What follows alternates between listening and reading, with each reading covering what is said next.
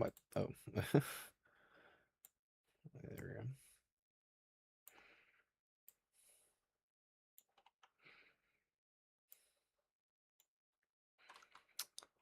Okay.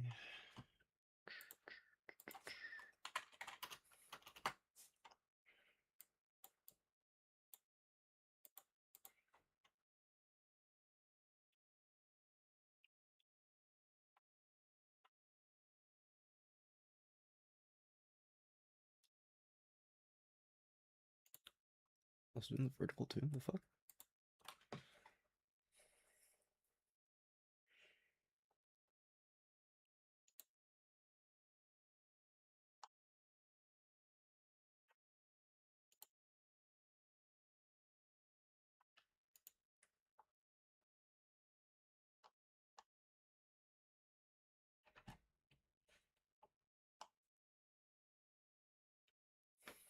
Oh well, I guess I'll keep it going.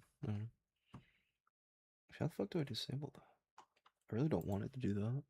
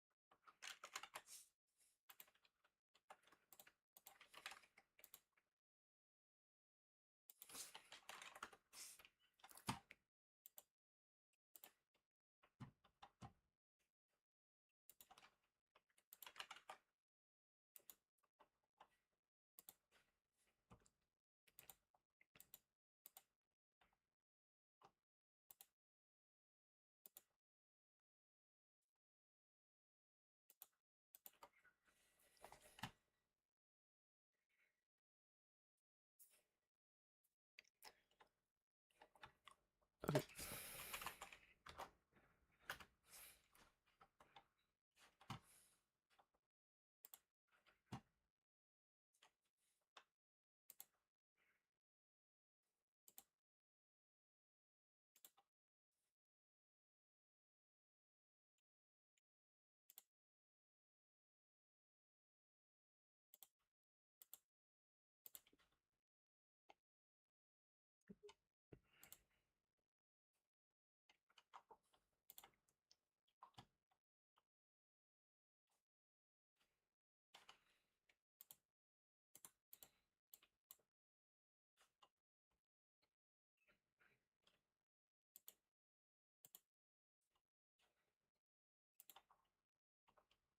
Oh, yo, what's up, Duncan?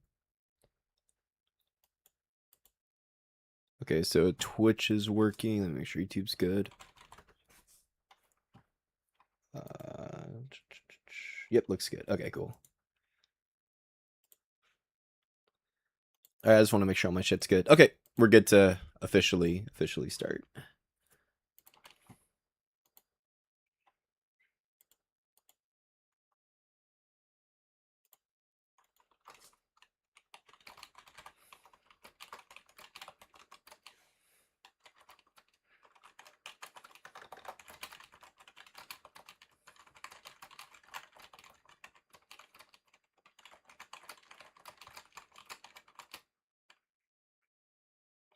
The DSA lady. Are you talking about Francesca Hong? Because I literally just talked to someone else about her earlier today. Bruh. Francesca Hong's gotta go. She's gotta go. If that's what you're talking about. I mean, a lot of people in DSA actually have to go, and like I hate to say it, but like it is what it is. Megan Romer, what is she doing? I'm not familiar with her. Uh-oh.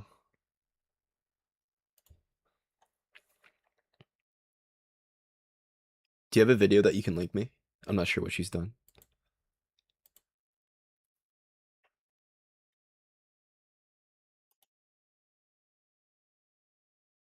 What's up, Fred?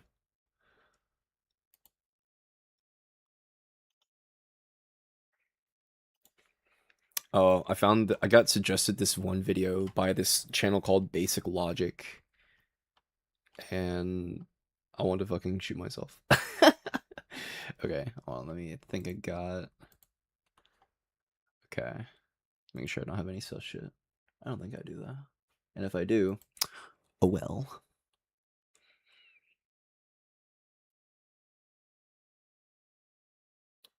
Okay. Cool. Alright, let's check this shit out. I'm scared. Oh, I know this. Okay. I know exactly what he's talking about. Alright, here we go.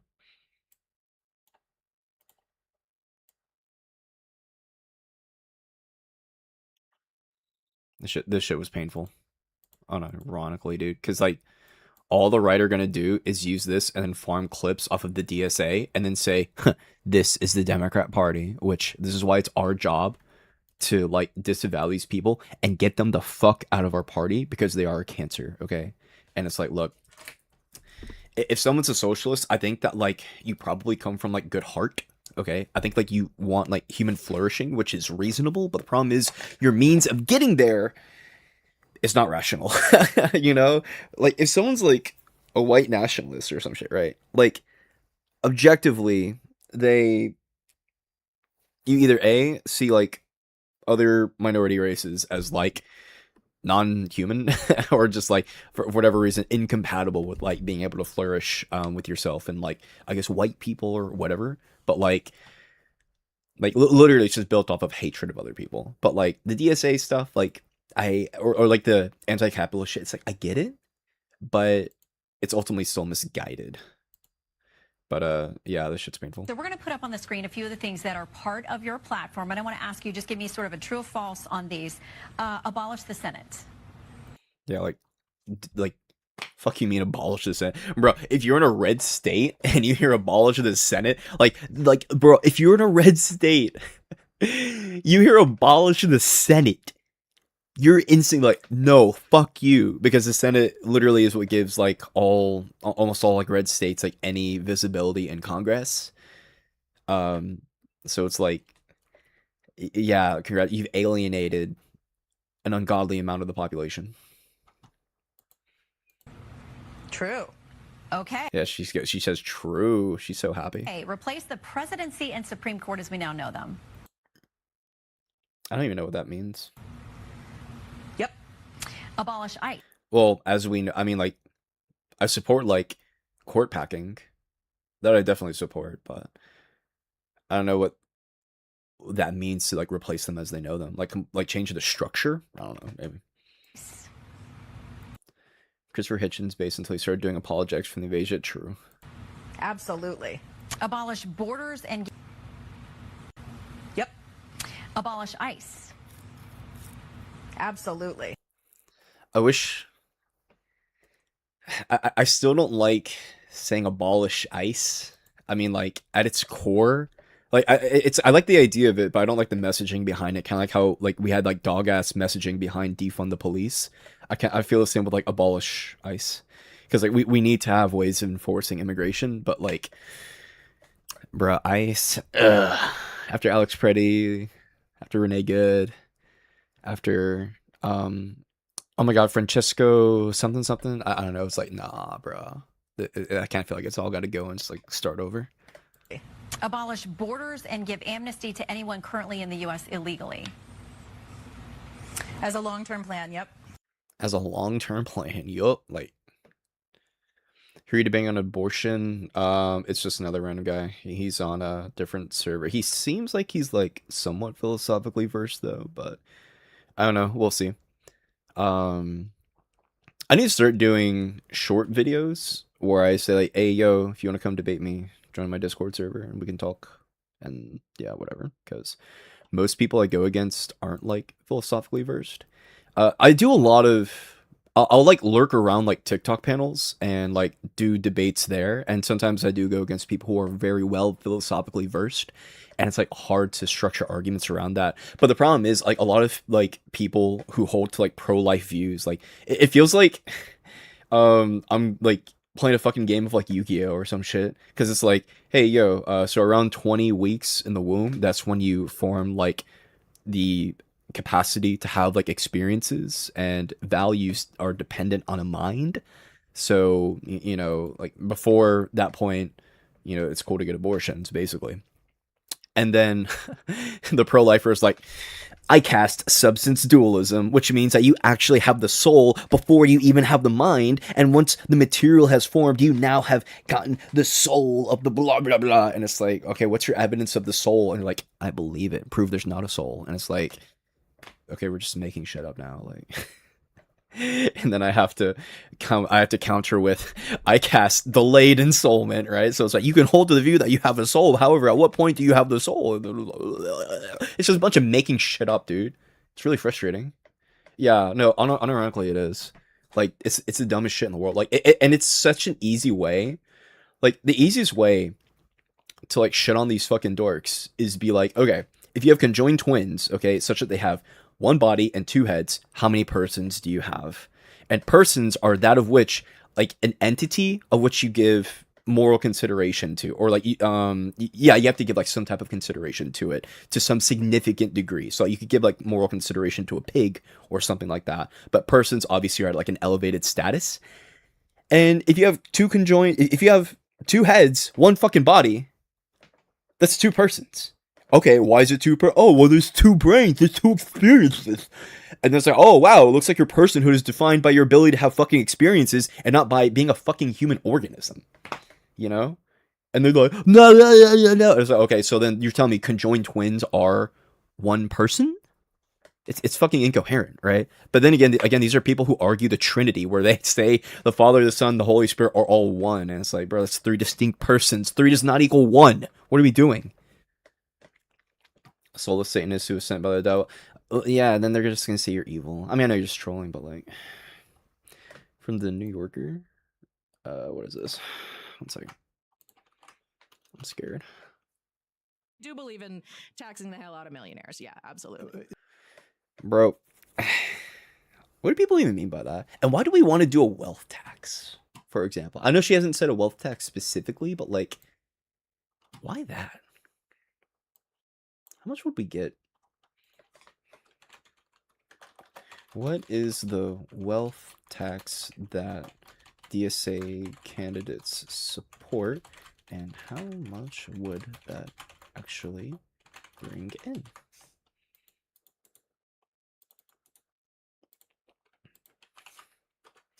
Let's find out.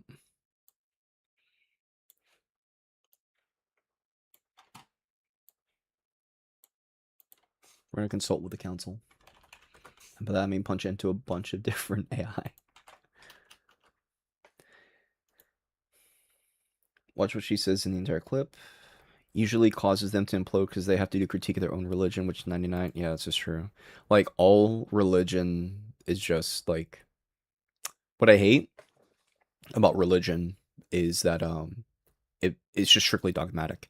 But I think at some point you do have to appeal to some level of dogma. So they'll be like, well, how can you trust your eyes, right? And it's like, well, I mean, my eyes are literally all I have. So, like, there's, like, some basic foundation of, like, okay, I just have to, grant something, because otherwise you get into an infinite regress of justification, right? Which obviously as a human is incomprehensible, right? You have to start somewhere.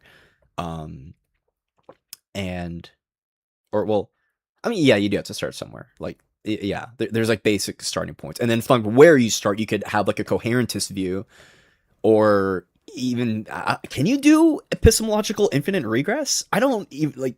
I don't think you can. I mean, maybe.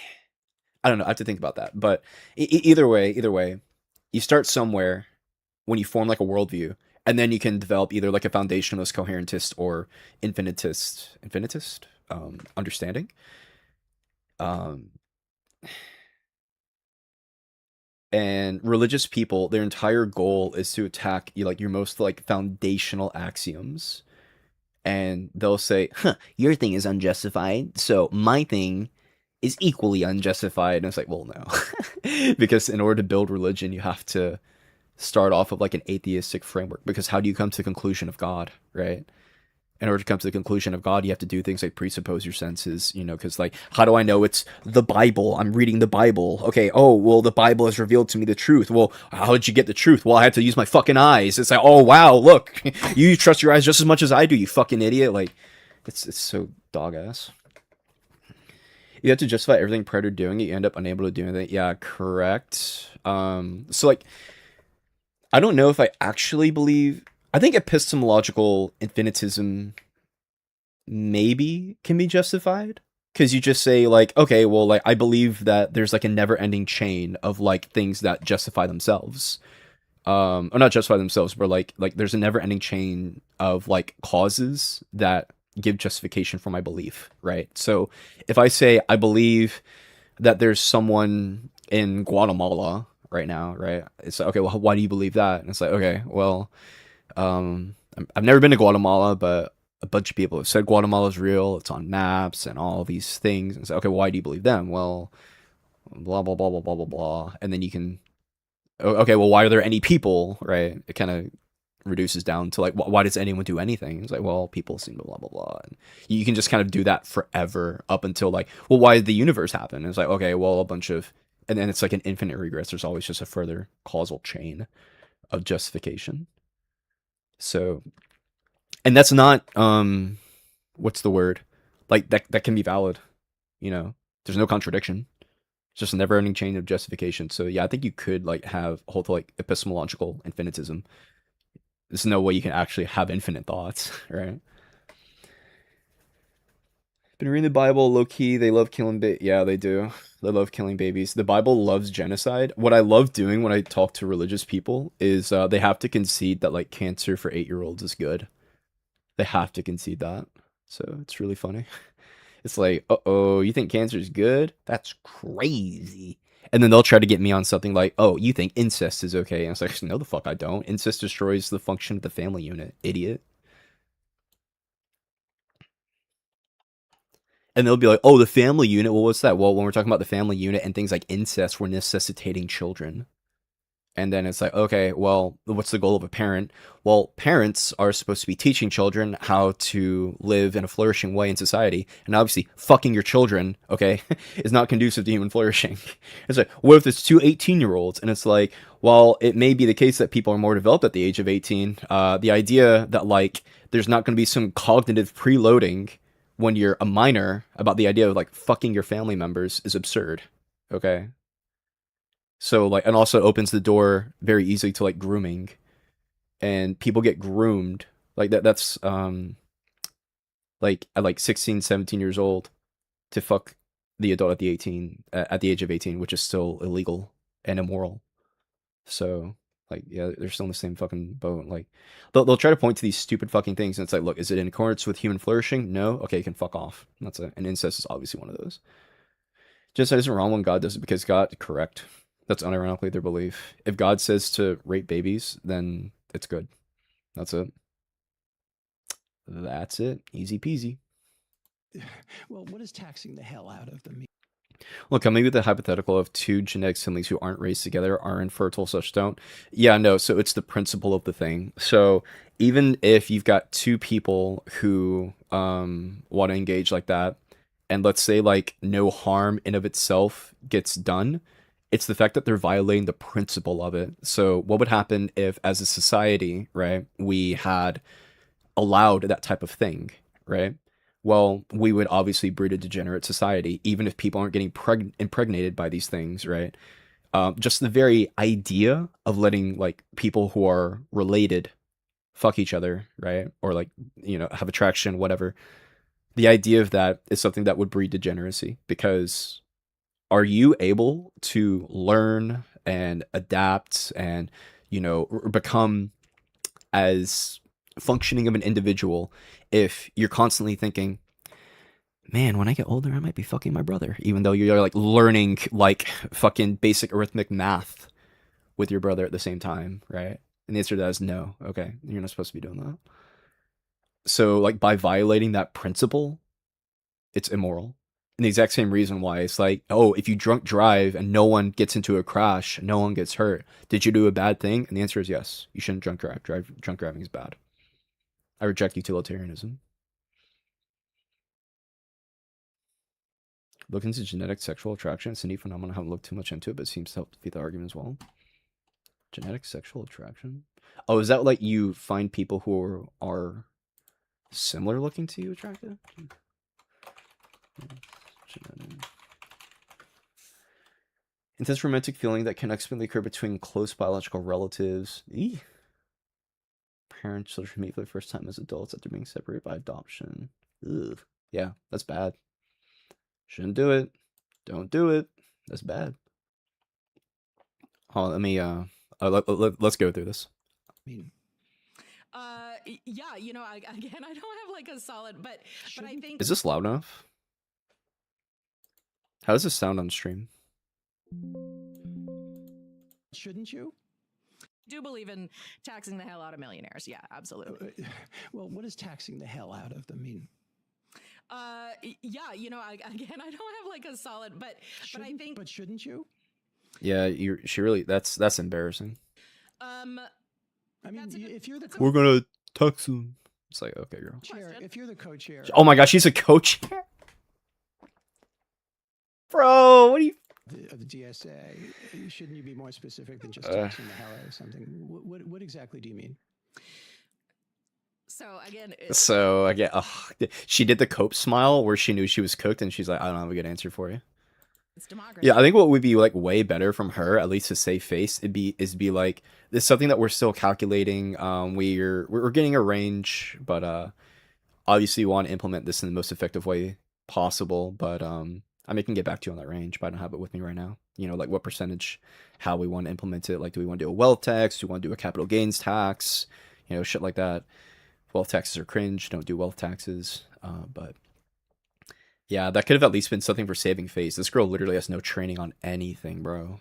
Right, and we have to look at what we need to spend and what we need. We don't want to depend Oh, she's kind of doing it. on the existence of millionaires because that means people are still getting exploited. So anyone who is a millionaire, you did it because you exploited people. DSA co-chair Megan Romer feeling the heat after struggling to explain one of the far left into policies and a key policy platform. But first, you must see how much the wealthy have and how much she needs before she finds out how much they'll be taxed. Yeah. Unironically painful. So we're going to put up on Unironically fucking painful, bro. Hold on, let me look at the not the utility monster. Get out of here, utility monster. Okay, wealth tax.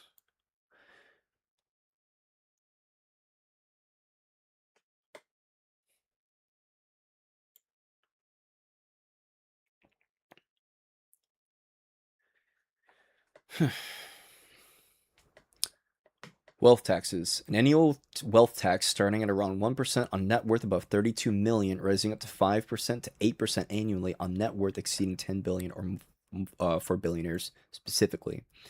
Rather than waiting for assets to be sold, blah blah blah blah blah blah blah. The tax applies to the total accumulated assets every year, including stocks, real estate, and business equity. So now we all know what wealth tax is. Oh, did this ever get passed? I don't think it ever got passed. No, I don't think there's any. Do we have wealth taxes in effect in any states? I don't think we do. I'll check out that in a second, Duncan. Hold up. Does the U.S. or any states have... Fuck, I can't type. Any wealth taxes right now? I don't think there's any wealth taxes. I love Dr. Blitz. He's fantastic. No, this AI is cursed though.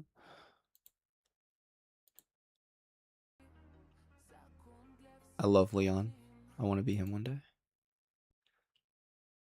Today, Oh, we're going to be bro, taking a Dean look- got fucking annihilated by this guy. It was actually really embarrassing. His name is Jesus and whatnot. Dude, like, okay. For Dean Withers, I love you, buddy. I do. But like, okay, good. Yeah, there's no wealth taxes. Nice. Love to see it. Love to see it. Good. Property taxes, good. Estate and gift taxes, I don't know. Probably good. Investment income, I don't know if that's good or not, maybe. Progressive taxes, good. Wealth tax, bad.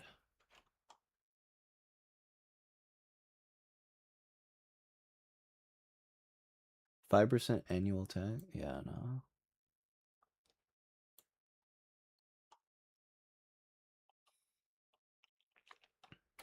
Okay.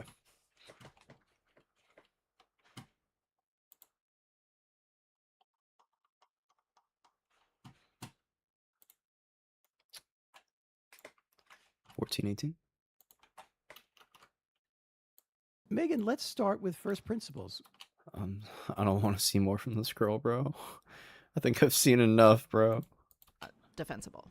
Daria Lisa Avila Chevalier recently won a primary election in New York City, and is almost sure to win the general election. She attended on October 8th pro-Palestinian. Good news. Okay. Now, DSA candidates currently are only about, I think, like 0.05% of like all Democratic representation. So like most people in the Democrat Party are still liberal, which is good, very good. But we gotta cut the DSA out like now because they will turn into like left-wing MAGA if we fucking don't. Okay, they gotta go. DSA's gotta go. Okay, and it's like, look, like Mamdani, I like you. AOC, I like you. But y'all, like, they have to do something to cut out like the people who want to destroy like things like the Senate, who want to destroy borders, who want to do these things. These are bad ideas. I think they have good heart, but it's fucking stupid. Now, and the failure to try to distance ourselves from these people lets people like this guy, okay, clip farm all of the left. So yeah, DSA has to go. I'm sorry. Pro-Hamas rally, which many people saw as a justification of the October 7th attack. And some of 1435. Megan, let's start with first principles. What, to your mind, is Democrat attack? And some of her tweets have been extremely ugly on this score and on others. Do you fully support her in all these activities and what she's had to say? I think Daria Lisa can speak for herself, certainly, and I think she's apologized for some pieces of that and has been Not for quite attending that rally. unapologetic about other pieces of that. And do you support her yourself in that? yeah, I do. Why? Because in other words, you would have gone to that rally had you been able. that's a good question. I probably would have. Yeah. I don't live in New York City, so I wouldn't have. One day after the slaughter of 1,200 people and taking of over 200 hostages, you would have come and rallied behind Hamas. I think that October 7th was largely inevitable. If you put people in an open-air concentration camp and you deprive them of rights, of dignity, of food, of the ability to live in safety. What the fuck did you just say? And taking of over 200 hostages, you would have come and rallied behind Hamas. I think that October 7th was largely inevitable. If you put people in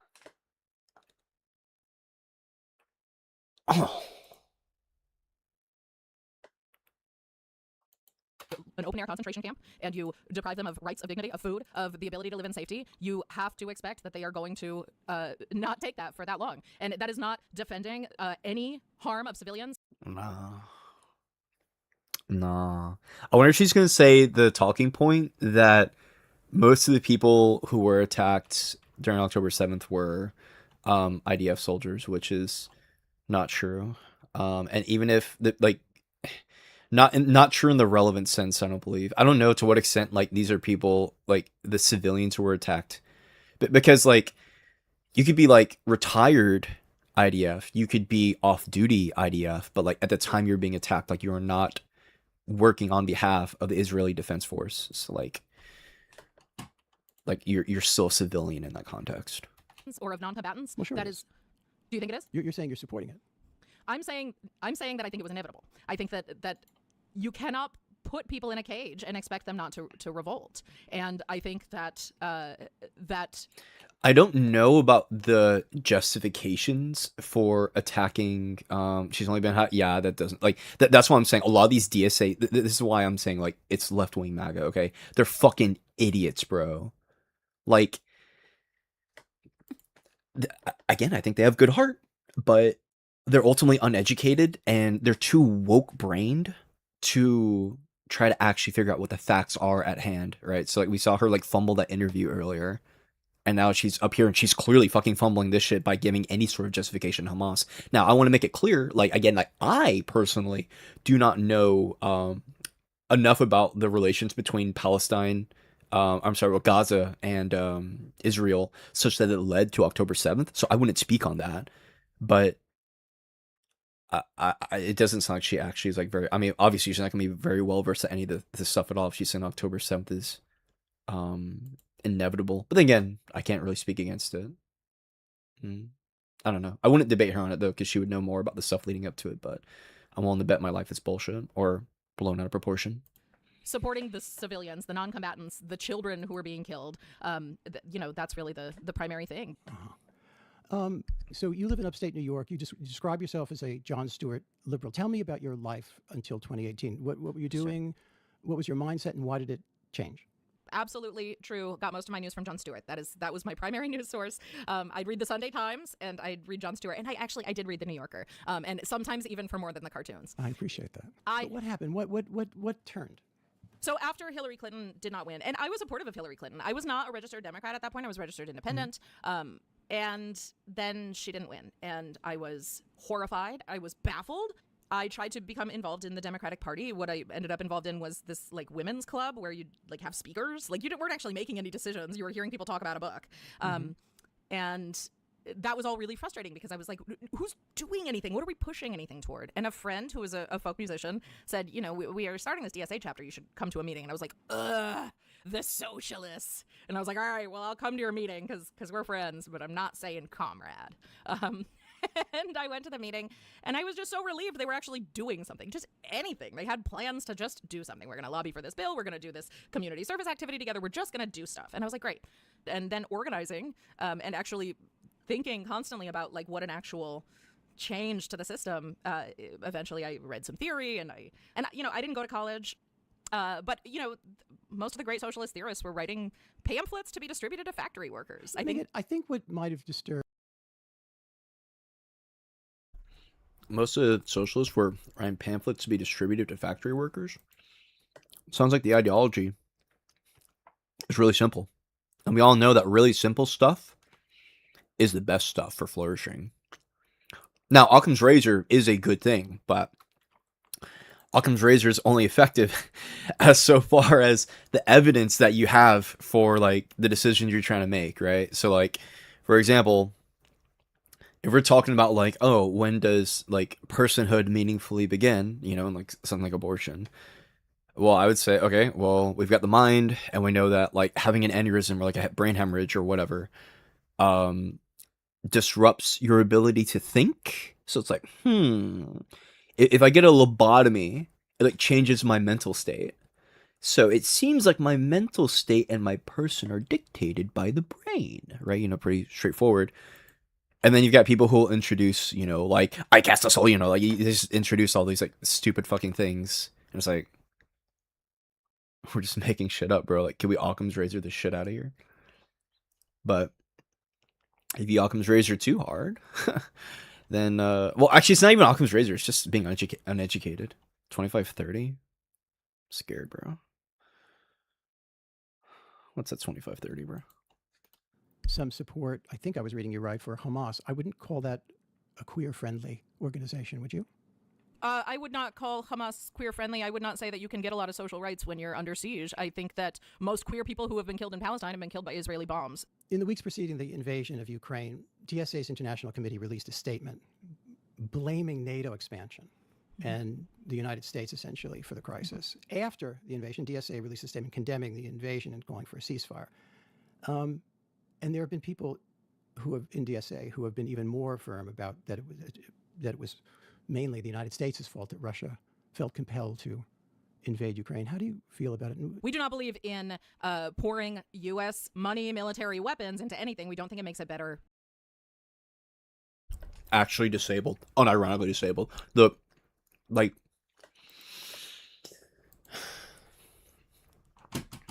I guarantee you, she thinks that like the Maidan revolution was like a U.S. backed coup.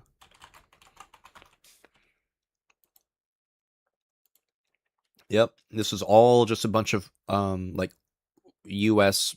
Western personnel LARPing as Ukrainians or some shit. Dude, I hope to God I can go against like one of these people in the fucking Maidan revolution, because this is I remember getting ready to debate Myron Gaines, and he's one of those dipshits that says that, oh, it was a Western backed coup. Dude, horseshoe theory actually is real. I'm not fucking kidding.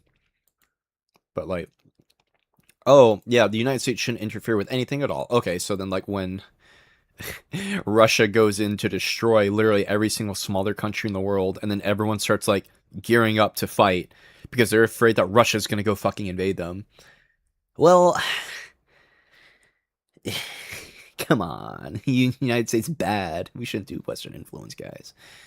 Jesus fucking Christ, bro. Anywhere.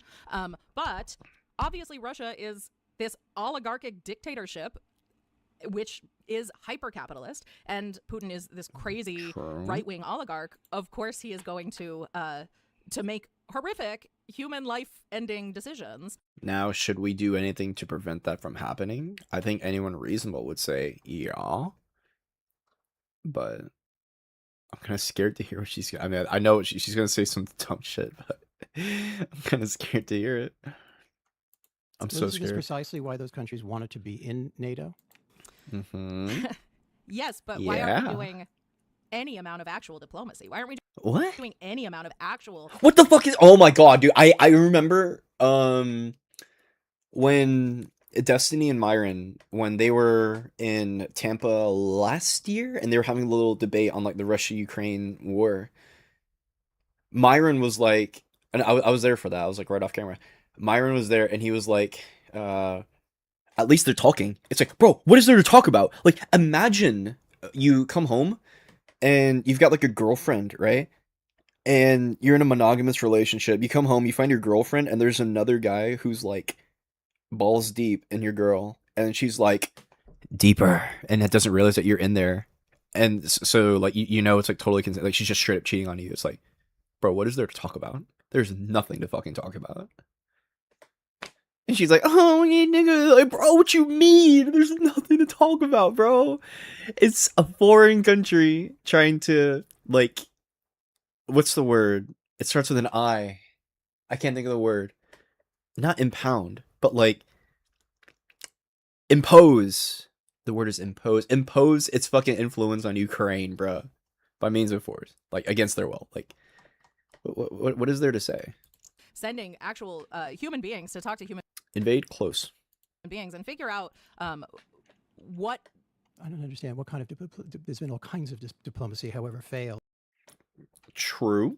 Since the beginning of the invasion. That's also what I liked about Biden and Kamala. Like they knew there wasn't shit to talk about. They just said, "Nah, we're gonna support Ukraine. They're our ally, bro." We shouldn't send weapons to the Ukrainians. No. Oh, there it is. There it is.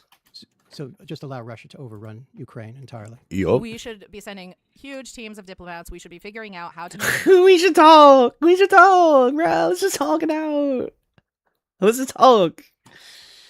Jesus Christ. Negotiate how to get Russia off Ukraine's back. We should... Yeah, absolutely. Let's appease. Let's give them like half of Ukraine, guys. Come on. So Russia would get off of Ukraine's back by us sending diplomats. I don't think that there is adequate negotiation. I don't think that there has been anywhere near adequate diplomacy. Just talk. Bro, your girl cheated on you? Just talk to her, bro. Now, I want to make it clear, you shouldn't attack your girlfriend, obviously, because, I mean, we're doing things to help, like, attack Russia, but... the point is, sometimes talking is not the way. Let's give Hitler a stern talk. Yeah, yes, exactly. Let's talk to the mustache man, bro. Okay. What a beautiful... Anywhere near adequate diplomacy. He goes, okay. Okay. Accurate. Who would be your ideal candidate for president in 2028? Oh God. Surely there's been discussion about this at DSA. And what is that discussion like? So our convention, again, our highest decision-making body, last year passed something that we want to create a labor left coalition to run a labor left candidate for president. There are some labor leaders whose names get tossed around. You know, nobody will be surprised by Sean Fain, of course, gets mentioned. Sarah Nelson, quite popular among DSA members. And then also, you know, there are folks from Congress. Obviously, AOC is the it's the big question. Is she going to run? We're also seeing progressive candidates who are not socialists, but folks like Ro Khanna seem to be running, you know, kind of laying the groundwork for a run. Is Ro Khanna not too wealthy for you? I think there are people in DSA who would potentially endorse a progressive who is not a socialist, and that's, you know, that's part of our internal democracy, and we would hash it out and come to a conclusion, and that would be democratically decided, and then we'd be like, all right, let's do this. If the organization decided to endorse Ro Khanna, I would not endorse for Ro Khanna, absolutely. Megan, what do you want to get across that I haven't asked you about? I want to be fair here. There are always questions about these pieces of detail, but the answer is always, we decide it democratically. We decide it together. So if you're looking to me to be the one true arbiter of DSA thought, I'm absolutely not. Who is? Or that doesn't exist? DSA. It never will. It doesn't exist. Mm-hmm. Yeah. Convention, I guess, would be the closest to the one true arbiter of DSA, and it happens every 2 years. Megan Romer, thank you so much. Thanks so much.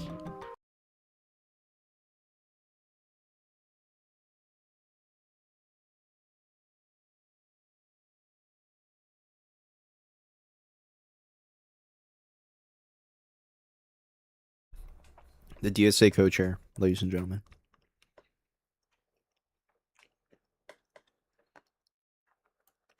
Lots more diplomats.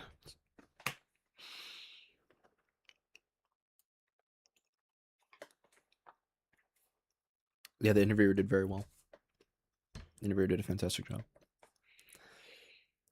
Jesus Christ, bro.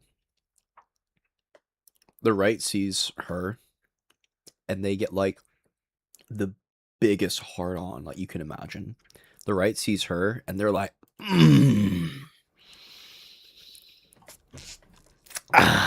it's their fix, bro. They are? Oh, good. Yeah, I mean, the comments seem based. I'm not affiliating the comments with left or right necessarily, but considering that these are actually just like pretty normal takes from people who I would expect above like a 20 IQ, I would intuit that these are liberal. Oh, actually, yup. And she's private, yup. Oh, wow. The comments are absolutely passing the vibe check. Oh, this gives me some hopium. This does give me hopium. Comments good. Good comments. Good comment. Oh, I want to see the like to dislike ratio, but nah. So AOC, sorry, but you're not allowed to run. Not in my world. Oh, I saw this, and now you all have to see it too. This like what, 15 seconds? To offer, but plenty to take.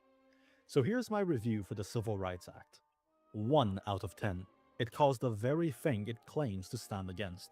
People are more racist now and more afraid than they've been in a long time. Like, this is... We're more racist now and afraid than we've been in a long time. Like, the time where like we literally were segregated from black people, though, okay? It was different. What do you mean, bro? They're more racist now than they have been in a long time. Like, and when you people are more racist now and more afraid than they've been in a long time.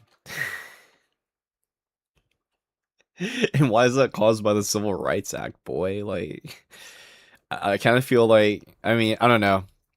I feel like if you were to take like a little chart of like racism over time, like if it's like racism high, Civil Rights Act, I feel like it begins to trend down, and then MAGA comes in, and then racism skyrockets back up. But like, why does the Civil Rights Act cause racism? This is like negative IQ.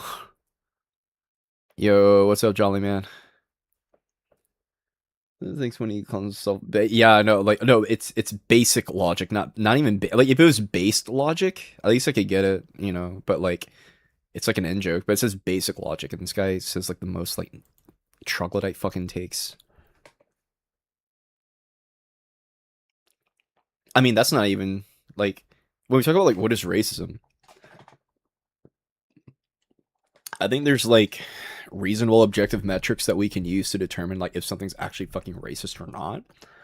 So it's like when we say racist, or there's a few ways we could approach it, you know. So like the intent versus like the actualization, you know. So like if I were to implement like the crack epidemic, the targeting of crack cocaine, that was a racist thing because it was predominant in like black communities, right?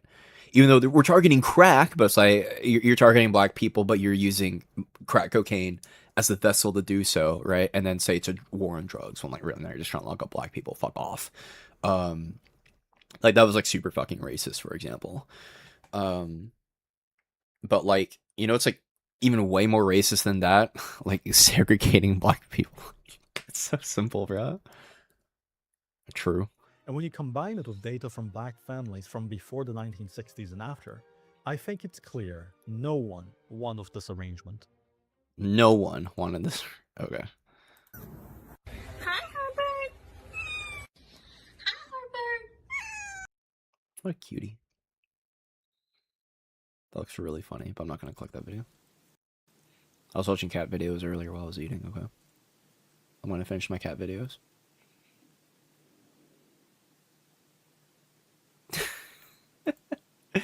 What is silly? What you doing, kitty? What you doing? What little fucking weirdo. Good job. True.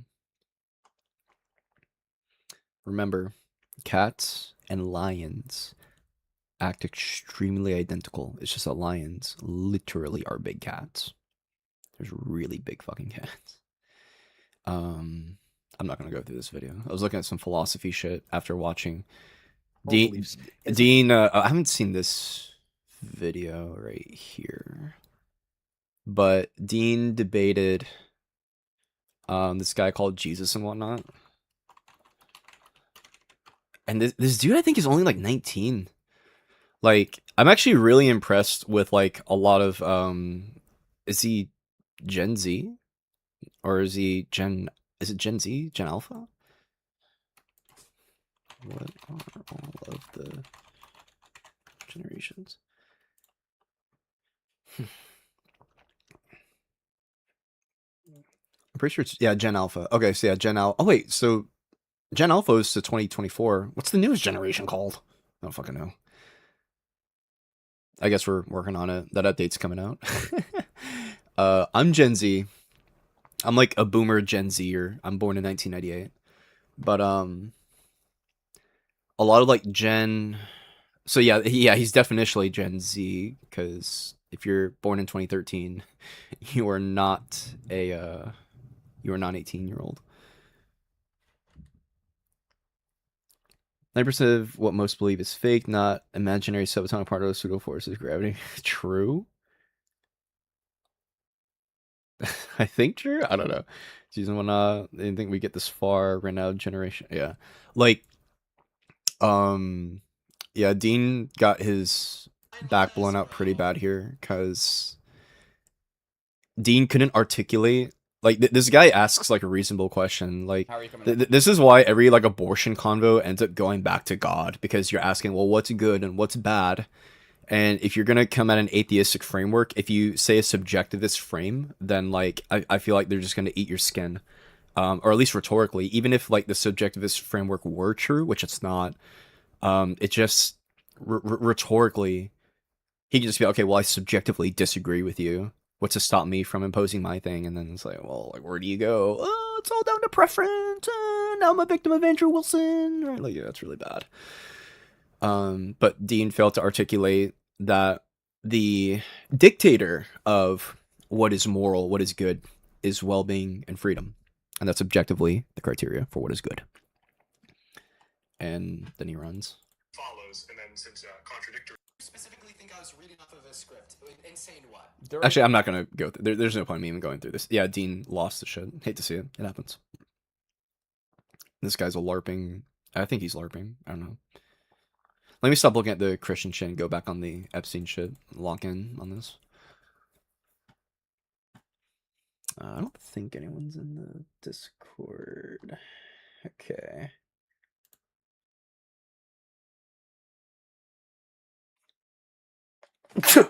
Excuse me.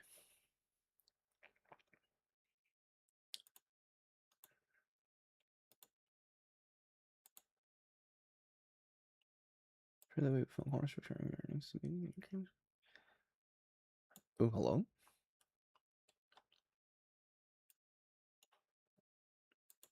Oh, okay. Okay. So let's go back on our boy.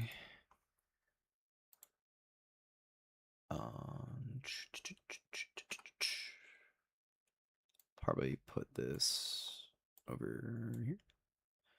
Is there a way to just like fast merge all this shit? I don't know the answer to that.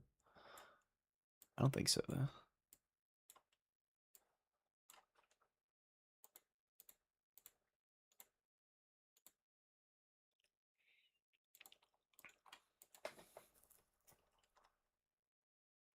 Oh yeah, also for anyone here who knows like philosophy stuff, I'm rejecting JTB. I'm instead advancing towards knowledge first, which is pretty epic. Knowledge first is epic. I like knowledge first. Or at least from what I'm understanding about it. I still have to look into it, but the thing I like about knowledge first is that one, your interlocutor probably has no idea what the fuck it is. And then two, it like prioritizes building everything off of like actually having fucking evidence. It's just making shit up.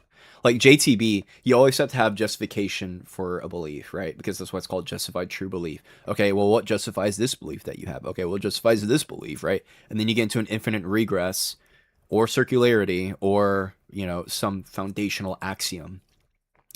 But what if knowledge? What if knowledge really is just the foundational thing? Like, you can't even explain that. Like, you either have knowledge or you don't.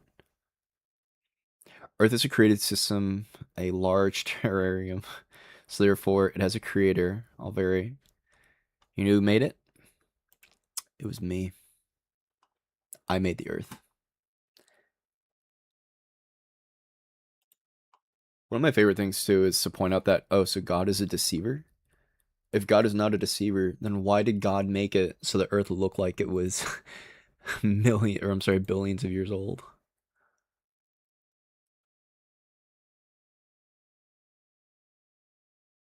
Oh, what's great too, there's so many ways to just like stab at theism. Like theism is so fucking stupid, bro. I mean, bare theism at least, like, you know, I can kind of get, you know, like, oh, there's something that created it, and then just kind of let it go. But almost no one takes bare theism. They usually take classical monotheism, which is stupid. They still teach Newtonian mechanics as it has a dynamic equivalence, a calculable force, but gravity isn't a force that has been over 100 years now purely conceptual. What do you mean gravity isn't a force? I can't tell if that's like a troll comment or not, because gravity is one of the four forces. There's four fundamental forces. All the entire universe is composed of is forces, and you can call it substance or like material, but like that's just gonna be like matter or like photons and shit. That is all the universe is composed of. Forces, the four forces, and you can call it substance or whatever. Those things, that's the entire universe. All of which are dictated by what is it? The 17 quantum fields. There may be more, but there's at least 17. Could there be more quantum fields?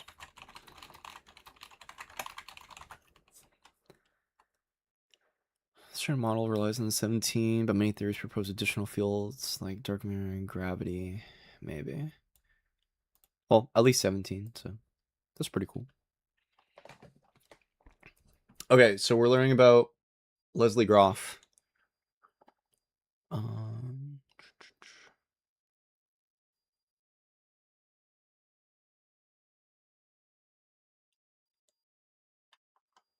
Lisa Phillip. Okay, so I got Lisa. Okay.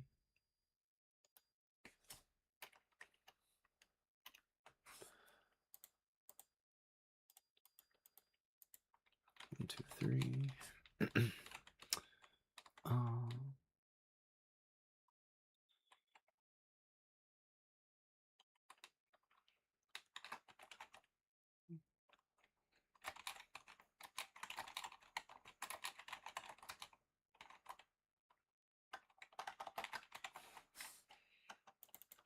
Shit.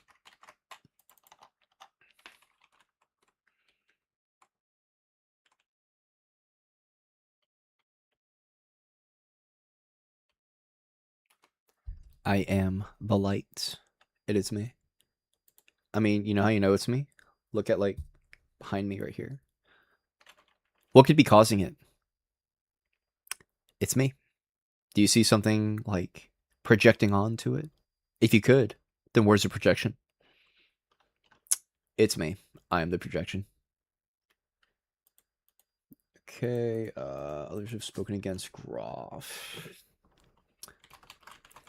Daniel Bensky.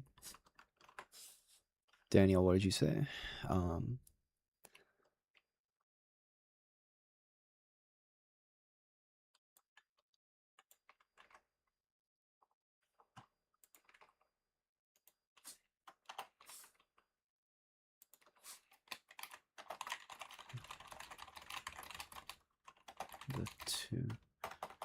One of the two anonymous survivors detailed above. Okay. Stephen Lynch. I probably won't do that. Groff's account was directly contradicted by survivor testimony. Treat the various legal consequences of the Missile Congress. Have any others, I can't type, spoken out against Groff as victims?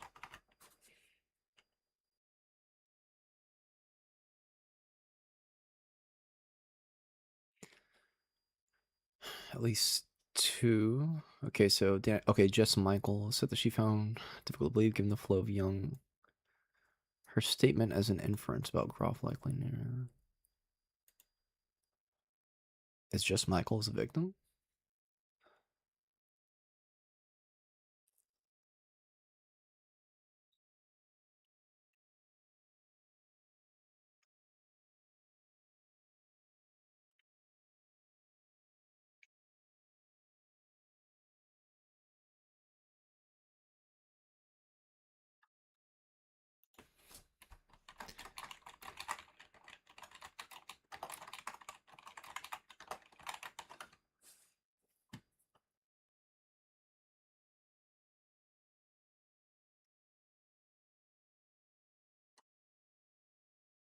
Yeah.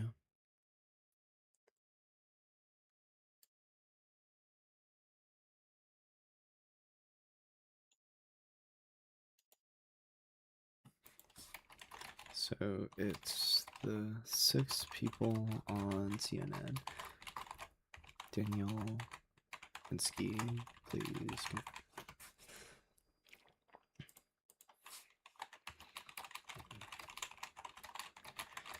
Accused Leslie Groff. So something that's really important when we go to dunk on Turning Point Chuds is we know who at the least should be investigated to some degree.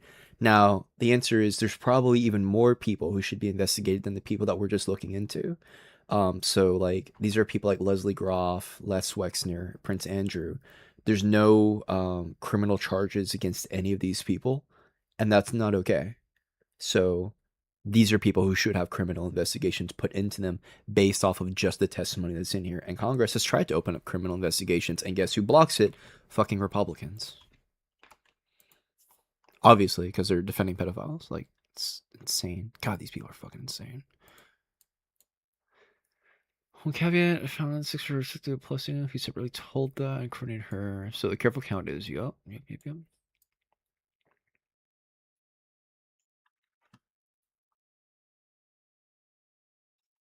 Also, is merely an observation of falling. Close that point. Jolly man, I can't tell if you're like trolling or not.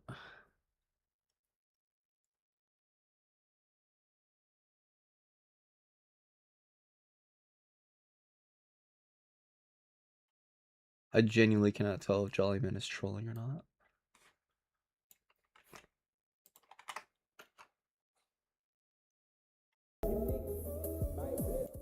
This video is gonna give me a fucking seizure. Categorical imperative, babes. Excuse me, priori. Yup. All our knowledge begins with the senses, proceeds then to the understanding, and ends with reason. There's nothing higher than reason.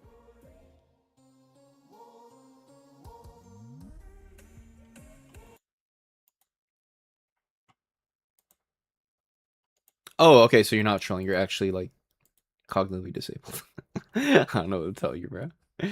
What do you mean a religion of scientism? Like, if you want to come on the Discord, there's links in chat, but you can come on the Discord pretty easily.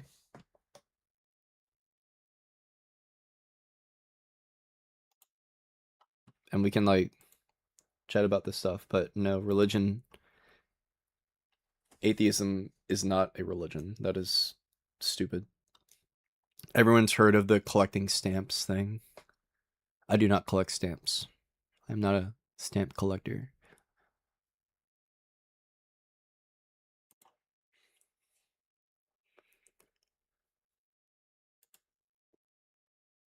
We cannot confirm Minsky. Okay, cool. So let's go back. Okay, so others who have spoken against Groff.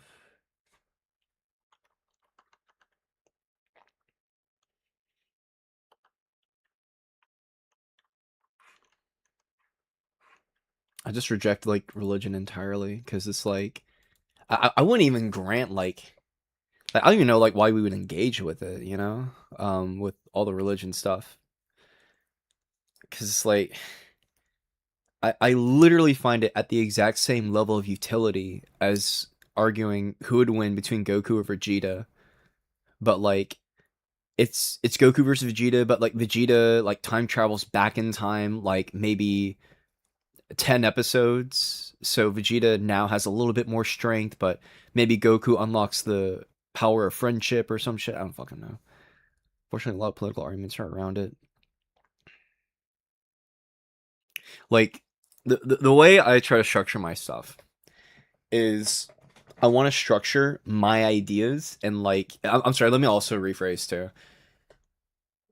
At least in the realm of like political discourse, like publicly, I'm gonna say my ideas. I'm gonna say my ideas like straightforward. My goal is to not to meet someone like halfway. It's to say my thing and be right. And if I'm wrong, then I'll adjust, right? Then I'll adjust, or at least as best as I can, right? Like maybe there's something I'm just forgetting, or I don't know how to articulate a point, or we equivocate, or whatever. But like, if I'm wrong on something like relating to like philosophy or some shit, then like, yeah, I guess I got to adjust. You know, skill issue, get good, and that kind of is the game, right? Um, but like for something like, what is it? Pantheism? I think it's what it's called. Paganism? Yeah, pantheism. Like, I would never even entertain the idea of multiple gods because I wouldn't even entertain the idea of like one god, right? Now, if I'm debating like a Christian or some shit, then I'm not gonna falsify God right in front. I'm sorry, if I'm doing a one-on-one debate with a Christian where like I am trying to change an individual's mind, I'm not gonna falsify God, but I'll instead appeal to things like, oh, it's not multiple God. What's pantheism?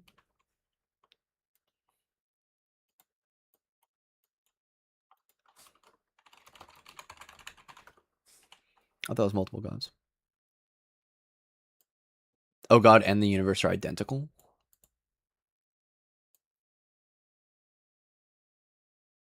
Yeah, that's like that's so disabled. So like why I know a lot of Catholics believe in pantheism because they think that like they hold to like the doctrine of like absolute divine simplicity, which means everything kind of is God. But like even then it's just like this is so reductionist, like it's so stupid. But yeah, I do agree with you that if if it were true, yeah. So sorry, I had a that was actually really terrible on my part. So thank you for correcting me, Duncan. Returning some British Muslim YouTuber was sort of fundamental. Yeah. Um, for pantheism, I think this would be the most likely explanation. It's all in the mind of God or whatever the fuck that even means. Actually, I don't even know. I don't even know what that means. I feel like I do, maybe. But then they'll say some shit like, "Oh, God is incomprehensible," which means God is illogical. Like, if you can't comprehend it, then that's just a fancy word. It's just a fancy way of saying that it's illogical. Sorry.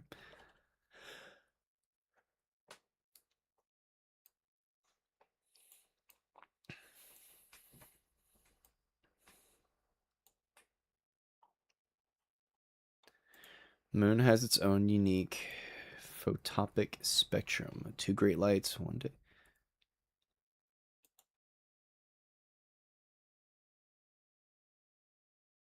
Jolly man, what are you saying, bro? I genuinely have no idea what you're saying. Like, if you wanna talk, um, feel free to join the Discord, my dude.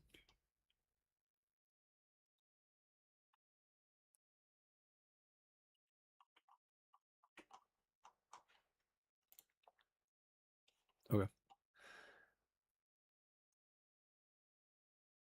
Jolly man is not very jolly. Accurate.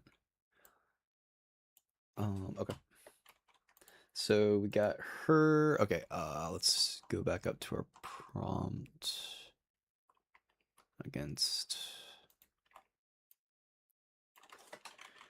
Glenn Dubin relating to relating to Epstein.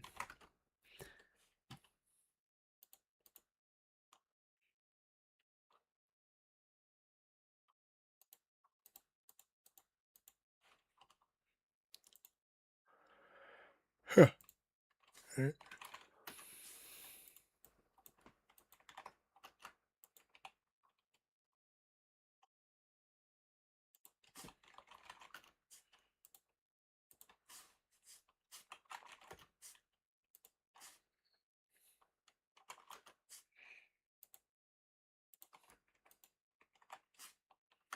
Oh, fuck. No, let's see.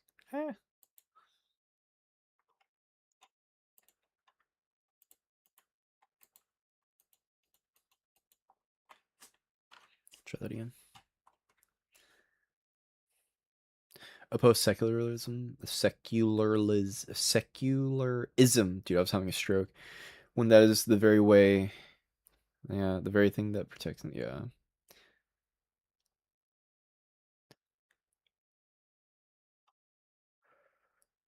Huh. Excuse me. Billionaire hedge funder has faced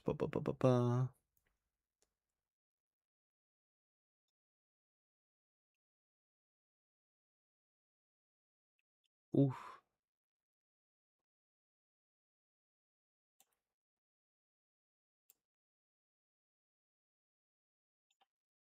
Yikes.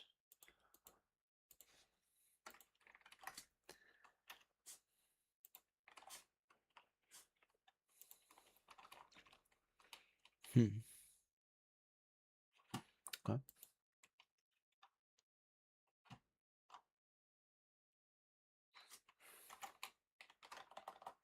2, 3.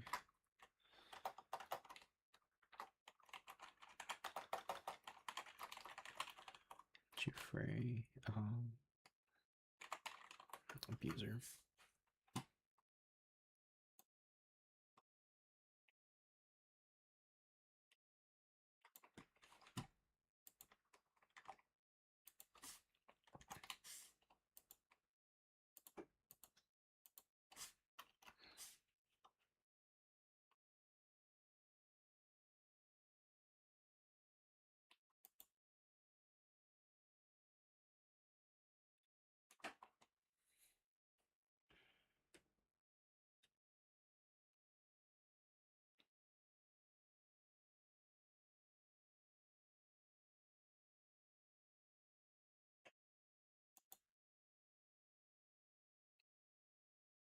Yeah, if you got questions like that, you can just Google it.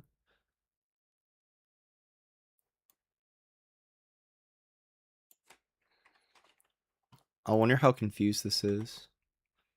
How did spectroscopic observations of the closed cosmic microwave of the CMV become infinitely far away?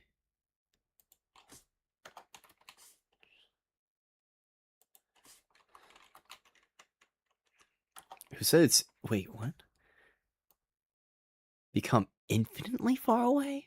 What does that mean? How is it infinitely far away? I mean, like, the CMB like, permeates throughout the entire observable universe. What kind of a confused question is this? Bro, if you're not gonna, like, say something or, like, I don't know, engage in, like, any substantive way, I'm gonna just, like, ban you. Like, don't be a dickhead. Yeah, I was like, it's literally not. The radiation we observe with less scatter, blah, blah, blah. It fills space. Yeah, literally, it's, like, all around us. Exactly. I was like, what? What? Space expanded. Yep. Therefore, the material. Yep.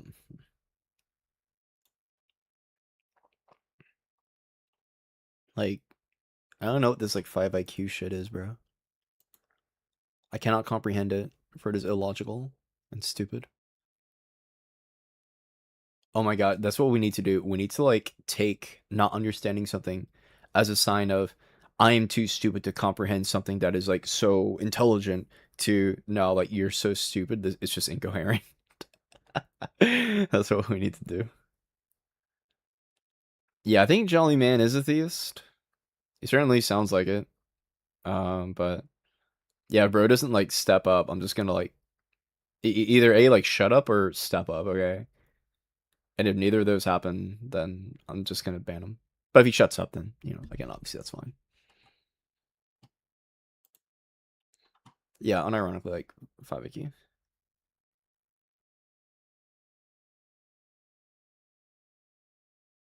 All right, maybe he typed that in while I was saying that, and it's like delayed. Maybe. But I'm gonna give him one more chance. If he says another dumbass thing, now I'm banning his ass, bro. I'm not gonna tolerate that shit. I cannot stand people like that. And you know what the type of people that is? Fucking cowards. The firmament. You know what? Prosecute them. Christians, they gotta go. Sorry, you've been brainwashed. You're an idiot. Sorry. Well, I don't know what to tell you, bruh. It's that simple. Uh, duh, duh, duh, duh, duh.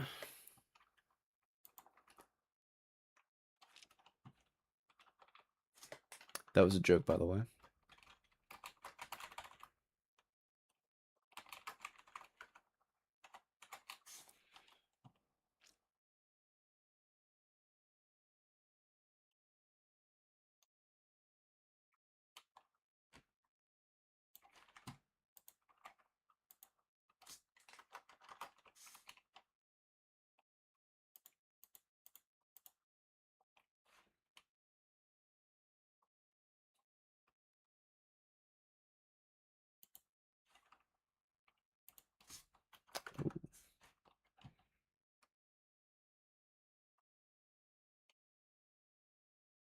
Oh, get this. Yeah, just get the fuck out of here. Oh, my favorite thing. Yo, I debated this flat earther. I love this point. Hold on, give me 1 second. I'm gonna give us some learning time, bro. Where's that? Where is it? Where is it? Where is it? Is it over here?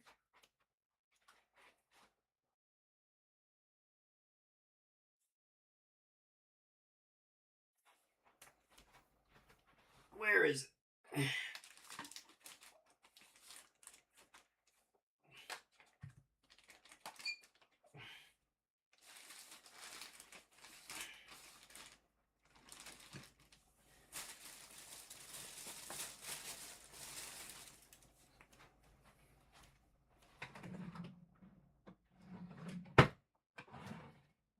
I'll be really sad if I can't find it. Bro, I cannot find it. This is so sad.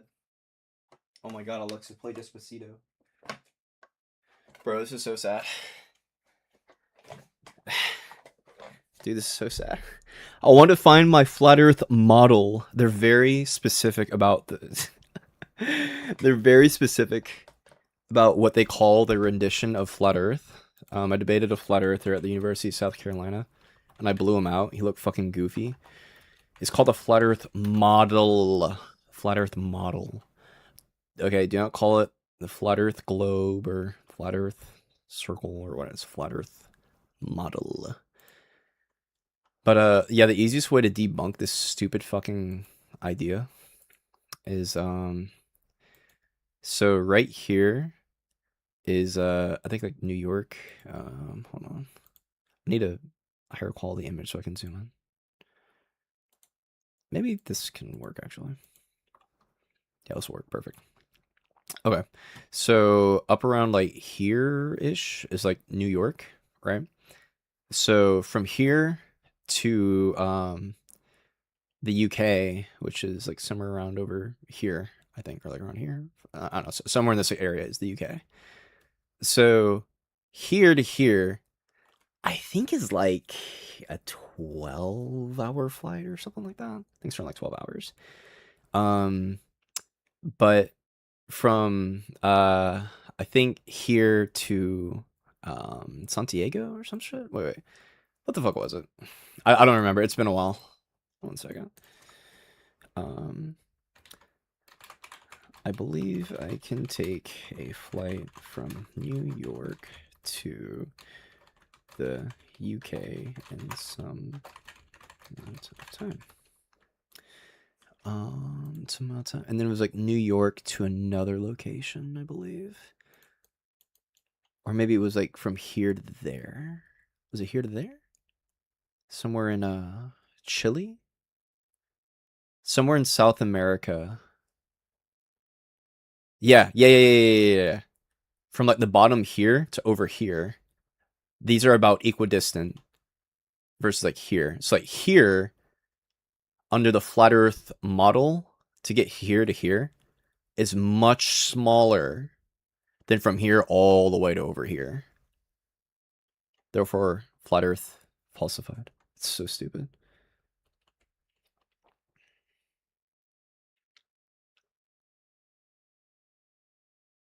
Come around. Shut the fuck up. But yeah, to get from oh wait, was it to Australia? Sydney, was it Sydney to something else?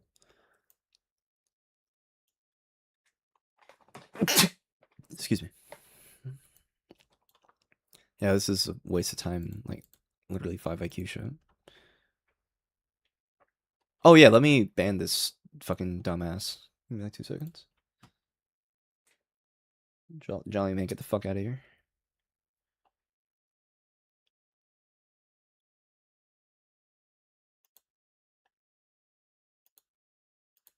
Fuck off.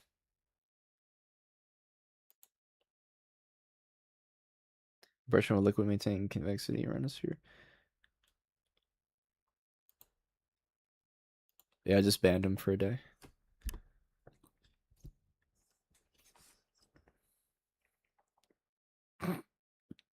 Get him out of here, bro. Okay, locked in. Testimony. Okay, so Glenn Dubin. Okay, so this guy. There's a statement. Where's it said that?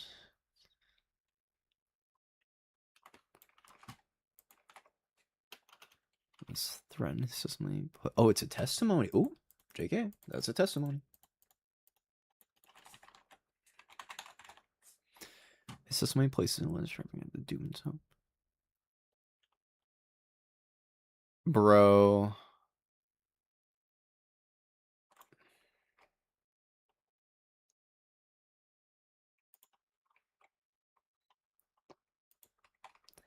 I don't know, it's kind of crazy.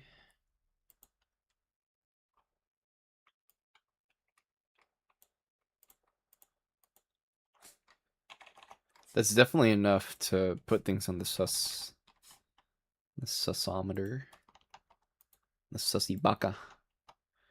The the what the fuck? Yeah. Like I can't like they're just bots. They're unironically bots. Like people who do shit like that. Like I'm so happy when people want to come and like push ideas, you know, based on like some type of framework, based on like literally just like anything. But then people do that, and it's like you're not even a human. You're actually a bot. There's nothing to talk about. Just get the fuck off. Get out of here. Get out of here. Get him out of here. Get him out of here.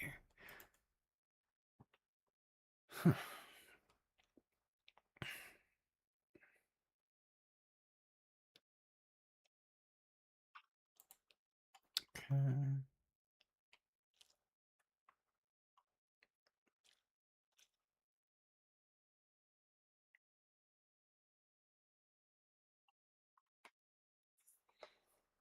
Hmm.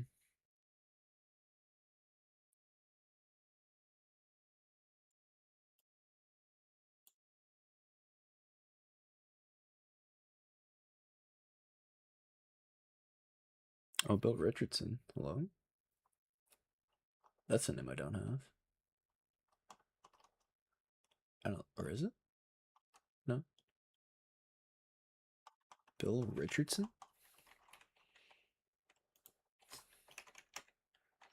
One, two.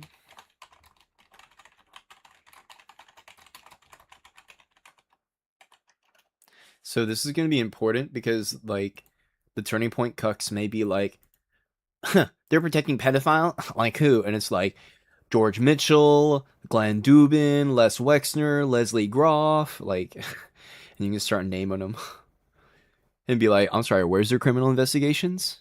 Oh. You want to talk about gone, reduced to atoms?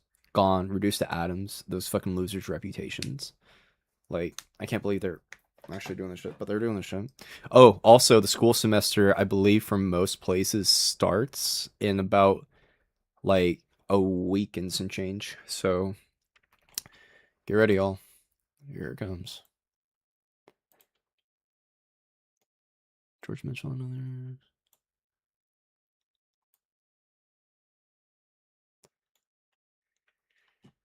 others. Okay, George Mitchell, Bill Archer. Okay. All right, let's look up George Mitchell. And then what I'm gonna do is I'm gonna build the timeline underneath after we get all the reality points hammered out here.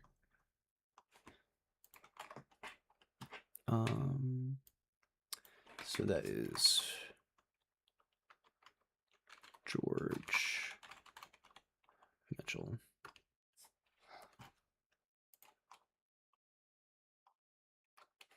And two. I think Virginia Giuffre accused him as well. Giuffre, abuser.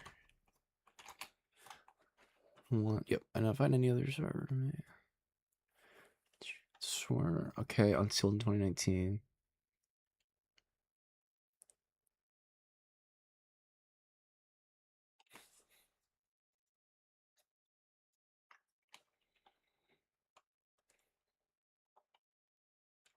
Hmm.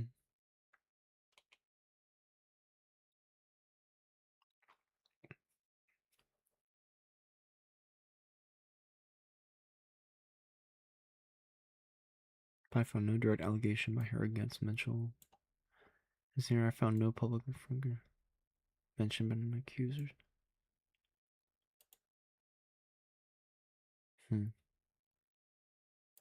Everyone spoke or had contact with Giuffre, of course. So instructed her um,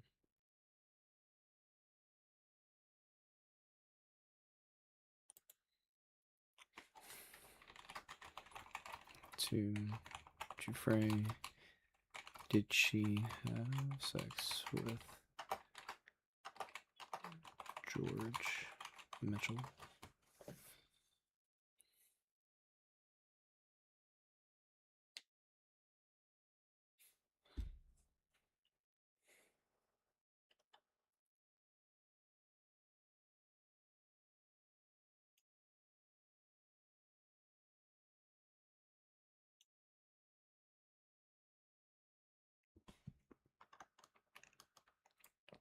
It's so unfortunate that Virginia Giuffre is dead because she had so much with her.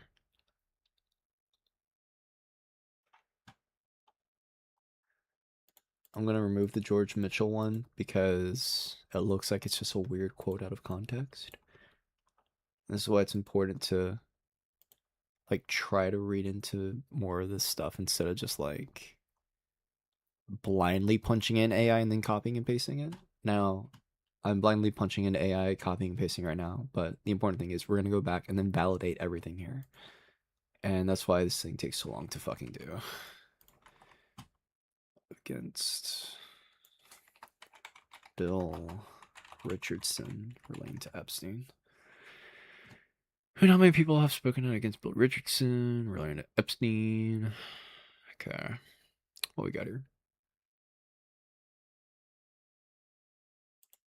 Okay, Virginia Giuffre.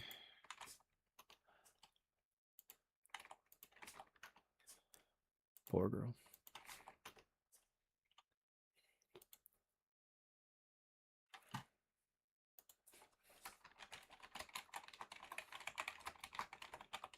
Free abuser.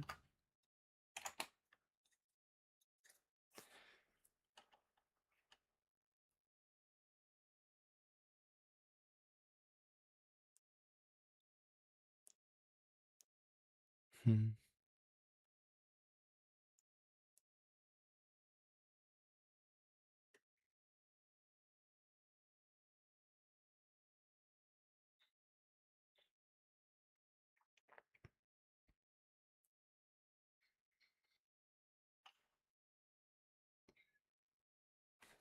Actually, instead of doing that, maybe it should just be like investigation. So, yeah. Should be investigated. Should be investigated. There we go.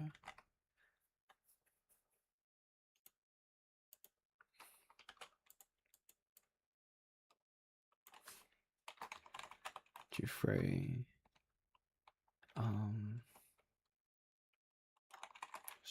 Instructed to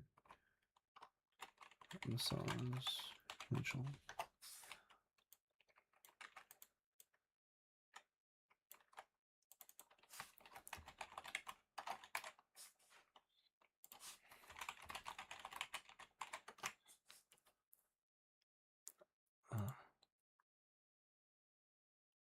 Who are you, Bill Richardson? Was. Oh wait, he's dead. Oh, he's dead, I don't give a fuck.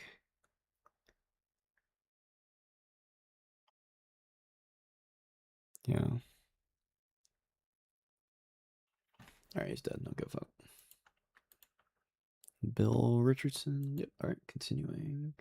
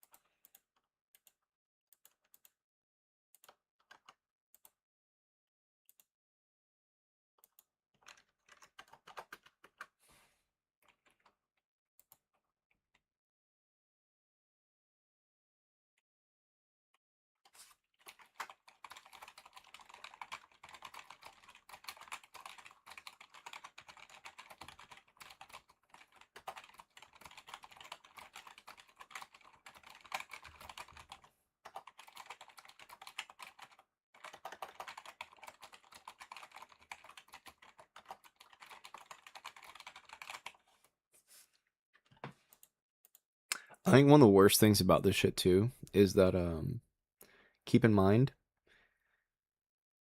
Trump's personal defense lawyer, unironically, is the United States Attorney General right now. Like,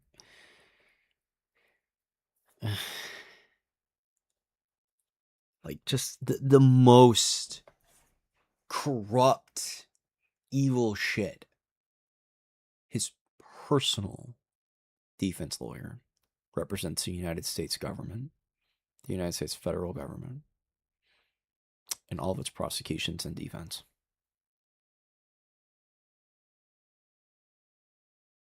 Like, give me a fucking break, dude.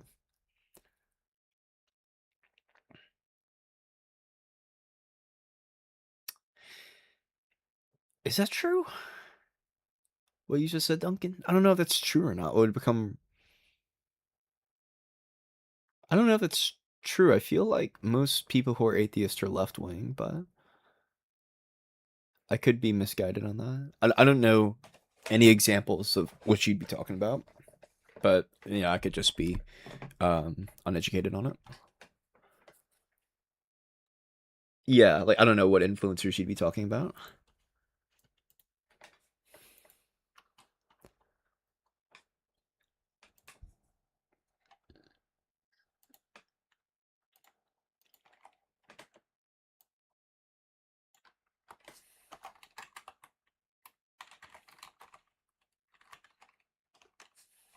I think Adrian spelled with one, man.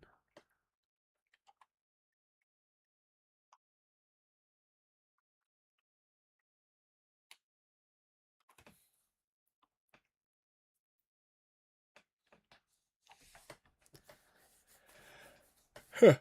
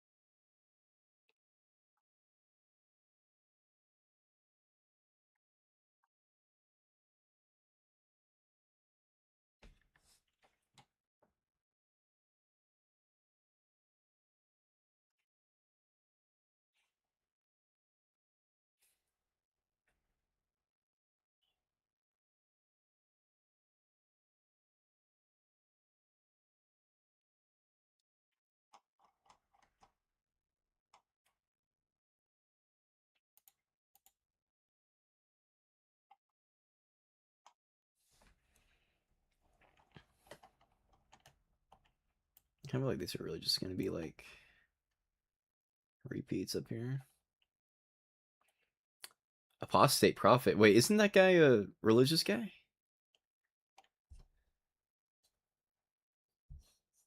I thought apostate was religious, but I could be wrong.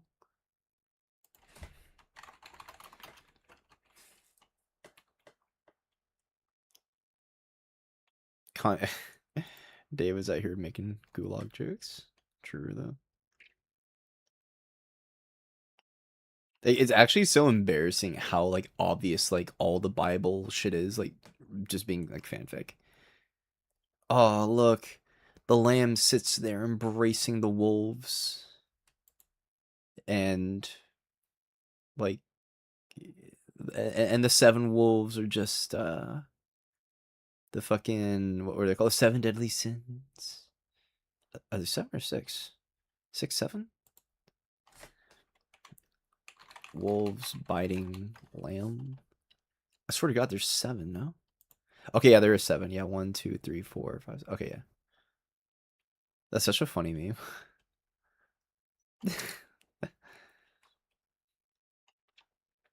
Jesus gave his life. Like, okay, buddy. So to like that one cop in that one town, but that person's not martyred for some reason.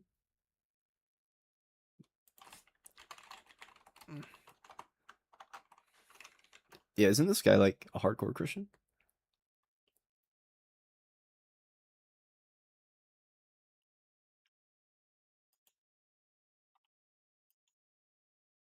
Yikes. This image feels like super fucking racist.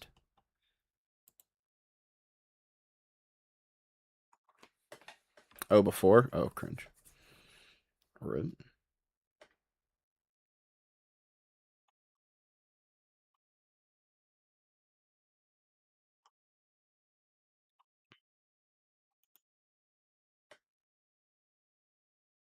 Dude, Ian with the beard? Determinism, and you start to lose concepts like agency, free will, rational thought. I just don't see a good argument once you start reducing things that kind of gives way to consciousness or any sense of free will whatsoever. Okay, so these seem to be like different data points. I mean, it sounds like you then agree that the naturalist can appeal to these sorts of things then, but also, I mean, the naturalist could just be like a dualist. Like they could literally just hold that there's like a mental substance that exists that's separate from the physical substance, and then you Well, could say that the you'd I free be still will reject borrowing that is shit there. too. You'd be borrowing from one other worldview. I don't think. I mean, you'd have to bridge the gap, right? Why can't a naturalist be like a dualist about the mind and just think I that didn't there's say like a mental substance and also a physical substance? I didn't say they couldn't. Like you can choose to believe whatever you want. I just don't. Um, I guess you'd have to provide a convincing argument. So could you give some details at the position you take, or is it just you're saying that people could hold more than one view that has some sort of dualism? This seems to be like a slight burden shift that just happened.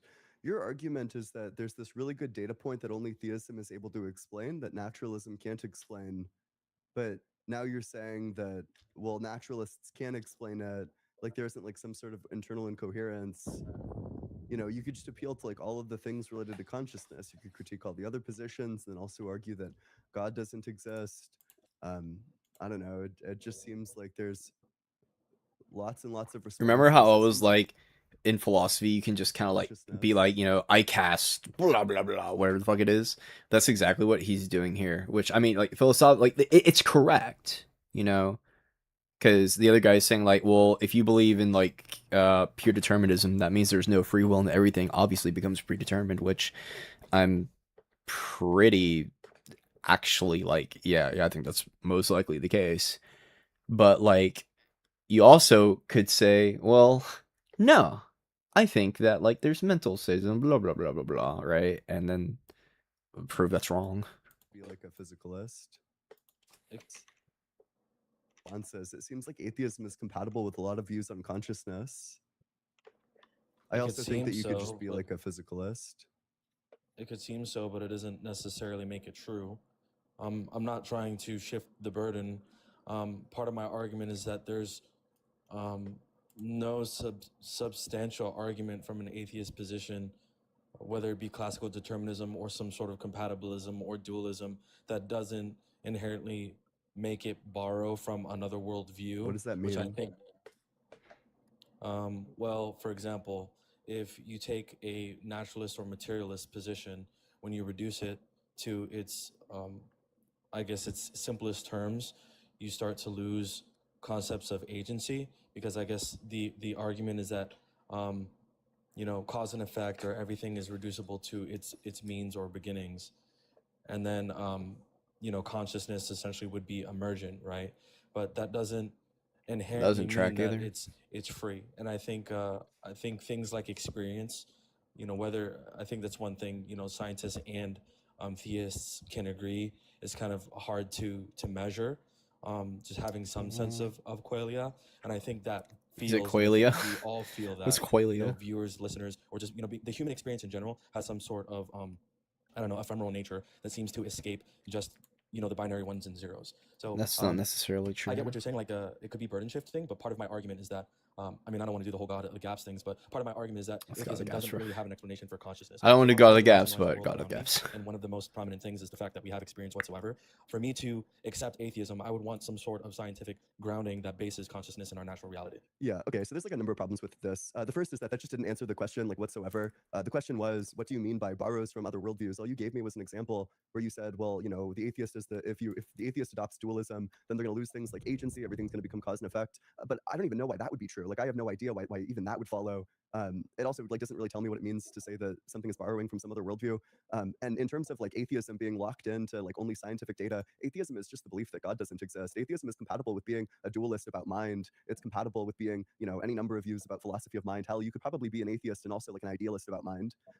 So the idea that there's just this like, you know, the I think idealism. I think that's like fuck. What is it? I think idealism is when you like everything like is the mind essentially. Like reality is the mind.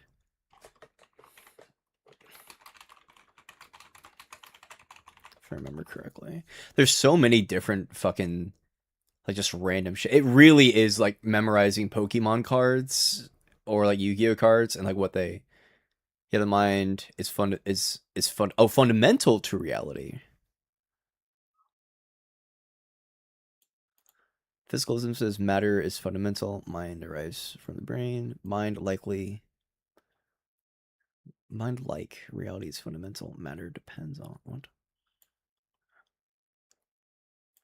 Fundamentally physical stuff and conscious later. Consciousness or minds is more basic than just oh yeah. Okay, yeah, I would reject that. So never mind. My name is Blake. Watch out, everybody. The master debater is here. Got him. True. Like I think it's good to know these words, but it's very unfortunate that like all these like stupid random like, you know, concepts like have to be debated. Because again, it just feels like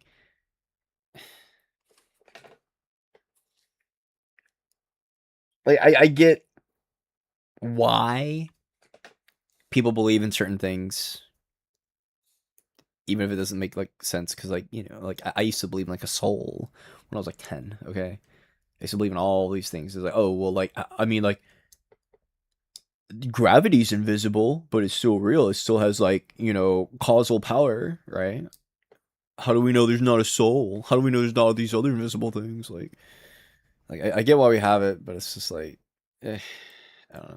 Atheist needs to provide like this one hyper specific sort of justification and needs to adopt like one type of position, but then the theist can just adopt, you know, they're like free to posit it. I'm not sure why that would be. Well, my understanding is that in this debate, and correct me if I'm wrong, we're trying to establish truth. Is that not the case? Yeah. Or if you're just trying to say God isn't real, true. Anyone can believe in atheism. You can have, you know, you can believe in the, you know, Pastafarianism. You know, but if you and I want to come to some sort of consensus about the natural reality, I think even just bringing up that argument to begin with, that, you know, atheist doesn't inherently mean it has to be classical determinism. I think we're both trying to find an explanation for, you know, the nature around us. So I think part of the reason why I'm Wrong, Duncan. There's two men deserving of your attention, Kant and yourself, because you deserve your own attention, bro. Love yourself. I think the burden on you is I still haven't heard quite a good argument from an atheist position or a scientific position, or if you even have a good position whatsoever. I think a lot of people would want to try and understand things like consciousness or human experience that kind of just goes beyond theism. Like you said, if you disagree with theism, then I think there should be some sort of evidence for the counter. Yeah, I mean, so here's like the killer piece of evidence, which is just that the worldview is simpler. That you count the fundamental categories. You know, the theist. Yes, thank you, Occam's Razor. Thank you, Ian. Stuff and the supernatural stuff, and the atheist is committed to, or the naturalist, for example, is committed to just the natural stuff. And of course, naturalism entails atheism. So if we were to adopt a position like naturalism, you could be a naturalist and a dualist, and then you would have a full explanation for consciousness. You know, you would have the same sort of consciousness categories as theism, but you'd have one fewer natural, supernatural category. So then you would be able to explain why there's like the conscious things, because it's one of your categories is that you believe in the consciousness substance. But then also, you know, you don't have the supernatural stuff, so it's a simpler worldview. Well, you just explained the components of some of these worldviews, but what I'm looking for particularly is some sort of actual tangible information that rationally explains consciousness in a way that's understandable. Wait, sorry, do you think your worldview provides that? Well, I think you reject that. I mean, I could well, argue could you explain like why just God existing explains consciousness? Well, sure. That doesn't follow either. I think for consciousness to exist, it needs to be grounded in some sort of basis, I guess, source. And that would be an eternal rational mind. It's kind of just like how. Why would that have to be the case? Why can't it be grounded in, I don't know, the material that literally is your own fucking brain? Okay, so like people think that like the material gives rise to consciousness, that like consciousness emerges from the material, but like maybe consciousness is the material, right? It's like saying like H2O gives rise to water. It's like, well, no, that's not actually true because water is H2O. Why can't consciousness like literally just be the same thing? God of consciousness? Does God have consciousness? Yeah. I think God is the grounding of consciousness. God is all things. He's the Alpha, the Omega. Yeah, like this whole thing. It's a thing that was it Duncan who said this earlier? I can't remember, but when we're talking about like pantheism, like God is everything. It's like, oh, it's all grounded in reality. Wow, that's crazy. Or like they just like take God to mean literally everything ever. And it's like, wow, yep, I believe in reality too, buddy. Like, it means nothing. Yeah, God is me and I am God. How can you be God when I'm God? The answer: all of us are God. The first is the Makes no last. fucking sense. Does he have consciousness? Does he have like qualitative experience? So I think it would be difficult for me to answer that, and I mean this genuinely, because I think when you say God has something, it's difficult for me to comprehend that concept, and I think humans in general would have difficulty comprehending something like that. Yo, tell him to Because stop if God is killing omnipotent babies. and has, you know, It's not cool. all of these different attributes and features, You should really then God stop. having something would just kind of like being like water being So wet. he's I guess, in a sense. It's kind of like it's not something like God is all things. So sure, I mean for the sake of the conversation, I guess God has consciousness, but God is the grounding of all consciousness. So it's kind of like I think it's irrelevant of a talking point because Like, why can't you literally just like replace God with reality? Just do that. Everything he said is intrinsic to reality. Why does it have to be God? It's so fucking stupid. It's already established. That leads to circular grounding. You'd then be saying that. So you said earlier that consciousness is grounded in some further thing external to it, and then you're saying that God is conscious. Sure. He has consciousness, so then therefore God's consciousness would be circularly grounded in himself. So you would have to say that God's consciousness is the grounding of God's consciousness. Typically, grounding is taken to be an asymmetric relation. The reason for that is that grounding is taken to be a sort of like explanatory relationship. That when something grounds something else, it's explaining why it is rather than isn't, and just saying, well, A explains itself. Well, that's just not an explanation. Right, You're just saying it is because exactly. it is. Well, that's exactly, and that's why I said the proposition wouldn't really make sense because God can't, I guess, necessarily have something that He already is the foundation for. It's kind of like A equals A equals A equals A equals A. I mean, I don't see there necessarily something wrong with there being it's circular because God is the beginning and the last, and those components or arguments don't really apply for something that's all encompassing, right? So I'm confused at this point. So he does have consciousness or he doesn't? I wouldn't be able to answer. Okay. Respectfully. At least not in a way that would satisfy what you're asking, or not in an authentic way could I explain that. It feels like it feels like to me that God has consciousness, but I want to be careful of the way that I verbalize that because it could get me into specific traps that I may want to avoid. I think my gut instinct when answering that is if God is the foundation and of all things, then it's really not something you necessarily have to go down that type of rhetoric or dialectic. Sorry. So but then at that point it becomes unclear. You're saying that God has a mind, or that God is a mind because he's like the eternal rational mind. The eternal rational mind that is the foundation of all things that exist. Yes. Yeah, he's like the eternal rational mind, but typically minds have consciousness. So then, I mean, like I said, it feels as if he has consciousness. But then he doesn't literally have consciousness. Not in the way that we perceive consciousness, I would probably say no. Okay, it's almost well, like then I think it's that this fails as an incoherent. explanation because I don't think that valid explanations use like terms analogically. I don't think that it makes sense to say that we explain consciousness because it comes from this thing that's analogous to a mind that we have nothing to compare it to. I think that's a form of argument of escapism. You don't necessarily want to engage because Escapism. it's complex and may not satisfy, the basic grounds. Or Sounds like you're making shit or up, bro. academic foundations for the dialectic. But I think if we, try and be a little bit more abstract and approach this in a complicated way, I think together we could find some sort of rationalize. I don't think what I'm saying is particularly difficult to understand, although I do respect that it may not satisfy what you respect under, logic or reason. I just don't know what it means to say that God is a mind, but one that isn't strictly speaking conscious. That just doesn't really mean anything to me. It's like saying, this is my friend, he's a bachelor, but he's not strictly speaking unmarried. Well, I'm not saying that God isn't conscious. I'm kind of picking at the specific point that God would have consciousness because it's kind of like, I don't know if the right word is non secular. It just doesn't really matter. Like, I think that it probably does matter, right? We're talking about how we account for consciousness in our worldview. You're saying that the way you account for it is that God is a mind, and then God's mind is the source of all the consciousness. If you just want to brute posit that God is conscious, that consciousness exists, and that's just a brute posit, that's fine. You can make that move, but then the atheist can make the exact same move and be like a dualist. Well, we could go in that direction, but I don't think you can necessarily brute force dualism because there's a lot of contradictions. You don't want to say that. Theism is like probably committed to dualism. True, it literally is. We can maybe get to that part later, but the main it point literally is, like, yeah, because like you get like the whole like soul shit. You wouldn't necessarily have consciousness in the same way that was a really big blunder by like, guest. Possess wetness, if that makes sense. It's already kind of the property that's intrinsic to the nature of God, which is why God is the eternal rational mind. Aquinas, but like having consciousness, I think, kind of separates. Aquinas was cringe. Aquinas was the cringe. authority. I mean, like he power definitely had like the of logical that sense, and conclusions I'm to Marv. like I think the I'm a little bit monotheist, clear on it. So does you know, God have like God, but experience? Is there something that it's like to be God? like the fact that he well, if you take the died biblical still as a account, like Christian if you despite like accept the that Jesus was God in absolute the human flesh, absurdity and of his yet Jesus had a conclusions. human experience as in God, Like I'm like like, damn, I that's kind of can't stupid, bro. can't really quite I answer would that have in just God been like, the oh Father, damn, this because all I sounds like think a someone bunch else of to do that bullshit. who He takes just a made it previous up. position, is how do you account for like volition or But then collective again, will? you know, That's something that is hard for me to I've wrap got my the head hindsight of head around. 2020 and the internet. Wow, why'd the audio gifts get louder? So, gosh, and they're so long too. That's What a powerful. horrible system. Yeah, mods crucify that guy. Yeah, sorry, what were you saying? um, so God the Son would have experience like the human experience. So you could say yes, but I don't think the way that we understand experience could. Okay. We're gonna look at these things and then I'm gonna get back to the Epstein stuff, the people who should get investigated. Yeah, I know the 5 ways. So like the unmoved mover, the beginning of time, all this shit. First move, yeah, universal condensation, contingency. Oh, what's the degree one? What's the degree? Degrees of perfection. Oh yeah, the maximum like greatest thing or something. First proposed by Aquinas. Yeah, that's cringe. Stupid. Disagree on the metaphysical justification of this proof. The metaphysical.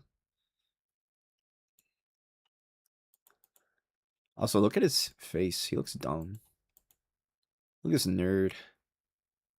He's like, I sit in a chair and I read texts. Even though that's quite literally what I'm doing, but don't worry about it. But yeah, the first mover is stupid because that implies that it needed a first mover. Universal causation. Yeah, this, I mean, really, 1 and 2 are like basically the same. I don't know what the meaningful distinction. I mean, it feels like they're the same. I don't know what the meaningful distinction is between those two.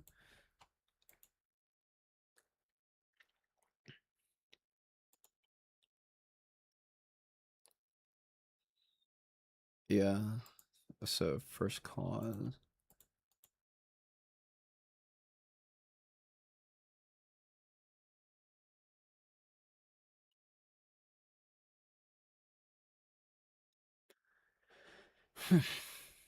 Referring to reason after alone for its premises.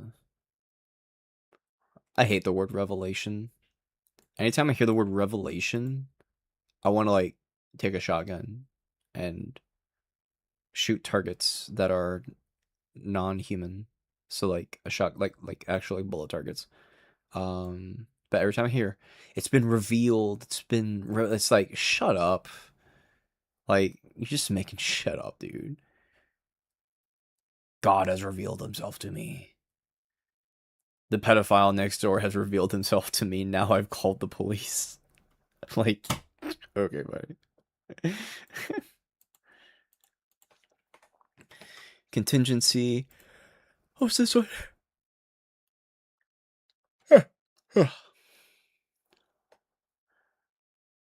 Following Aristotle.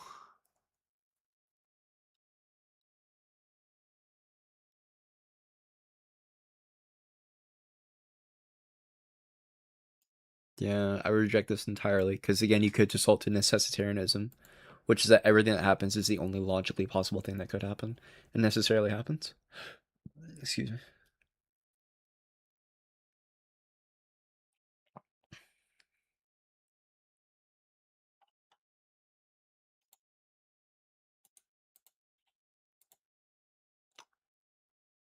Yeah, degrees of perfection is based on ontological. Yeah.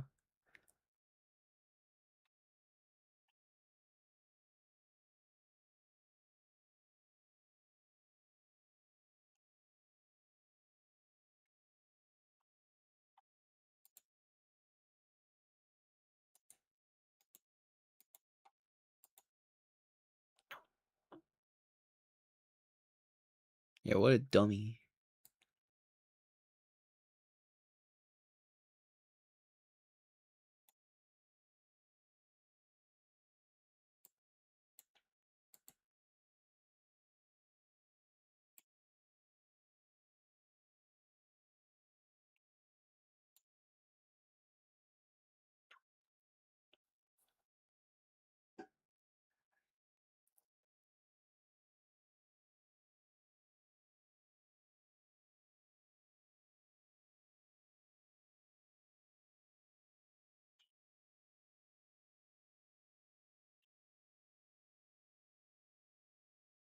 Hmm.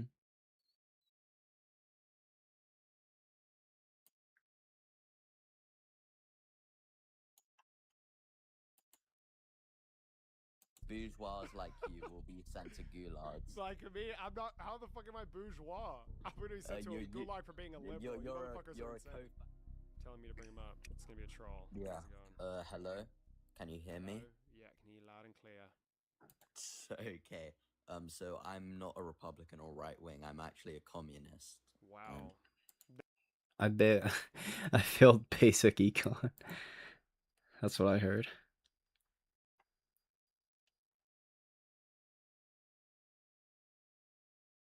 Go, David. I love you, David. I am inevitable.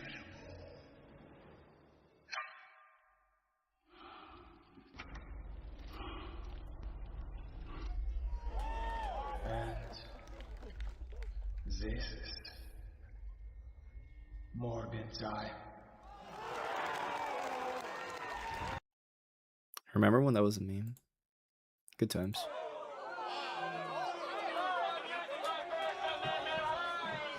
Oh my god, you know what actually be super fucking funny? Like, use your free will to, like, do some goofy ass, like, shit in front of, like, a Turning Point debater, right? Like, just appear, like, maximally absurd, okay? Like, dress up like a clown, maybe, like, have the little, like, honky shoes as you walk, right? Maybe, like, the, like, whatever, like, just strip Jester Max, okay? Get the speaker's attention, right? And they'll be like, come up on the mic, and then, like, actually be really good at debate, and then just slam the fucking debater rhetorically, okay? That that would actually be such a fucking power move, like, unironically.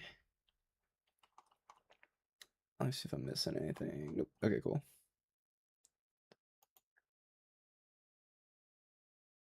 That'd be such a fucking power move. Why don't come up?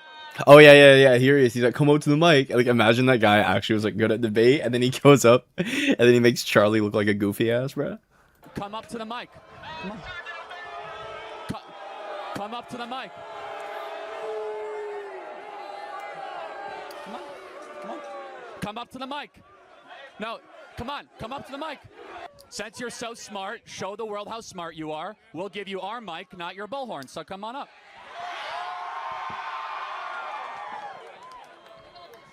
So now Charlie, we know you that you're fucking like a idiot. blatant narcissist that needs attention at all times to cut in line. Tell us what's so pressing that you needed to interrupt us before he could even talk.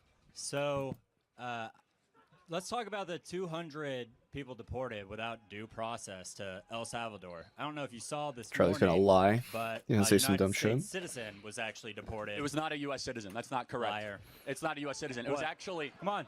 I don't. He's talking about Kilmar, I think. No, it was someone that was living here. Yeah, it was not a U.S. citizen. Hey, this guy just f***ing lies. It's not. No. Kilmar, I do not believe is a. Berkeley apple is not strictly made.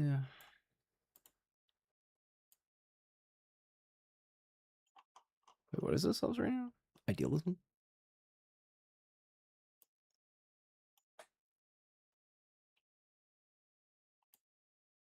Con. Okay, word, don't care.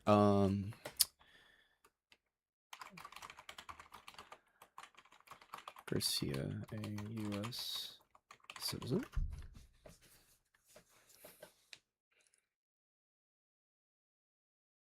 Yeah, I didn't think so. I think he's under some protected status. Yeah.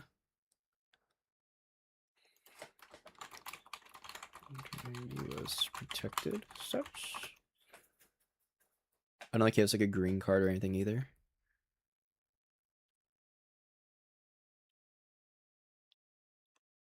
Yeah. Okay. Cool. Yep, I was right. Hey, no. You wanna have a debate, but you don't. It was debate. not a U.S. citizen. First of all. You wanna have a debate, but you actually don't debate. There's nothing more ill-faith than this. So No, you're not. we already have a mic. Name 2 times. Name. Name 2 times where you've changed Show me you're losing without telling me you're losing. What? So you're just gonna lie? Well, first of all, it's not a U.S. citizen. He was living here for a while. He was part of MS-13. Not true. Answer yes or no. Okay. Should members of a terrorist organization be able to stay in the United States after they've murdered? I don't think MS-13 is a terrorist organization. 13.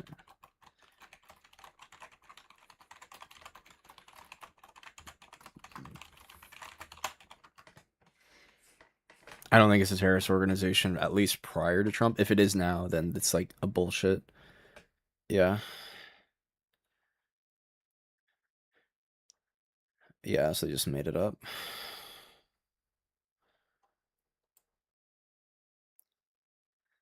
Like, it's not, it's a drug problem, not a terror problem, right? Which means that it's handled by law enforcement, not like, I believe like the military handles things like terrorist organizations, and like law enforcement handles like drug operations. There's a strong difference. Don't think like government force, therefore police, or therefore military. Like, no, they are distinct things.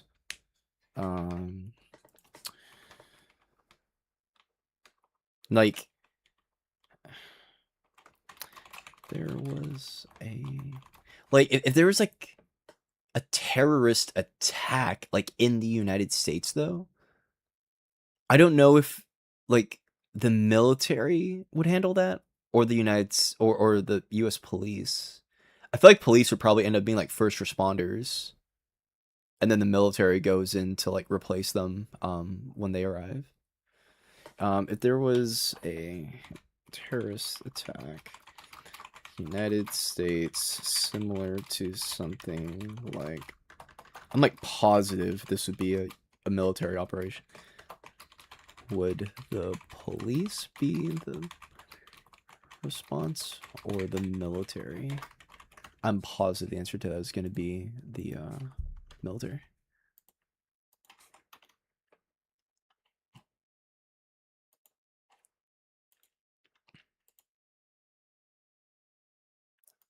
Yeah. Okay, so yeah, the police would be the first responders, like I said. The question is, restricted. Oh, it's restricted specifically, blah, blah, blah. Domestic law enforcement. Okay, so, yep. Initially handled by police, yep. Military, yeah, by the National Guard. Okay. Yeah.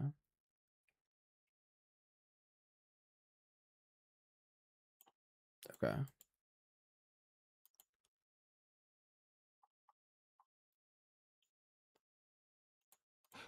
And gone after American citizens. Obviously, no. So we have deported those people back to their country. The Fifth Amendment That's what they've done. calls for due The Fifth process. Amendment does not apply to foreign That's citizens That's wrong. That's absolutely wrong. that are here illegally. That's not true. What people need to do, bet $1,000. Apply to non-citizens in U.S. territory.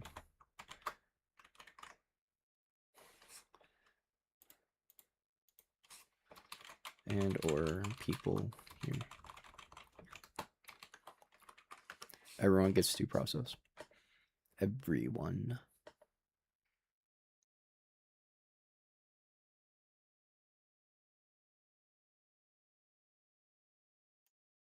Yup.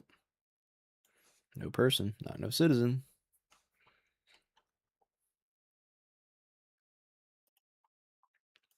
Isn't the 19th Amendment the right for women to vote? It says something about people born, all persons born.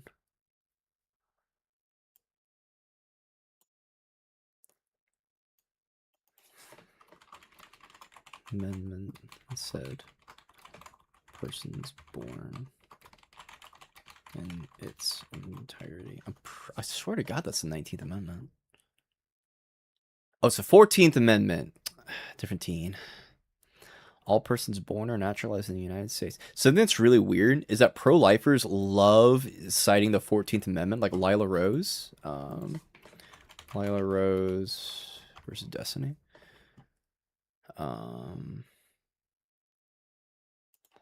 Rights of the mother whose body now has to be a host or a gestation incubator for, a thing that they might not want to have anything to do with for the rest of the 9 months. I think. Thank you all so much for coming, and a big thank you to Destiny for making it here today and agreeing to this debate. Before we dive into arguments today, I want to tell you about one of the bravest people that I know, my friend, Liana Robledo. When Liana was just 12 years old, she was taking a walk to a supermarket. She was kidnapped and raped in Mexico City. After a suicide attempt, she was taken to the hospital where she learned that she was 13 weeks pregnant. The doctor urged her to abort, telling her that she shouldn't have to live with the consequences of her rape. But Liana asked him this question that left him speechless. She said, "Will abortion take away the rape? Will the abortion make me feel safe again?" Liana chose life. She gave birth at 13 years old, fought through Yikes! post-traumatic stress disorder from her assault, worked as a cashier while finishing high school, and by 16 years old was providing for herself and for her daughter. I wonder by like what extent that is. I almost guarantee you this girl, like if I were to look at the living conditions that this girl was like going through, I guarantee you it is. We could use the word suboptimal. She would end up graduating from UCLA, my alma mater, and she started a nonprofit to support assault and abuse survivors. She said something that I will never forget. Liana. Imagine how much more, like I guess like effective that she would have been able to be, I guess, in the pursuit of her goals if she had gotten the abortion and didn't have to worry about taking care of a kid at the age of fucking 13. That's crazy. Says, "I've never seen in my daughter the face of my assailants. She's an individual who had nothing to do with that. 2 lives were saved. I saved my daughter's life, and she saved mine." Liana's story frames tonight's question that we are here to debate. Should abortion be legal? Here is the core case that I present. It is always wrong to intentionally kill an innocent human life.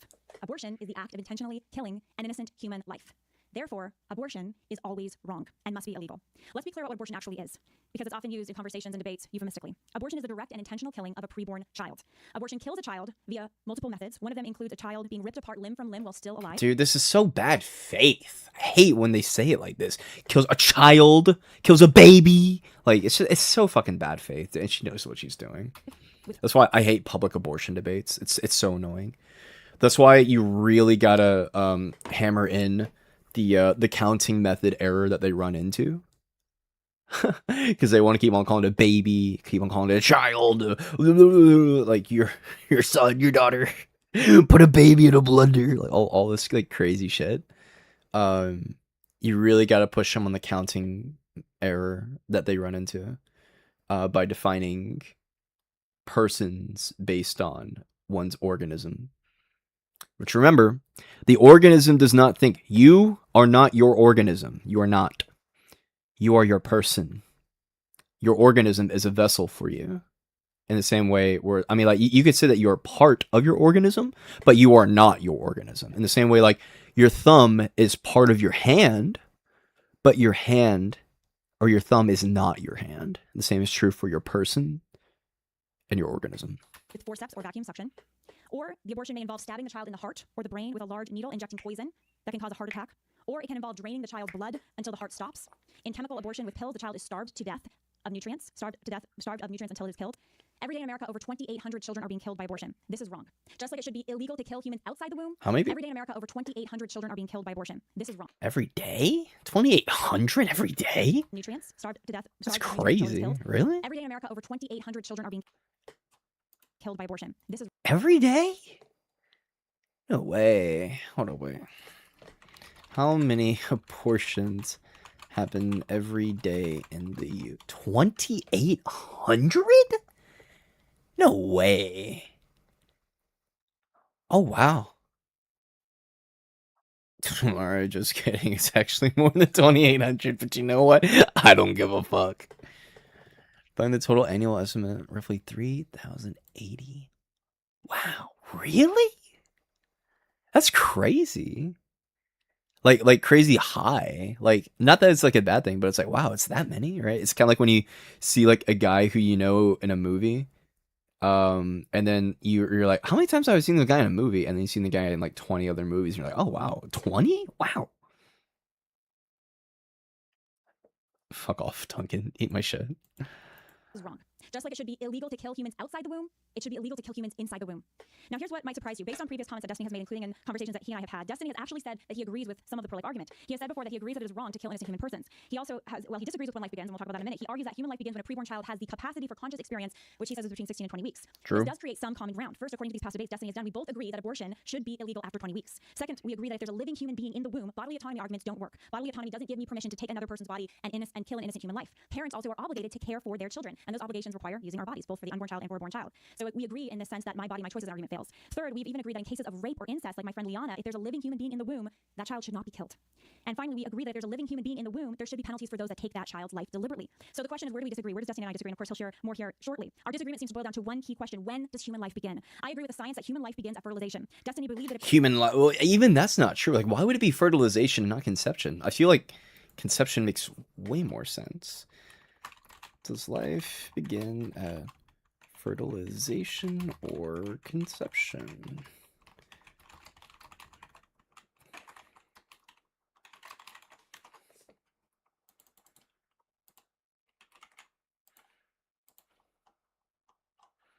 All persons born. Privileges, immunity. That just me, yeah. No person shall be a senator.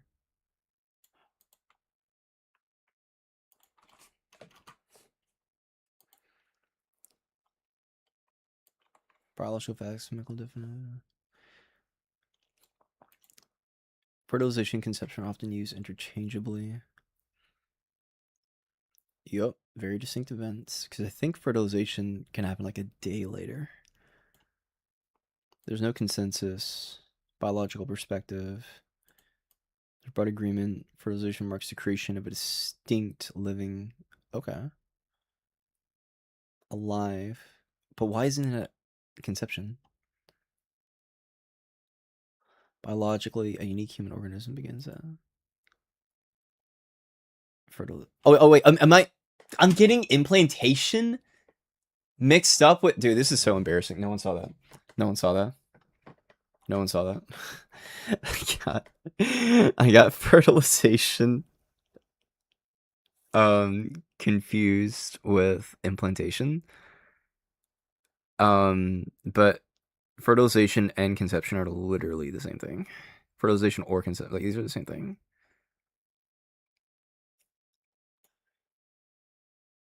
That's literally the same thing, bro.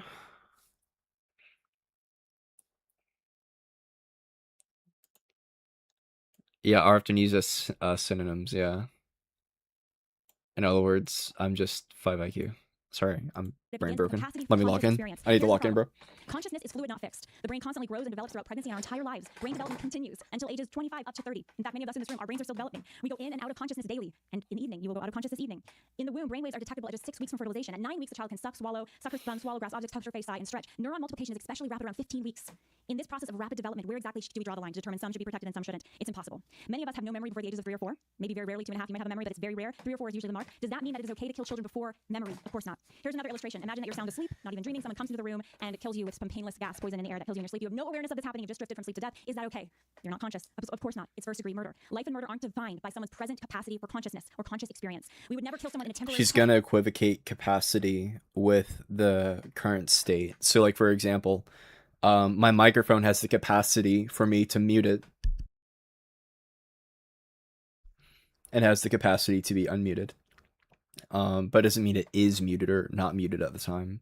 It's absurd. Coma, it would be wrong. We should also never kill a human being who will have a future conscious experience like the unborn. All human beings have capacity. Yeah, and then she says human being. Dude, I don't think Steven does this in the debate, but I wish, like, he would point out the obvious counting error that pro-lifers make, because it's irreconcilable. Okay, it is. For consciousness, according to our nature, it is our human nature to develop consciousness. That is a natural capacity that we have, which is different from the active capacity based on development when we can deploy that consciousness. A preborn child or a newborn child has a rational nature, even though they haven't actively developed it yet. Today, abortion advocates say that unborn children are not persons, so they can be aborted at will. But every atrocity historically has begun with that lie. They're not one of us. This group of people is not one of us, and therefore it can be justified to kill them. The medical science here is clear. The developing human, a medical textbook states, quote, human development begins at fertilization. This highly specialized cell marks the beginning of each of us as a unique individual. And even Peter Singer, who is a avid pro-abortion advocate who even supports ending the lives of newborns within the first 3 to 6 months, especially if they have a disability, he thinks that's morally illicit. He says, there is no doubt from the first moments of its existence, an embryo conceived from human sperm and eggs is in fact a human being.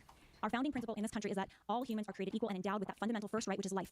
The 14th Amendment promises equal protection. Oh, there it is. 14th Amendment. There she says it. The law for all persons. If preborn children are human, and the All science persons born. confirms that they deserve protection. After Roe v. Wade was overturned, states protecting life saw abortion rates plummet. Texas saw a 99% decline in legal in-state abortions. The law is a teacher. It restrains evil and it protects the vulnerable. So, should abortion be legal? No, not if we believe in science, equality, and human rights. The right to life, your right to life, my right to life, does not depend on consciousness, convenience, circumstances, your development, or your dependency. It depends on a simple fact that you are human. All human beings should be protected from murder from the moment we are conceived until natural death. So let's choose life, let's protect the preborn, and let's build a culture where every child is loved, welcomed, and protected. Person. So 8 minutes, 35 seconds. Thank you all so much for coming, and a big thank you to Okay. Destiny for making it here today and agreeing to this debate. Before we dive into arguments today, I want to tell you about one of the bravest people that I know.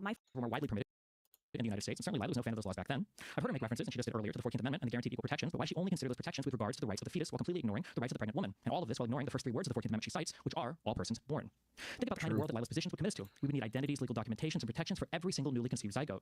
Due to the high rate of natural miscarriage, every single conception would need to be registered at a local government office for tracking. If the zygote is not eventually delivered as a human baby, a criminal investigation should be required to determine the cause of death. Why wouldn't it be, unless we're admitting that a zygote is worth less than a baby outside the womb? The CDC estimates that about 1 million miscarriages a year occur in the United States. Forget child protection. In Scooby-Doo, how is it that a gang of meddling kids and their talking dog always seem to get the best of the monsters they encounter? It's because once the mask is lifted, the monster is not a monster at all. It's simply a person masquerading as such.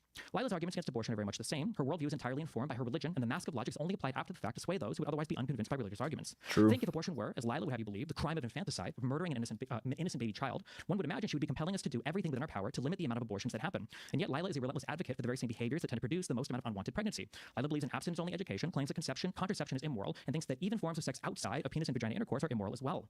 Lila believes that every single time 2 people come together, it should be only with procreation in mind, as sex was only designed by God for a husband and a wife to conceive. Like, it's just, God, dude, like, religious people are just fucking crazy. I'm gonna say it every fucking time on one stream, okay? I don't care. Because they're actually insane. There is no way to collectively rationalize all these positions unless one accepts that her positions on these matters are simply entirely informed by her religion. Every position related to sex, contraception, children, and yes, abortion are ultimately grounded in her religious beliefs. Her secular argument for a pro-life position is nothing more than... Thank you for your opening remarks, Destiny. Dude, he gets cut off so fucking fast. She got to yap for 8 minutes and 35 seconds. How long is that? Oh, wait. 8 minutes and 35 seconds. 8 times 60. So she got 515 seconds. 515 minus. And how long did Steven get to go for? So 8:35. So he got to go for 7 minutes and 5 seconds.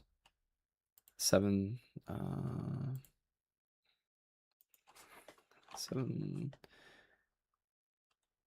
bro, 7 minutes and 5 seconds, bro. He got to go for 415 seconds. 415. I'm sorry, no, that should be 425. Sorry, 425.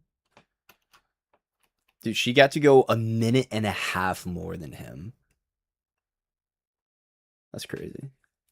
That's unironically crazy. That's the time. Thank you for your comments and remarks, Destiny. So first of all, Destiny's entire case, I want to respond to some of the things he said and debunk them, but first of all, his entire case rests on this idea that it's okay to exclude an entire group of human beings from a legal protection, that meaning it should be a free-for-all to end their lives, and we should permit the ending of their lives based on what standard? And he sort of referenced the standard of consciousness because he made some comment about how at the end of life we should be able to identify what is different, what makes a person's life end, and therefore at the beginning of life we should look to that same standard for the beginning of the life, which never backing up that statement. I want to present as an example the case of Jax. Jax is a young boy who died at age 5. He was born with severe anencephaly, so he was not able to have most of the conscious experience that any other person in this room She says enjoyed. most. And Jax was missing pretty much all of his brain. He had his brain stem still intact.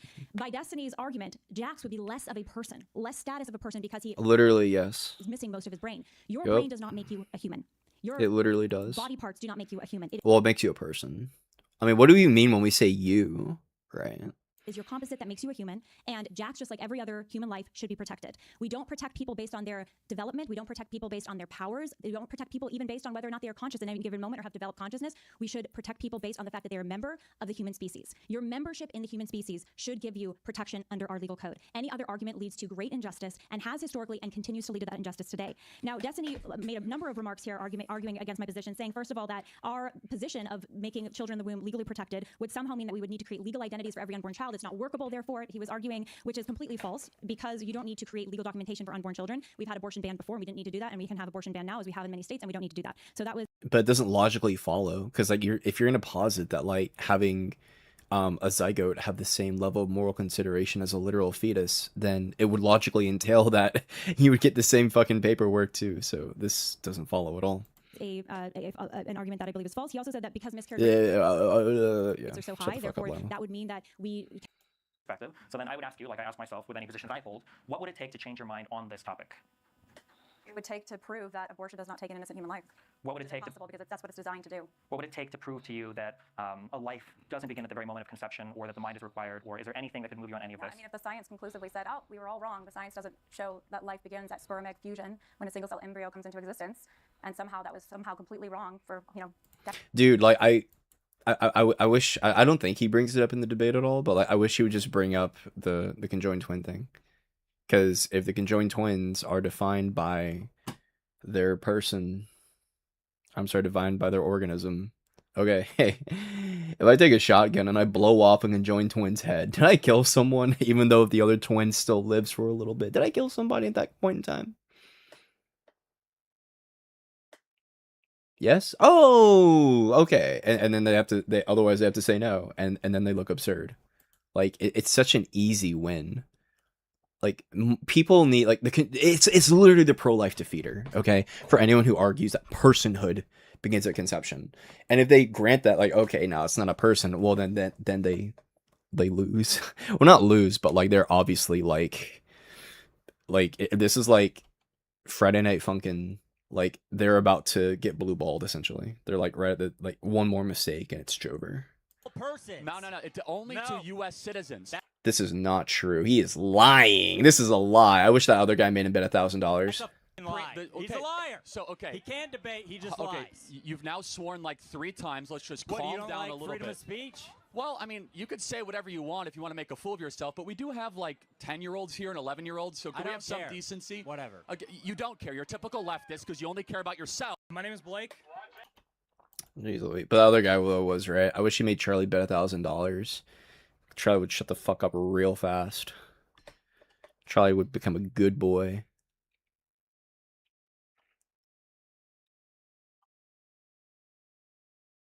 That's a big dog, bro. Alright, let's lock in.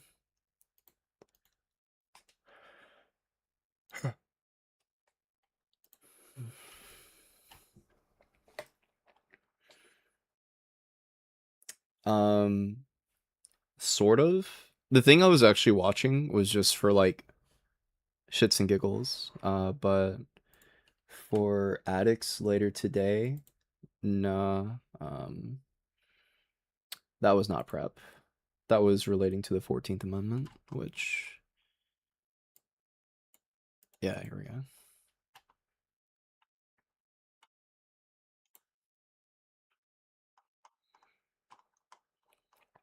But now I'm going back on Epstein stuff.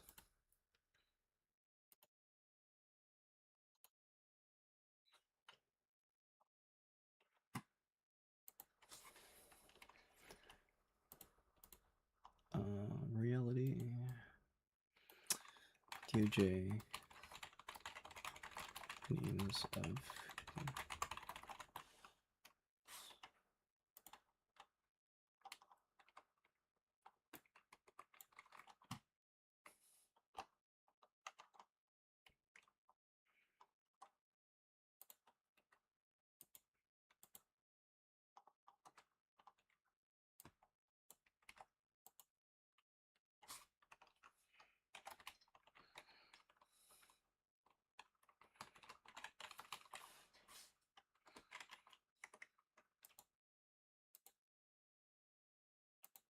Shit, where's that? There we go.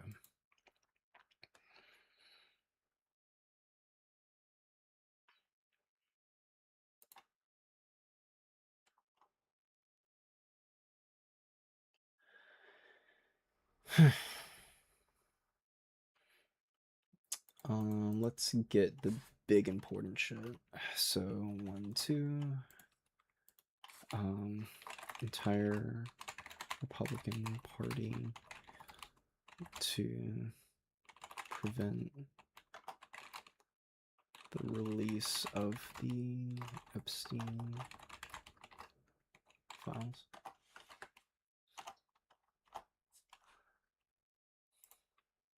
All right.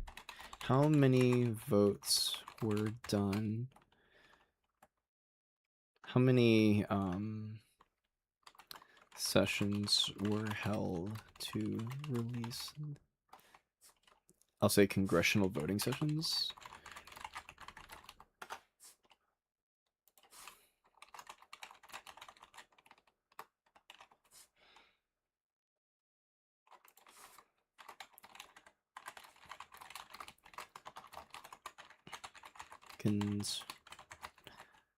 Or vote against Epstein files.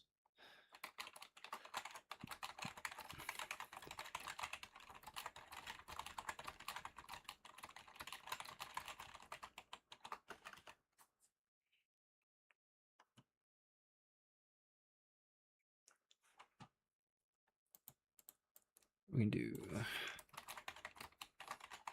Mike Johnson, that's an easy one. Rokana, I can't remember how to spell Rokana. Thomas, Massey, Marjorie, Taylor, Green. I think that's how I spell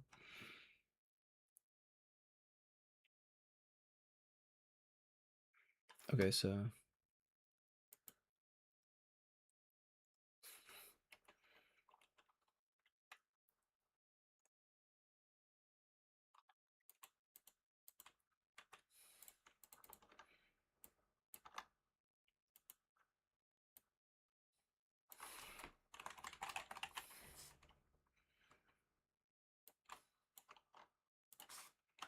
releasing the Epstein files twice with big text. Let me check my shit.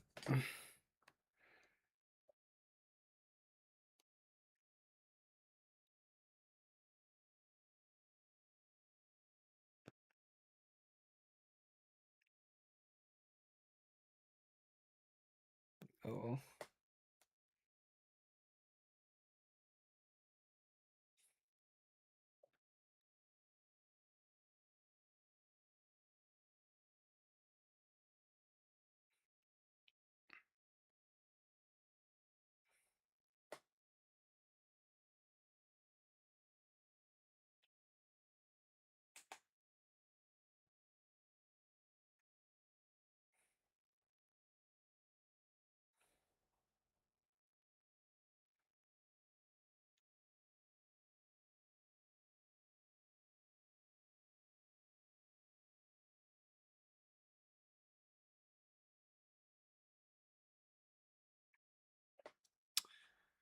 Okay, so they shut it down like twice.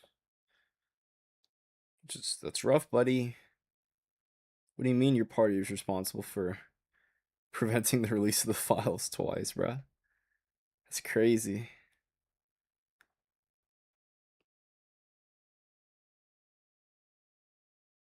Oh, he's 5 IQ. So I'm reading comments from people on social media.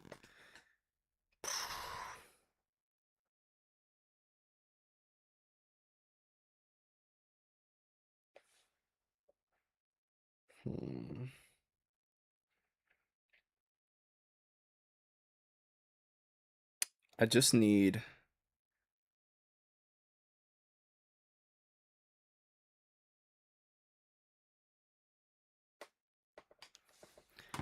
I need more in real life debate clips, because that, like, content wise easily does like the best.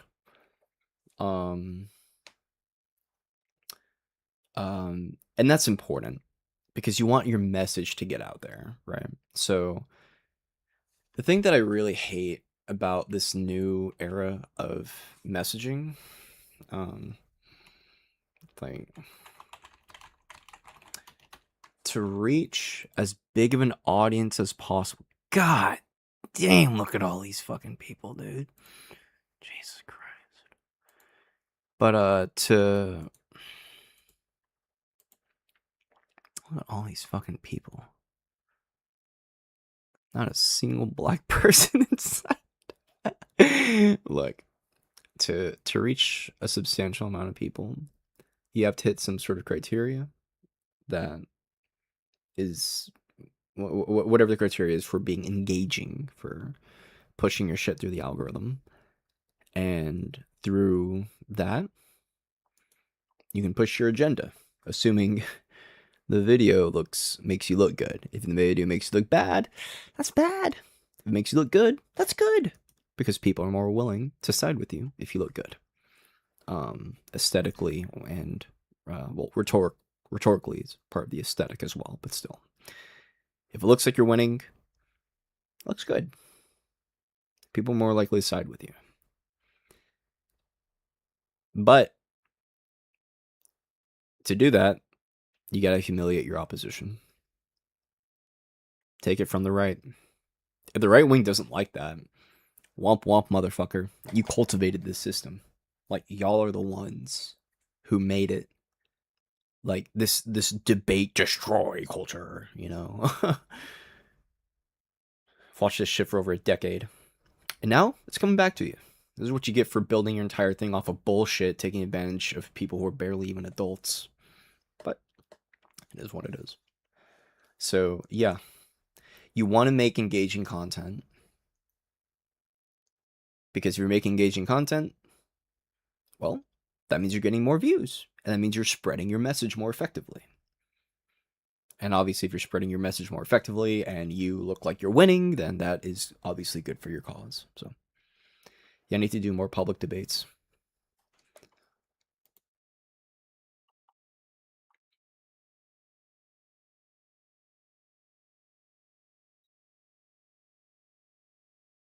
RIP.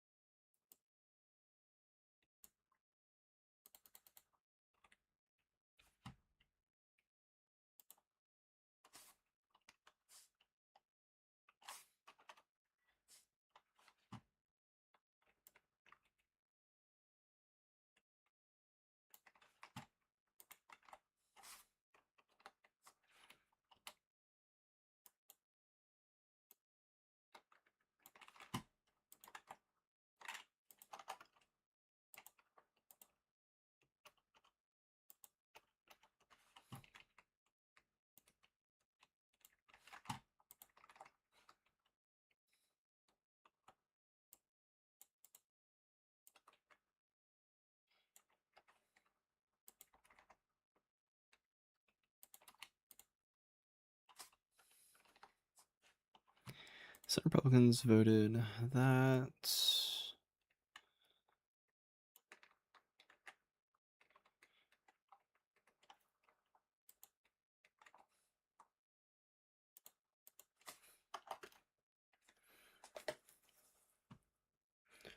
Some Republicans voted 51 to 49.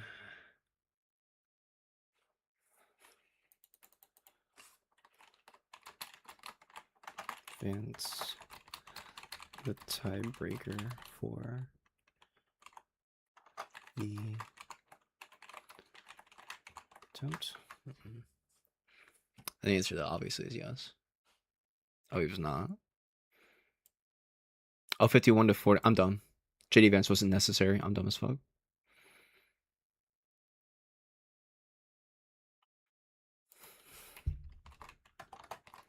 Yeah, JD Vance didn't even vote at all. I'm pretty sure it didn't. JD Vance is actually really smart because I think he actually, for the most part, has stayed away from the Epstein stuff. He's like, oh yeah, we handled it really bad. Yeah, it looks pretty bad, but it's just total miscommunication. I think with everything given for him, he's actually done a really good job of covering for it while still like maintaining his reputation. So, I mean, he's a little skinwalking fuck. Don't get me wrong, but yeah, skinwalking fucks are gonna do what they're gonna do.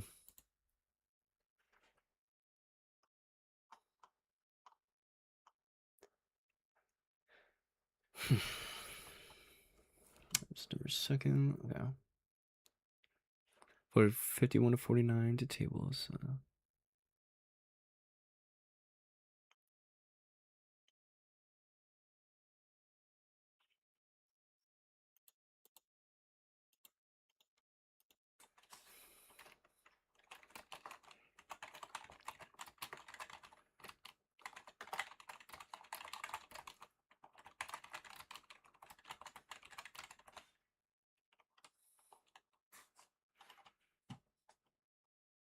Bro, get these spots out of here.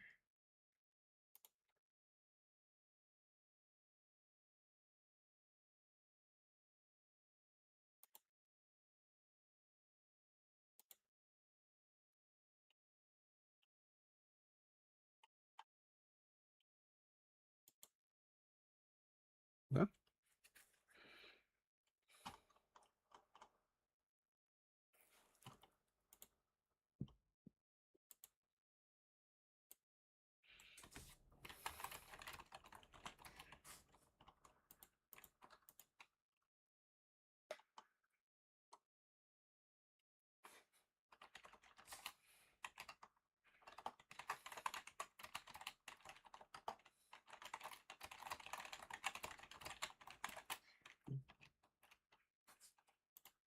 You know what's really funny too?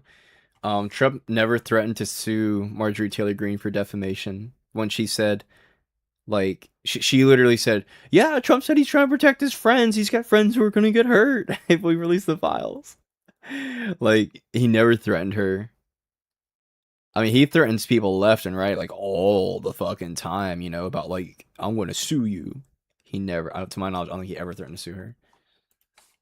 Did Trump ever threaten to sue G over what?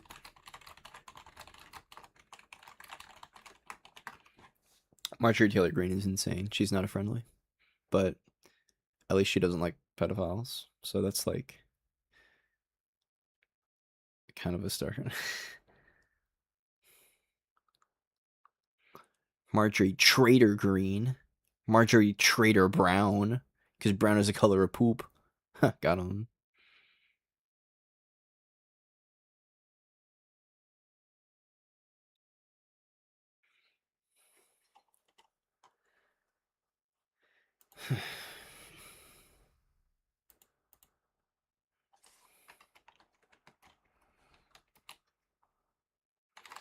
Improper.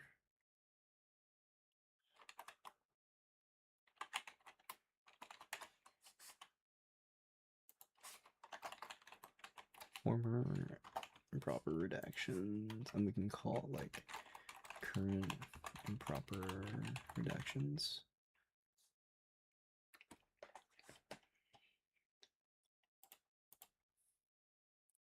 So they refuse to swear her in. Adelita Grijalva. Never protect this friend. Sure.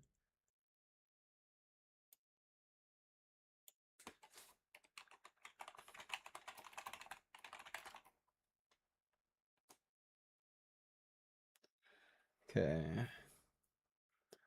Form improper redactions. Timeline.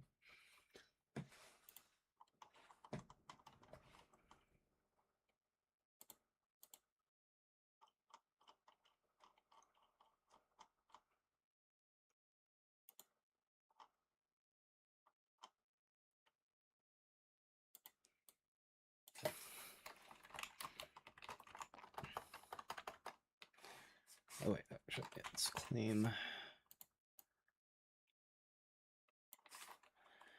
Republicans fought to release the Epstein files. 1, 2. Trump releasing Epstein files. 1, 2, 3. And 1, 2, 3. Reality.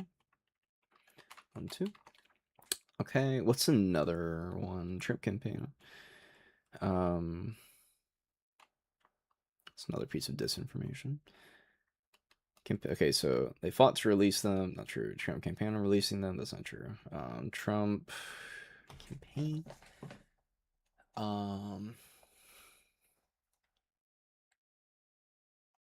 It was bipartisan.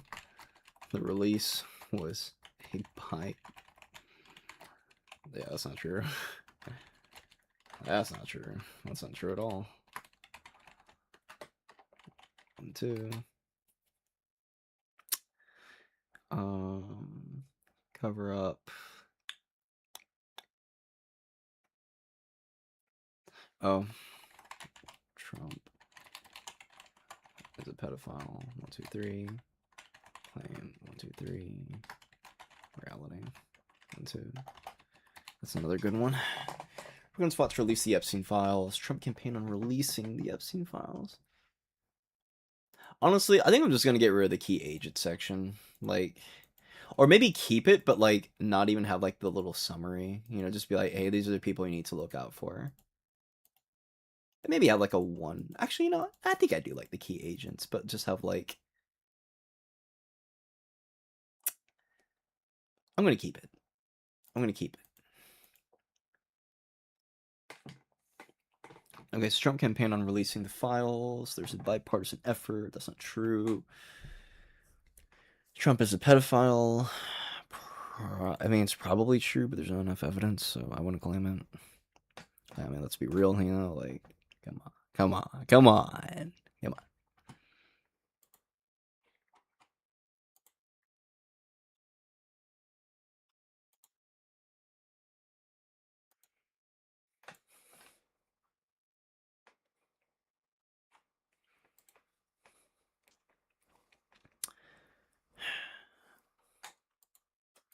I feel like there's something else. I know there's something else. Fought to release the files. Campaigned. Was bipartisan. Trump is a pedophile.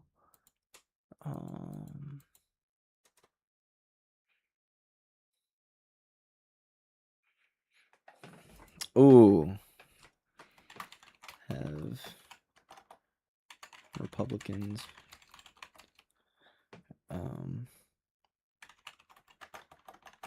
attempts oversight relating to the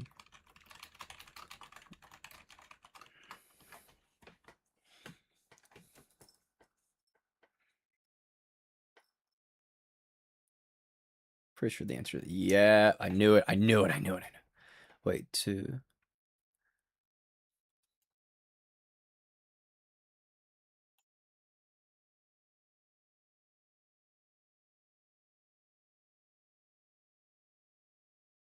Oh, that's bad.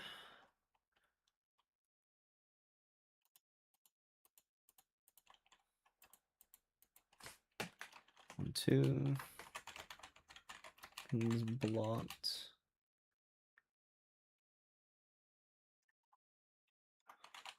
Oversight attempts.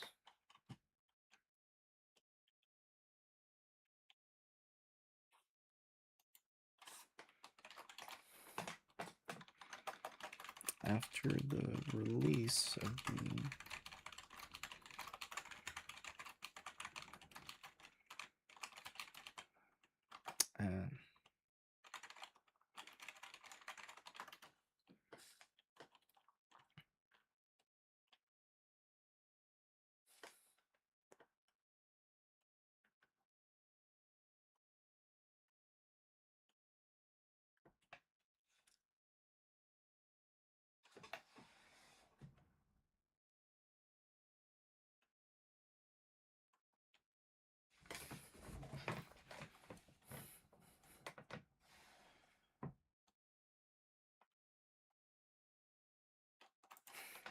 Why was the March 6 item blocked?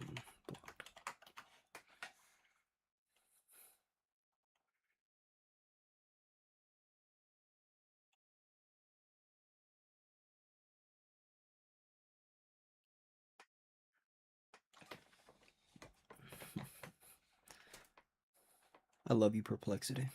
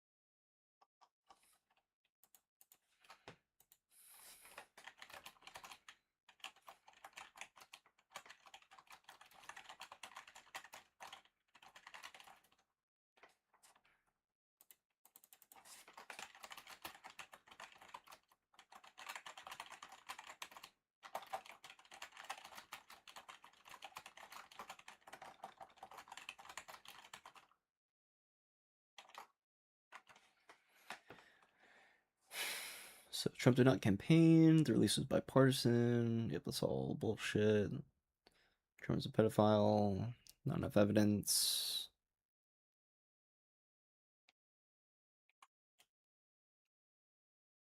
Hack client list. Not gonna worry about that. Not gonna worry about that. Fly law. Not gonna worry about. I reclaim. Oh, Biden could have released it. That's what I was thinking. Biden could have released them before Trump. 3 claim 1 2 3 reality. There it is. That's what I was forgetting.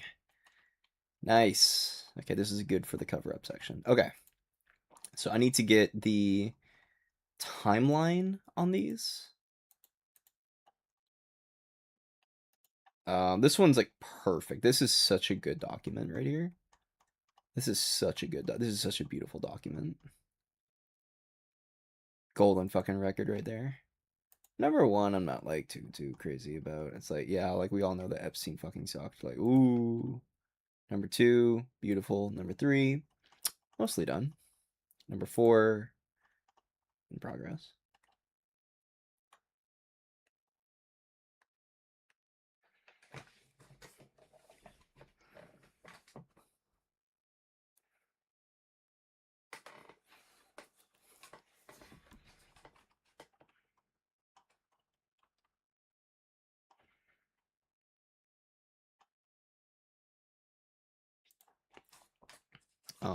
Have any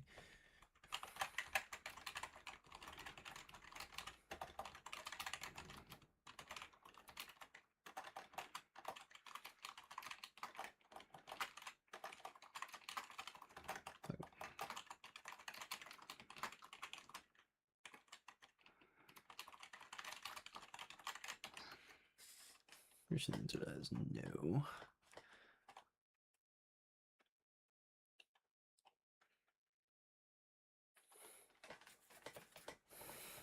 Or no, I said investing. Oh yeah, it was shut down under Trump. That's another thing. Yeah. Law explicitly protecting his friends. 2.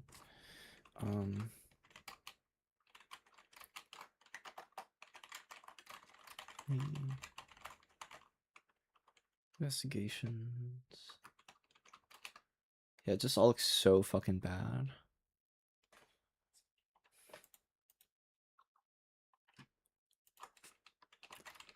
Damn.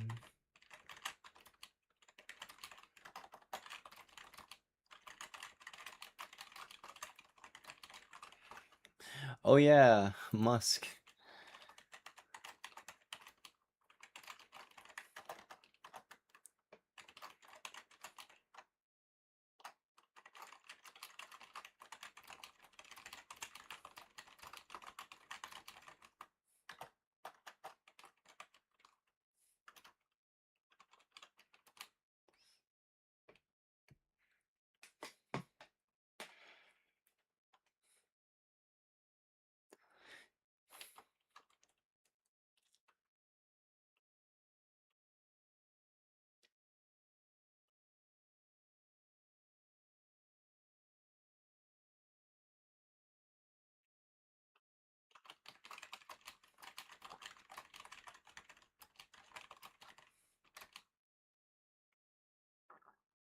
Massive internal conflict.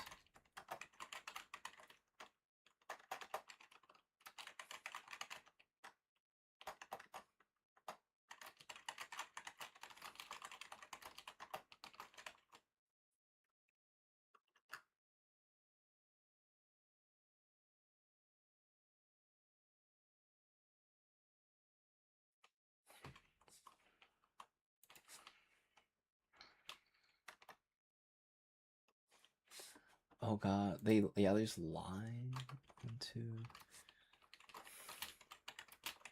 lying about Epstein contents. Dude, there's so much shit. It's so annoying.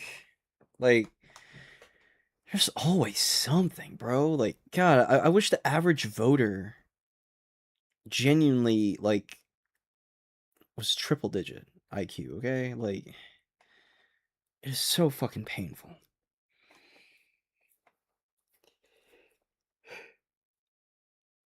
Like, it actually blows my mind the average person is 100 IQ. Like, that's crazy to me.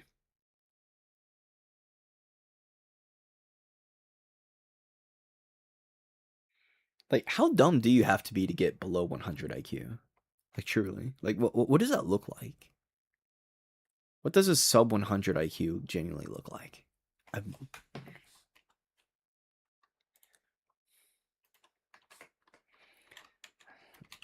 How?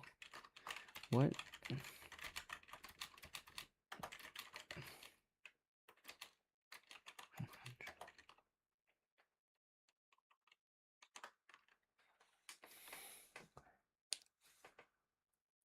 Is exactly average, yo.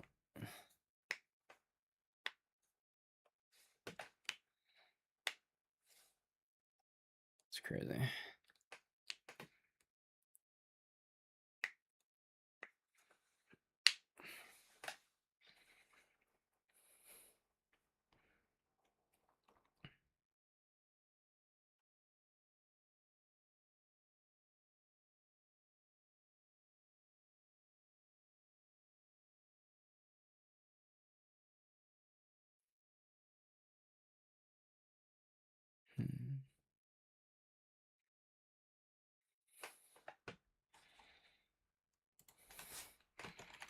I'm gonna grab some food. Oh, this is all just repeat shit from before. Oh, I like Brad. Well, what is taxing the hell out of them mean? Yeah, we watched this earlier. My man Duncan came in clutch with the fucking links. I love you, Duncan. And I don't have like a solid, but I think. But shouldn't you? Uh. All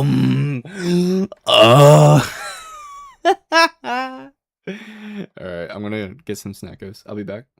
Another day, another DSA leader humiliating themselves on Holy shit. camera when asked It's crazy. extremely basic questions. Hey guys, welcome back to the channel, your home for independent and nonpartisan commentary and analysis on politics, media, internet insanity, and more. And guys, the DSA is having a moment right now. The Democratic Socialists of America, this like leftist organization. We've been through their national platform. It's crazy. They want to open borders, abolish police, abolish prisons, have the government control major corporations, all this nutso stuff. But I have to say the one thing I admire about the DSA is that their people are down for, they are down bad for public humiliation. They're really accountable to the public, and they're very transparent with their beliefs and very open for scrutiny. And I do appreciate that, because a lot of the craziest people in our politics avoid hard interviews like the plague. The DSA runs headfirst into the accountability and then face plants usually. And the latest clip is no exception. So here's the headline from Mediaite. Dem socialist sputters after David Remnick asks simple question on plan to, quote, tax the hell out of millionaires. Maybe the plan is still getting ironed out, the article reads. You would hope so, after DSA co-chair Megan Romer metaphorically stepped on a banana peel and tumbled into a thorny bush when The New Yorker editor David Remnick simply asked for more details on the group's plan for taxing the hell out of millionaires. Anyway, I'm about to play you this clip, but it's like genuinely astonishing to me that you could be so ill prepared as the co-chair of a major political organization that has been for weeks now fielding these interview requests to answer basic follow-up questions. This guy was not grilling her. I watched the whole thing. He's like calmly, this New Yorker dude, he's just saying like, so what do you believe about this exactly? What about it's like just calmly asking questions. This wasn't a Piers Morgan grill session with interruptions and answer the question and all this. It's like he literally just asked her basic follow-up questions, and she utterly collapsed on camera. Let's watch her just glitch when asked about their plan to tax millionaires. Listen to this. Do you believe there should be millionaires in this country? I'm less concerned about millionaires, more concerned about billionaires. I don't have like a hard line where it's where how much? You're good I guess what bad. I'm asking is how much is too much. Yeah, I think the question is less about how much is too much, and more about what are you doing to keep and maintain and get that wealth in the first. Okay, I already want to pause here because it's like your entire organization, the extremist group DSA, is organized around the principle of seizing the means of production and confiscating wealth from the affluent and successful, and yet you don't know where the line is. You haven't really thought about what line you're trying to draw. She's like, I don't necessarily have a problem with millionaires. They might get to keep the things they've worked for and earned and invested in my, benevolent dictatorship. It's like, excuse me? Where did you get the audacity to feel so incredibly entitled to other people's money and resources that you think you just get to casually decide who deserves their wealth and who doesn't, and who will have it all taken away by the benevolent leaders of the Democratic Socialists of America? Absolutely not. And by the way, it's just funny because at this point with inflation and the state of our economy, a lot of people who are millionaires just own a home that they've paid off the mortgage. Like the amount of people who are millionaires, it doesn't mean you're insanely wealthy, right? It doesn't mean that you're like some sort of tycoon with 10 houses. It just means you have, a 7-figure net worth on paper, which if you own a home and have paid it down and it's grown a lot in value, could mostly be just from that. And yet there's such contempt and disregard for any sort of seriousness, and then such bizarre entitlement. You're entitled to nothing. You're not entitled to other people's stuff, to other people's earnings. You're not entitled to decide whose business projects and ventures are worthy and legitimate when, within the law, of course, I don't like your business model, so we're going to take all of your stuff. Oh, your business model isn't so bad, so you get to keep half your stuff. I don't know where these people get the nerve, especially... Never mind, I won't say that, but I'm not having nice thoughts about this lady at the moment. Anyway, let's keep going. Because she wants to tax the hell out of millionaires, she doesn't even know what that means. Like just watch. First place. I think most billionaires got their wealth because they exploited the working class in some very significant Not really, way, but usually. okay. Are we Megan. exploiting people is the bigger question, as opposed to some sort of arbitrary red line of you can have this much money or not have that much money. But we do believe in taxing the hell out of millionaires. Yeah, absolutely. I want to pause on this for a second just to say, like, she's just so quick to dismiss all these billionaires have just exploited people.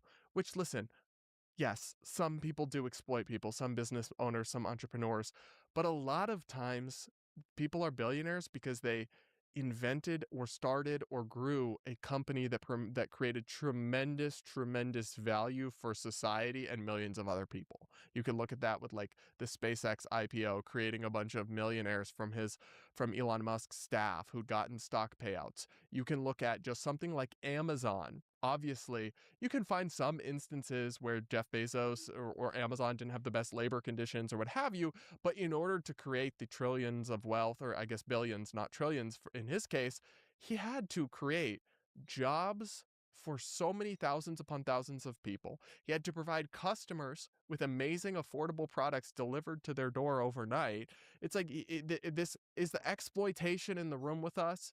Or obviously it's not perfect and they do some things wrong sometimes. And that's why we have regulations and laws and consumer pushback and media scrutiny of companies and all of that.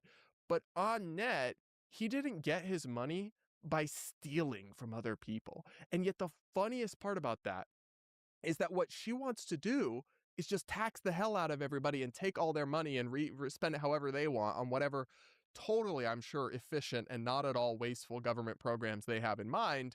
But that's not exploiting people. Taking all their stuff through force is not exploitation at all. What's exploitation is when you build a company that people choose to patronize or work for.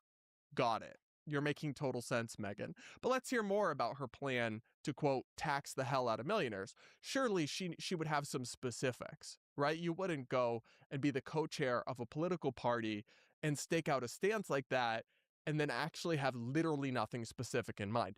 That would be an insane thing to do. Megan Romer would never do that. You thought. Anyway, let's go. Let's keep going. Absolutely. Well, what does taxing the hell out of them mean? Yeah, Good you know, I don't have like a solid, but I think. But shouldn't you?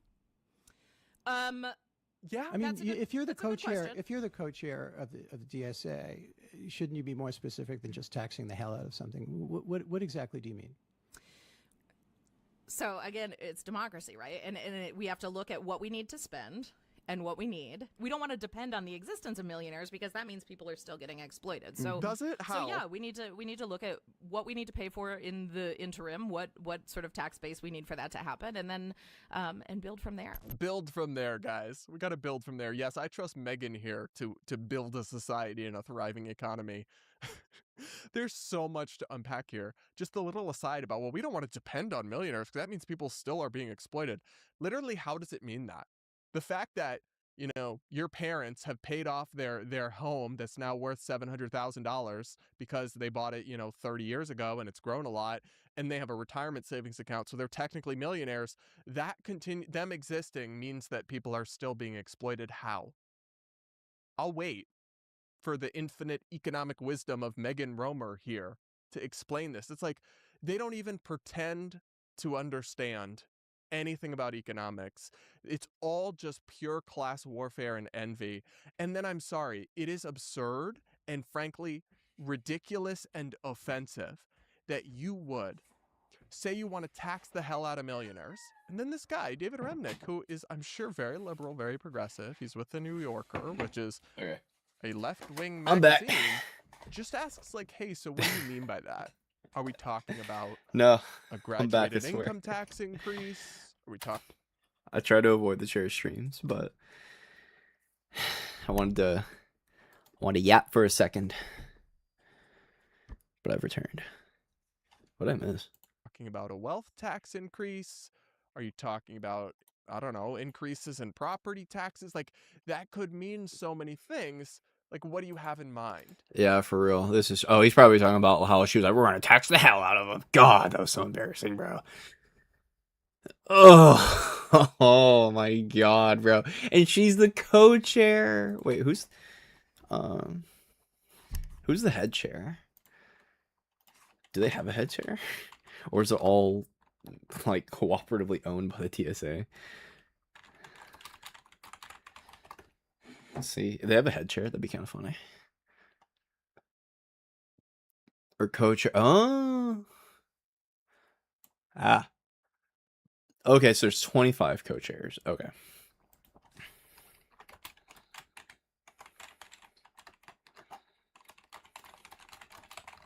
Who are they? That makes sense. So at least they're consistent. That'd be really. Wait, what? They're not the co. Wait, what? Is national chair or co-chair?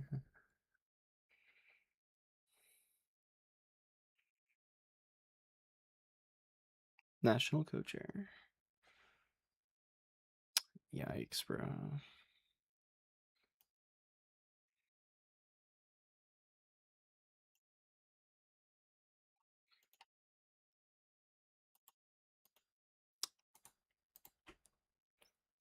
Are we gonna get any substance? Probably not. My mom, she is a therapist at a private school right now, and she is seeing a pretty big. Man, imagine if they actually showed the debates where they did bad, but they'll never do that. To be fair, though, neither would I.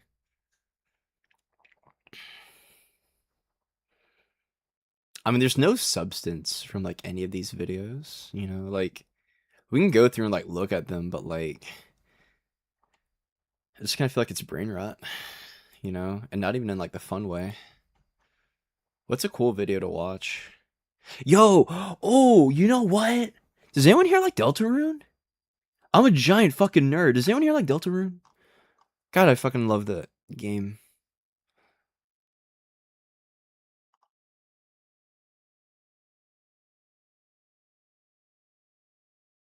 Shoe on Head? Is she still relevant? I don't know. Local city councilman that has this saying woke one was crazy. AOC just shocked everybody by suddenly changing her tune, but I'm not buying it, and neither are a whole lot of other folks. Hey guys, welcome back. What is to she the up to channel, your home nowadays? for independent and I remember nonpartisan used to thinking that she was boxy.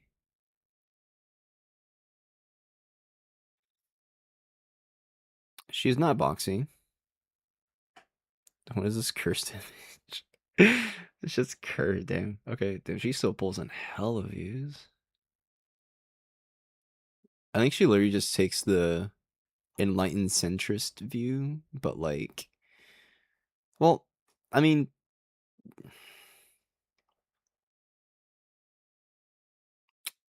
okay.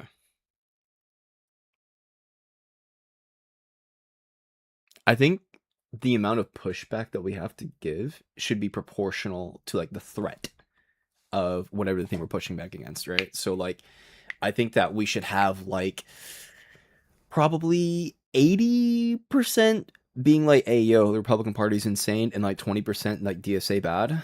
Since the DSA isn't like a major threat yet, but the threat is real and it is there. But nah, this stuff is I would say more or less passing the vibe check. I don't know if you like going through her content though.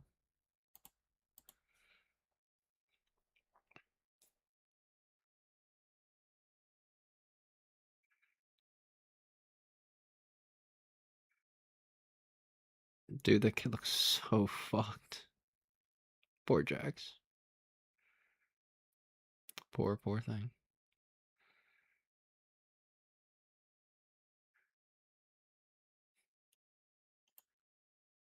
I like Ryan. Ryan's good.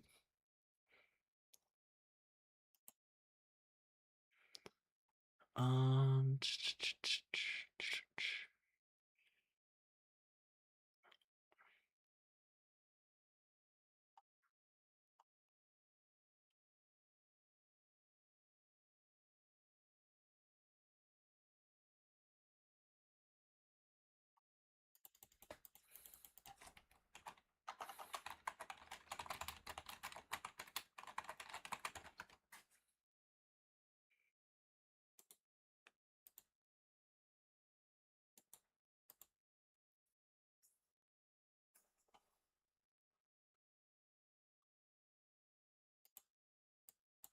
everyone, and welcome to this presentation on justice and... No. Every few months, I have to make a different version of the same basic video because I gain a bunch of new viewers, many of whom don't understand why I reject logical consistency as the ultimate measure of the truthfulness of an idea. The point that I'm trying to convey with a provocative title like the one for this video is that logical consistency is obviously a useful tool, but it's completely useless if it's not brought into balance with vibes and intuitions. This is the reason I call people autistic so often. It's because being hyper-rational and elevating logical consistency over intuition is technically an autistic view of the world. But in the world where we are in, one of the worst things that can happen is people say you're inconsistent. They feel like if you're inconsistent, that shows you must be wrong. It might show that actually what you're trying to do is to balance two things that in slightly different ways, in different circumstances, are equally important, but appear to our rather simple-minded way of looking at the world like contradictions. And unfortunately, you can't get away from this. People with certain types of autism, certainly because I don't believe that autism is a simple single entity, become hyper-rationalistic and don't find it odd when they reach completely absurd conclusions. In fact, and this is going to be a real hot take, I have yet to hear a convincing moral or legal argument as to why possession of child should be illegal. Yo, Irish laddie, that's crazy, bro. Actual child.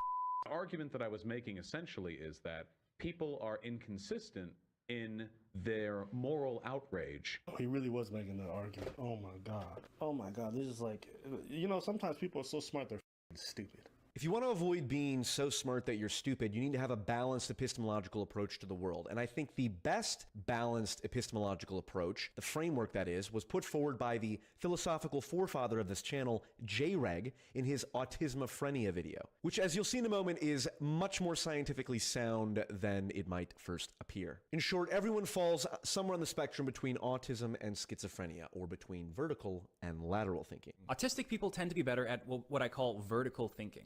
These are people who can dig really deep into a subject, and the deeper they go into that subject, the more they flesh out their understanding and knowledge about a particular subject. Trains, that's the meme, right? An autistic person could know everything about trains, tell you everything you want to know about trains. The neurodivergence comes in from the fact that they can get so deep into that one subject. Vertical thinking comes at the cost of lateral thinking, i.e., lateral thinking being the ability to make connections between disparate topics. An autistic person really into trains is going to have trouble moving the conversation away from trains. That's one of the reasons we could posit autistic people have a harder time in conversation. So going from topic to topic to topic, moving laterally, that's what a conversation is. It's a series of lateral jumps.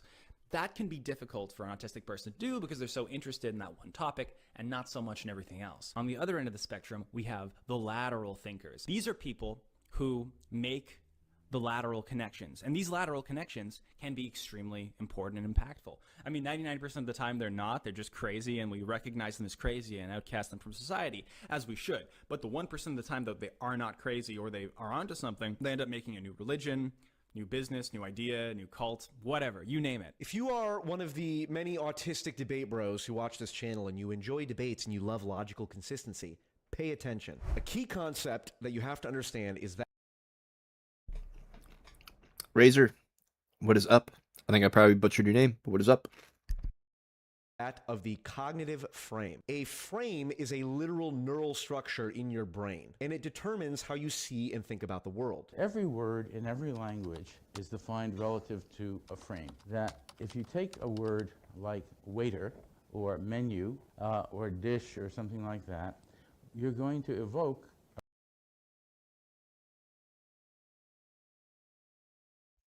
I think it is the case that most like Phil Bros are LARPing, or at least like they like learn a few different like words and then they feel like super smart and then they're just like at like the peak of Dunning-Kruger. But there is real meaning behind them. The thing is, like, it's super unnecessary to use like a lot of like Phil Bro semantics for like, I want to say at least like 30% of like the dialect, okay? Like they will just attempt to use as large of a multi-syllable dialect in their lexicon, whatever, right? Just to like try to confuse and obfuscate their opponent, hope that they can like, you know, get them like cucked and fucked.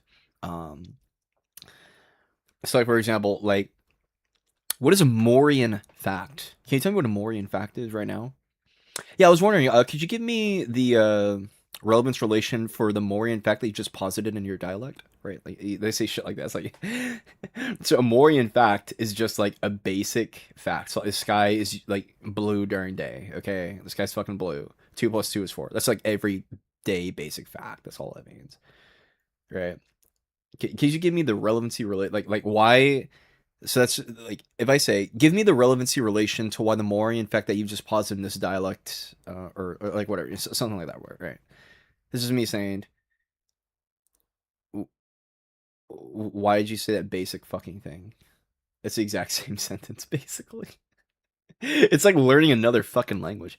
There's just people who make you feel like you're an idiot who doesn't understand them when they don't even know the point they're trying to convince of you. Some people do. Some people are actually really good and they've essentially learned this second language. It's like learning a second language. It really is. And it in literally no aspect of life is this shit like actually like useful except like very hyper specific aspects. So like I think like learning like philosophy is probably like useful for like abortion, for like why it is good to allow like LGBT relationships. You know, why should we allow like trans people to exist? Right? They're weird and they blah blah blah. And then if you understand philosophy, then you can debunk or at least like make these people look stupid who are holding bigoted beliefs. There is utility in having this knowledge, but most like Phil debaters, they're only interested in like just looking really smart without like actually having any substance. It is so embarrassing.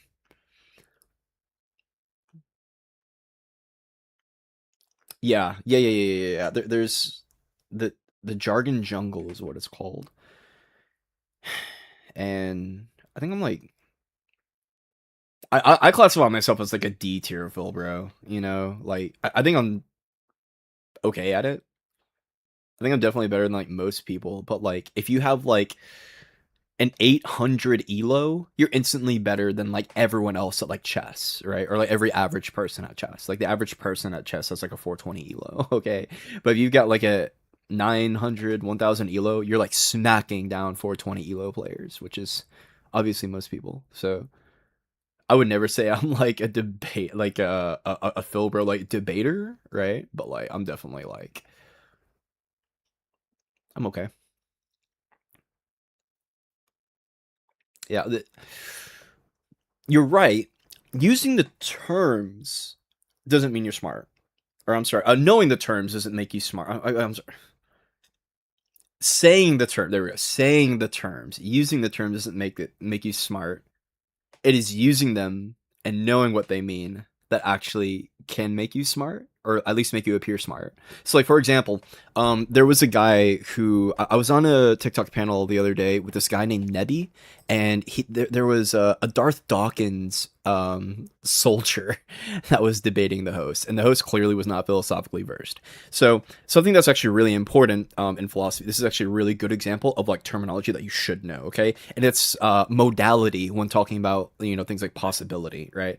So when we talk about like possibility and like what kind of modality are we talking about, if I say it's possible for a cow to jump over the moon, you're looking at me like, what the fuck do you mean, Ethan? No, the fuck it's not. And I say, yes, it is. And you're like, no, cows can't jump that high. And then I say, wait, can you imagine a cow jumping over the moon? It's like, well, yeah, I guess I can imagine. Okay, well then it's possible. And then you're sitting here like you're a fucking idiot. But when people do that, they're not wrong, but they're engaging in like a very dishonest way. It's called logical possibility, and it is logically possible for a cow to jump over the moon, right? Because when we talk about like logical possibility, that just means like, is there a contradiction, right? So like, one second. Fuck around.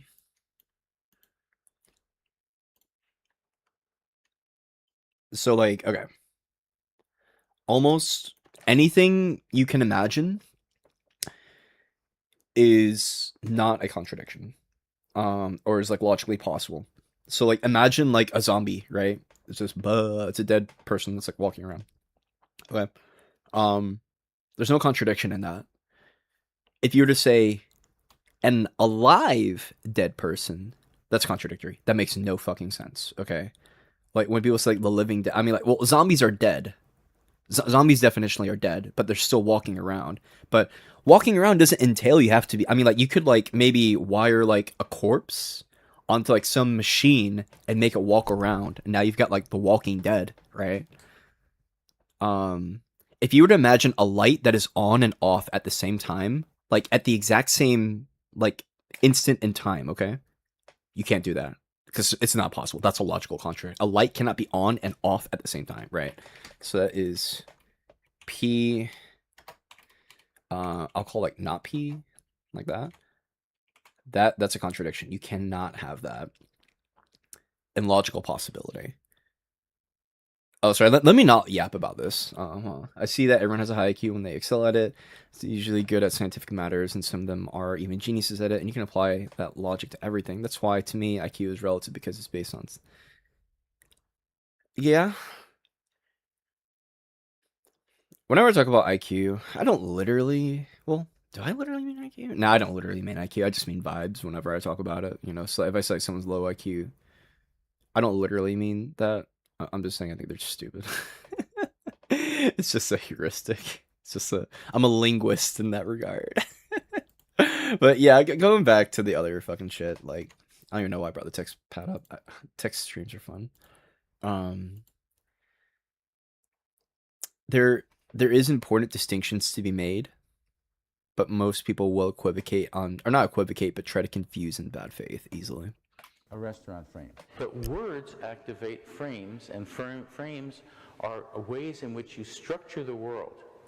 You cannot think without frames. You cannot speak without frames being there, and those frames are physical. They're circuitry in your brain that carries out all those inferences and imposes that structure. By the way, how many frames do you have in your head? Tens of thousands. Anytime you have any institution or situation that is conventional, that you know about, you have a frame for it. Autistic vertical thinkers are good at establishing a frame and digging deep into it using logic and logical analysis, while schizo thinkers are very good at connecting frames using vibes and intuition. We can even see in the brains of autistic people the degree to which neural connections are more clumped together in isolated frames from one another. Interesting finding, autism. Autism, people have been looking for what's up biologically, and the initial assumptions would be there's not going to be enough neurons in some part of the brain, or maybe too many in another. What appears to be the case so far is there's a relatively normal number of neurons in the cortex. But then some people started studying the projection profiles of neurons in the cortex of individuals with autism post-mortem, very rare to get these, and you see a power law distribution, but it's a different one. It's a steeper one. What does that mean? In the cortex of autistic individuals, way more of the connections are little local ones. There's far fewer of the long distance ones.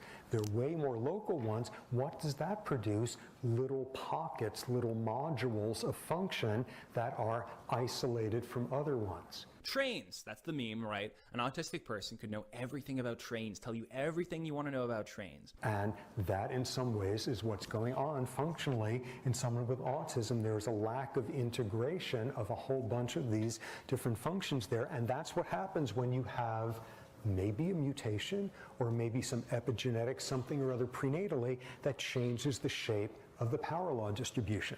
Building on top of this, it's incredibly important to know that the things that connect frames in your brain together are technically metaphors. And I don't mean that in some abstract way. I mean the literal neural circuits that connect frame to frame are metaphors. And then you have a huge numbers of metaphors. So what's a metaphor? Metaphor is a map from frame to frame or schema to schema. And what you're learning as they both active, you get spreading activation that goes through the rest of the brain, finds the shortest circuit between them, and that forms a circuit. That circuit is the metaphor. So again, I pour more water in the glass, the level goes up every time, more is up, less is down. and we have a metaphor: more is up, less is down. Prices rise or fall. They apply to prices. They apply to temperatures. The heat went up, turn the heat down, and so on. Autists have trouble understanding basic metaphors that we use to structure all of our social norms. So if I say to an autist, hey, if you just go up to an ugly person on the street and say that they're ugly, that's like punching them in the face. True. An autist can't connect the frame of how is saying a fact the same as hitting someone. It just doesn't make sense. The problem with the online debate space, which is characterized by autistic ways of knowing, is that— True. Oh my god, this guy's like dropping like truth nuke after truth nuke, bro. that people will put forward a coherent frame that is based, that is a logical argument on one topic or another, but they won't contextualize the argument, or they won't contextualize the logic in the broader context of the real world, where people don't use logic to form their opinions. I feel like this whole thing that Destiny introduced, where you seize frame and you never let it go, and that's what it is. Like, you understand that's like the Andrew Wilson's thing. Of course, is that like he is a master of the frame game. It's hyper autistic. Yeah, well, yeah, but True. True. Oh my god, bro. Wait, I need to bring up the pic. I'm bringing it up. It's true, bro. We ain't beating the allegations. I fucking love this image, bro. It's so true. Stick to the frame, and you don't consider any context outside the frame. Because the key to winning any debate is holding frame. That is, it's so easy. An LLM could do it, and probably already is doing it. The problem with irrationality, with rationality, is that it tends to fall in love with its own productions, right? And so then it comes up with a theory, and it makes that a totality, and then it won't let go. So the rational mind has a totalitarian element. And we know that to some degree because that kind of rationality seems more left hemisphere focused, and the left hemisphere tends to impose structured order on the world and be updated by the right hemisphere. And the right hemisphere generally updates it with negative information and with fantasy. Look, the problem is people who reject logic, yeah. I mean, it's like when people say that they reject knowledge, or not knowledge, logic, like by virtue of you rejecting logic, like even pausing that claim, then you embrace logic. Like, it's self-defeating, you know? Like, if you utter this statement, I have an experience, right there, you just accepted the 3 laws of logic, okay? I have an experience. Like, every single word in that sentence has, like, meaning and fulfills the 3 laws of classical logic. Like, but they're like, well, where's logic come from? It's like, well, comes from the brain. Like, as a conceptual thing, it comes from the brain. But, like, there's, like, obviously fundamental rules that are abstract that the universe does follow. But where do they come from? It's like, it's a disposition of the universe, bro. It's kind of terminal. And so the left hemisphere will Also, reject JTB and probably embrace knowledge first. Knowledge first seems pretty epic, actually. impose a coherent structure on the world, which is really necessary for you to live in it. But the problem is there's a Did I say logic first? I'm going to say knowledge first. I don't know what I said there, but it's knowledge first. tension between coherence and completeness, and that's partly why you need 2 hemispheres. You need one to represent the world, and you need one to keep track of the exceptions and to feed those slowly into the representational system so that it can stay updated without collapsing into complete chaos. Again, logical coherence is important, but it is not very good at causing people to change their minds. It is far more important for a particular ideology to gain adherents that are influential and who others seek to imitate. Yes, exactly. He's right. He's right. Oh my god, that's exactly what I've been saying for like ever since I started doing this shit. Okay, doing shit like an admiration of an individual that people want to imitate. Yes, and that's what I'm saying. We have to fucking humiliate every single turning point chud, because when when Charlie Kirk gets fucking embarrassed, who wants to imitate Charlie Kirk? Bro, he's a loser. He's getting embarrassed, bro. Oh my god, look at how he just got blown the fuck out. Oh my god, Charlie Kirk destroyed. Who wants to fucking imitate that shit? No one, of course.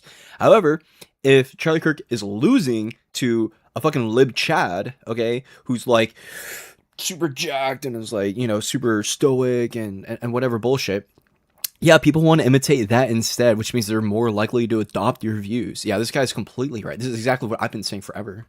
which is what I cover in my video on the feudal structures of cultural and mimetic power. Until next time, remember, if you are autistic, you are truly a cognitive berserker, and you have within you a great deal of potential. But True. you must remember, connect your frames, contextualize them in the broader world, and then join the radical enlightened centrists or something. Oh. Until next time, Dude, good this luck guy's and epic. Godspeed. This guy's actually epic. So I definitely... Oop, I didn't mean to click that. This guy's actually epic. He's on 1 + 1 = 2. Won't even say it's 3. They just refuse to agree. Yeah. Because they're like bad faith. They're like hella bad faith.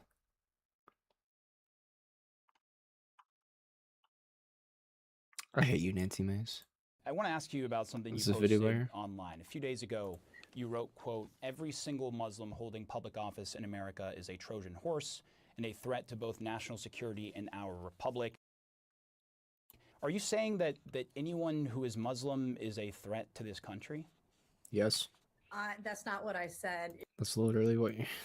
I want to ask you about something you what did she posted say? online. A few days ago, The fuck did you she wrote, say? quote, "Every single Muslim holding public office in America is a Trojan horse Like, and a threat to both national security and our every single Muslim? republic." Are you saying that anyone who is Muslim is a threat to this country? No, anyone who's Muslim is in public office. That's not what I said, and that's not what I said. Number one, I think we do have a real issue with radical I mean, it sounds Islamic. like that's what Radical Islam, bro. you're saying. No, I was talking about elected officials. What are Yeah, I was talking about elected officials. Don't be convinced by any point you make. They just reject logic, so logic can be used as an argument against them. Well, I think it depends on the framing of the debate. And, what is it? Yeah, it depends on the framing. So, like, when we talk about logic, like, instantly, I'm, like, thinking about, people who do, like, presuppositional apologetics, which is the most brain-dead, incoherent, like, stupid fucking thing on the planet. And its own fucking way to, like, ground logic, even that doesn't fucking work, because it's all built on presuppositions which are inherently ungrounded. Like, yeah, I ground my thing in a thing that's inherently ungrounded. Like, this is this is absurd. This is incoherent, bro. Like,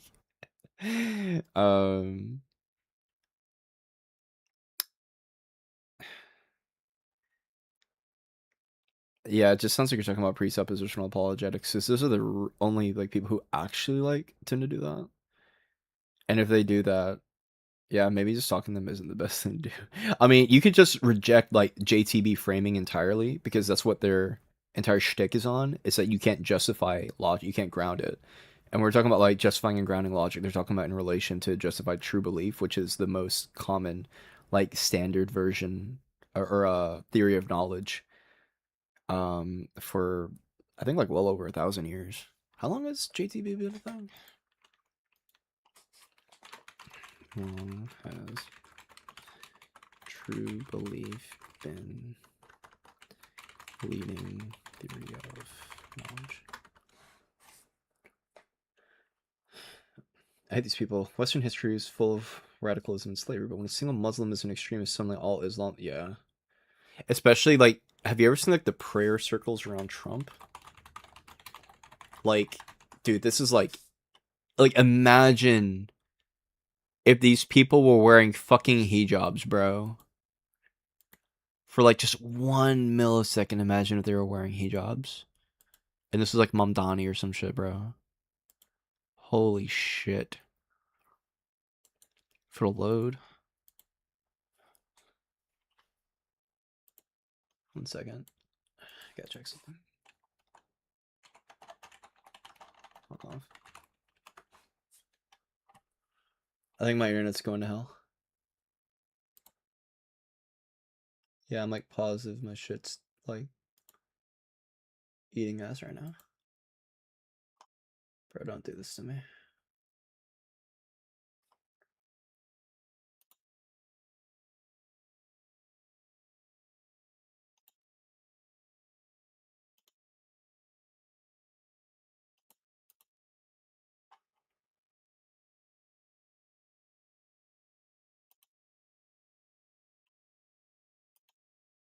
Bruh.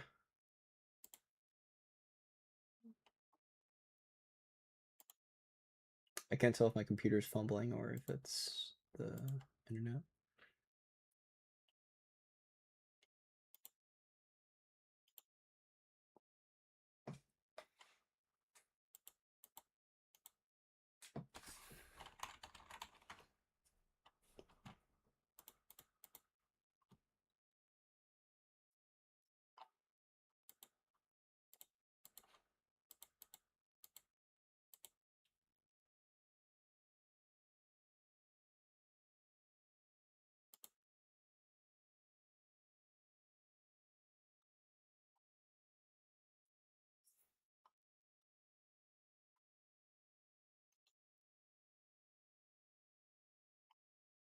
Holy shit, my thing is in hell. Bro, this is unacceptable. Not cool. Not cool.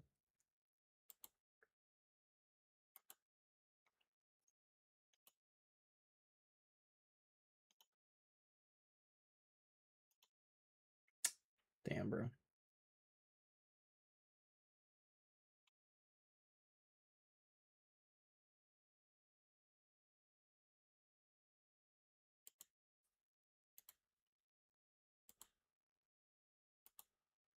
Yo, Scott, can you hear me?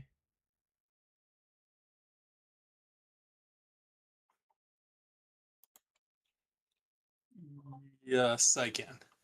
Yo, how bad is the stream right now? My internet's going to hell. Ooh, let me check it out. Yeah.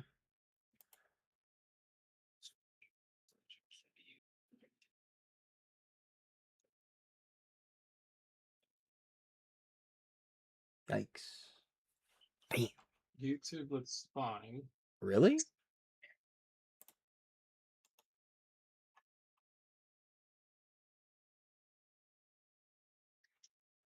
Let me check Twitch.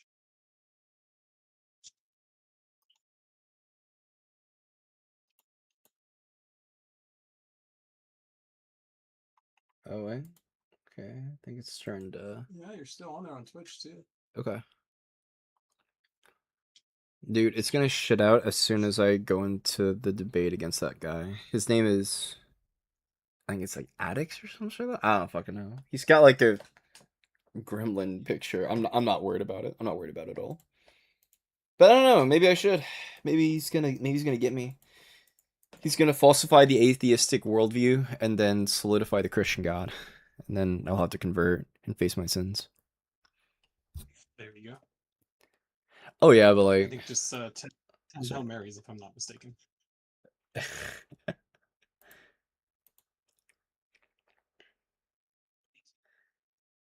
all right, thank you.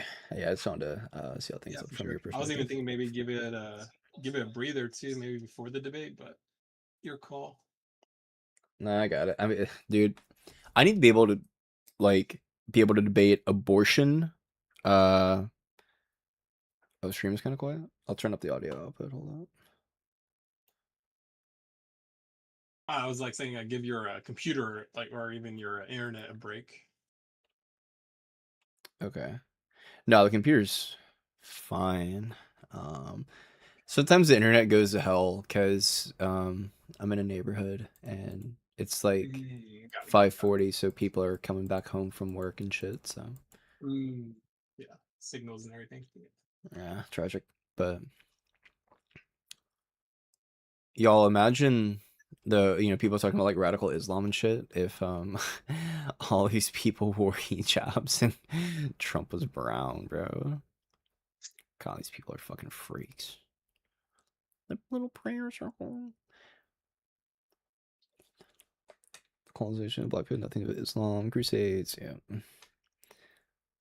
Problem is, deep down, they know the truth. They just want to lie. It's true. Anyone today can look up religious matters about Islam in English. Oh. Allowing Microsoft to bounce your signal to others? Yeah, DM me on that. I have no idea what you mean by that. I mean, if I can turn that off, then that'd be pretty epic, but... yeah, can you DM me What were you talking about there?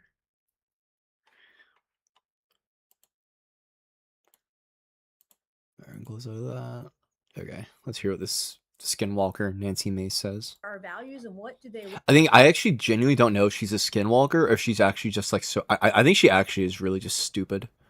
I don't even think she's a skinwalker. TV. Actually, no. I remember. Yeah, she's just really stupid because I remember running into her at the University of South Carolina, and she was doing a Turning Point event, and I wanted to debate her on abortion, and I was like, hey, without appealing to Christianity because of separation of church and state, can you justify your pro-life stance?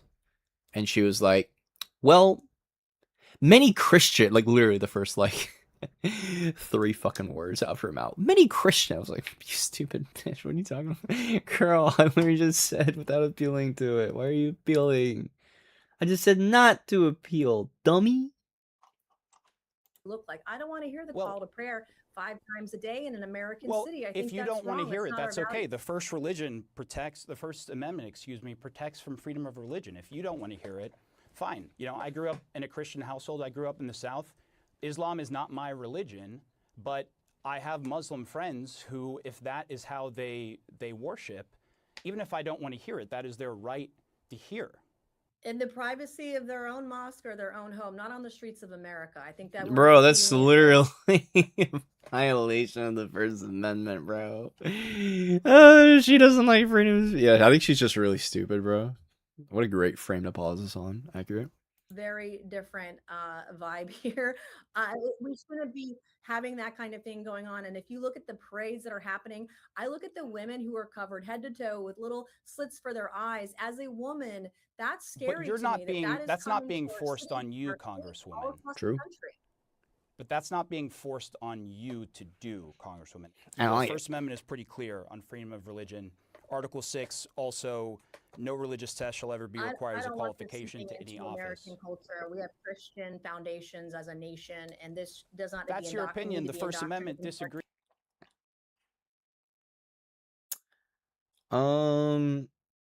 Let me set up some time with you afterwards. I don't know if I want to like, or actually, yeah, go ahead and join.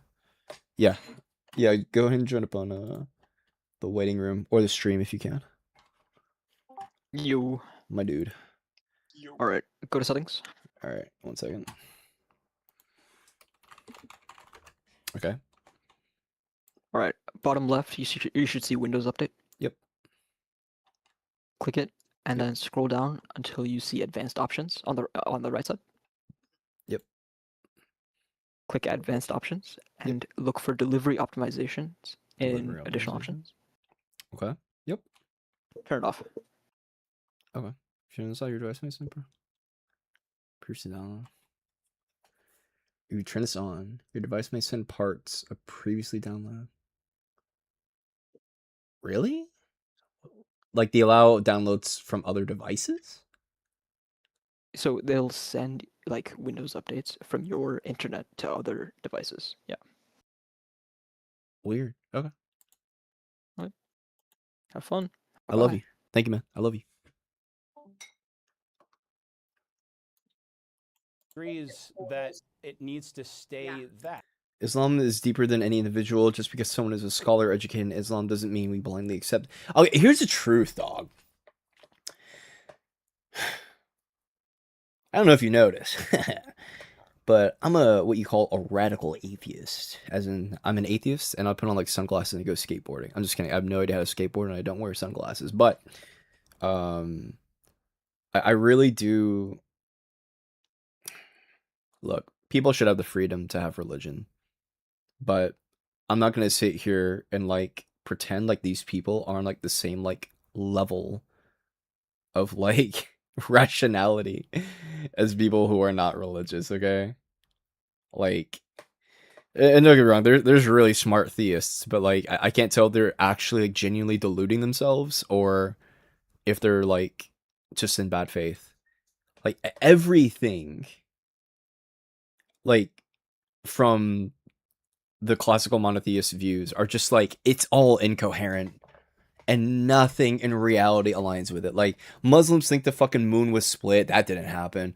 Christians, oh, they all believe in the 6 days of creation. That didn't fucking happen. They all believe in like Noah's Ark. That didn't happen, right? All the things that just didn't fucking happen. It's like, wow, it sounds like a bunch of people just made shit up. Like what has greater explanatory power? There were people in power who needed to assert reasons why they had the power that they have, and their power was chosen by some god or whatever. And so they just dogmatically said that God chose them, and then everyone said, "Oh, okay," and it's like locked in on it. Or it actually is a text of God, and God is just deceiving us. Like it's fucking stupid. As our own mind, so if someone's words are clear or closer to the Quran, and how it's completely fine to follow them over as scholars. I don't even know what that means though, Razor. Or is it Rowlis? I'm not sure how to say your name, but I don't even know if I would agree with that. Call me Ray? Okay. Oh yeah, I think I remember saying this before.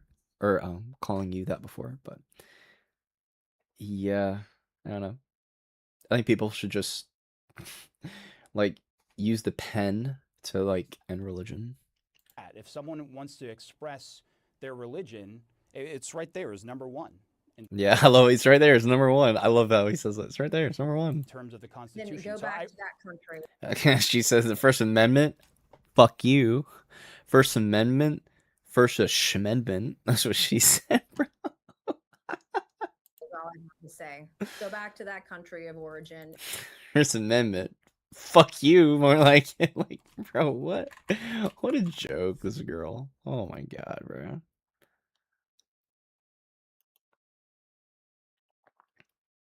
Not human. Not human. Actual skinwalker. That's good. Isn't she actually pro-choice? Life. Oh wait, what? Never mind. Oh my god, never mind. I thought she had pro-choice views because she was sexually assaulted. But I was wrong. A fertilized egg as a person with equal protections. This is crazy. The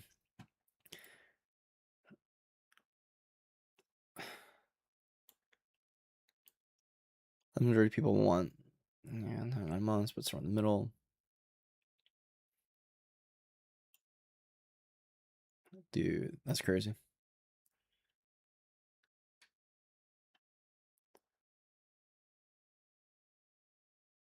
Depth ceiling, extraterrestrial life. She believes space aliens have been interacting with humans. What the fuck, bro?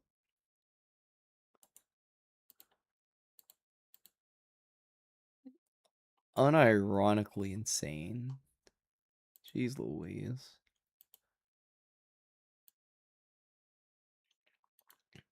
Would not rule out the purported drones were from outer space or outside the universe.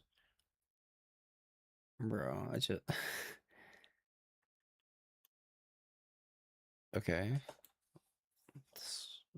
Okay. Damn, and she supported us sending troops to get Gaza? God damn. Kill Obamacare? Well, that's stupid. Total Islamophobe, we know that. Hates gay people.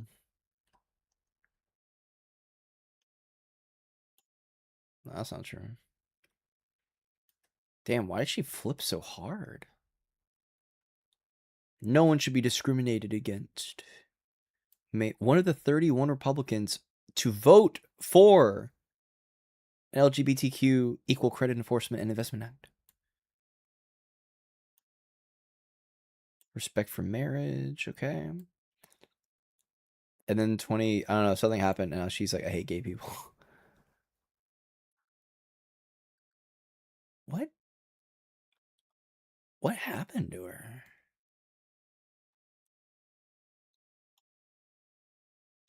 I don't know, maybe she just got fully in line with the Trump train and all the bigotry.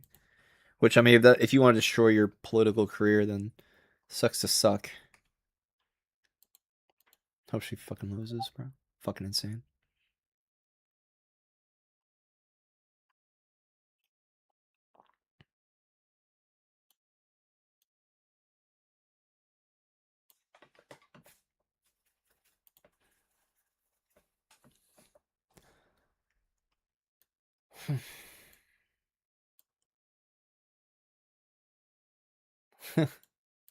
Little grifting fuck. Trump's legacy been wiped out. He should be held accountable for his actions. However, let's not impeach him. Like, okay. Okay. How, and let's endorse him for fucking 2024. What a joke. Be right back. I'm gonna deafen. Got a meeting, but I'll be still here if you're gone. Then it was good seeing you. But if anything, I'll tune in for the debate. Yep, no worries, bro. Oh yeah. Sir Jacobs. She, I've seen her before. She looks like Ben Shapiro. She looks like Abby Shapiro.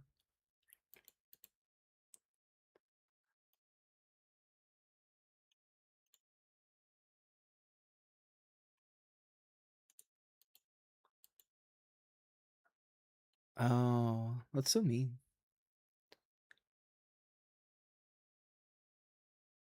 Ooh, that's a good looking dude.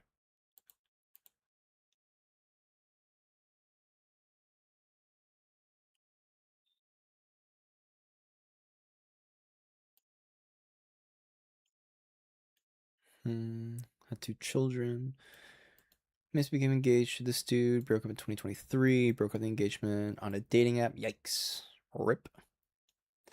February 2025. Ooh, how did she find him on the dating app? Was she on the dating app herself? Women. This is a joke. She accused Bryant and 3 other men of physical abuse. All the men denied the accusation. Claimed she had voiced the accusation only in Congress, not showed from legal liability, which exposes she had made anywhere else. Oof. Sued her for defamation. Yikes. I wonder how that one. Vandalized with profanity, 3 anarchy symbols. PRO Act.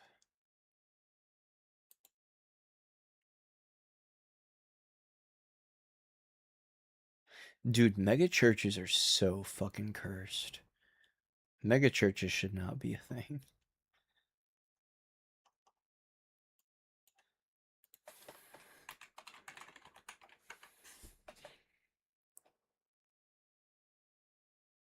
Oh, they're Protestant? I know they're specifically Protestant.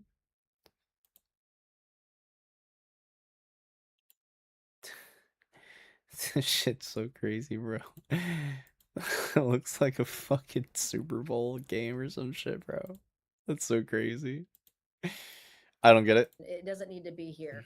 Congresswoman, America has a long history of expressing cultures from various countries.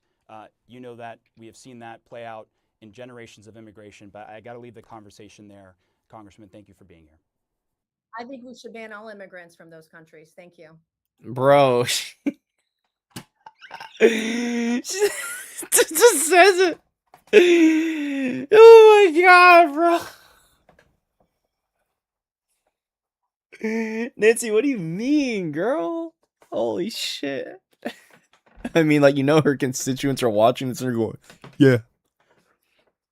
Mm-hmm. And that is your opinion, Congresswoman. I want to ask you about something you posted online. A few days ago, you wrote, quote, "Every single Muslim holding public office in America is a Trojan." Get her out of here, bro. Get her out of here.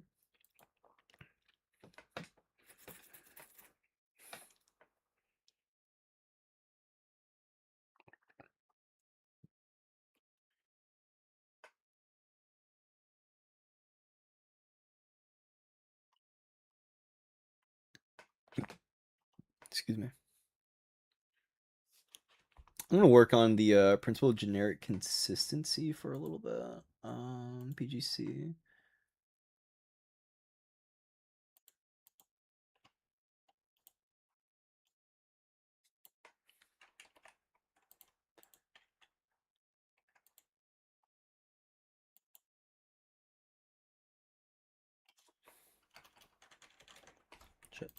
Okay. Okay.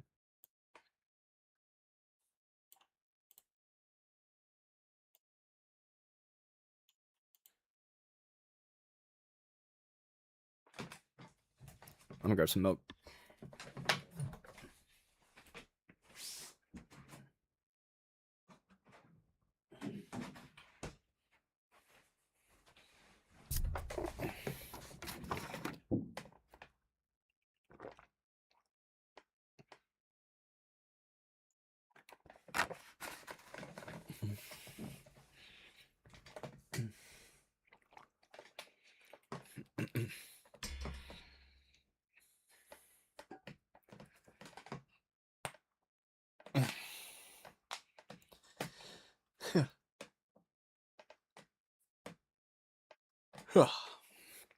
Okay.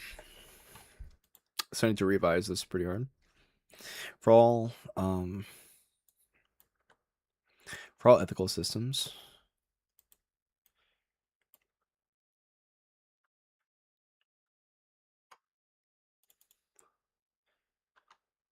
for all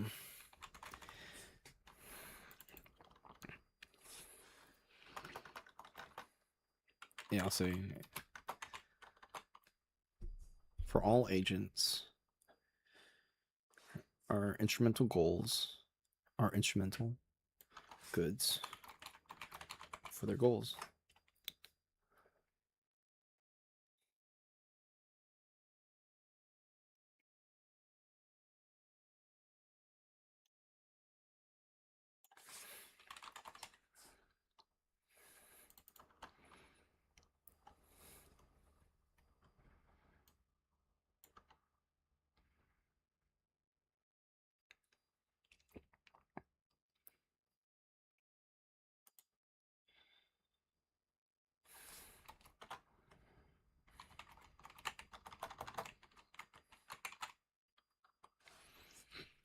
For all agents, freedom and well-being are objective instrumental goods for their goals. P2, instrumental goods are good. Conclusion.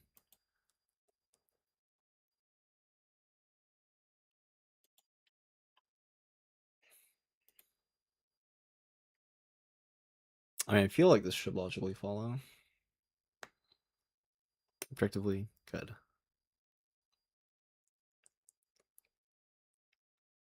Yeah.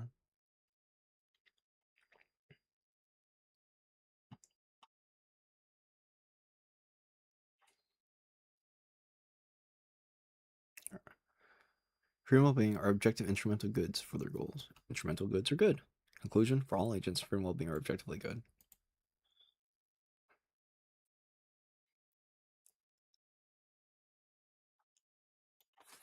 I'll say moral goals.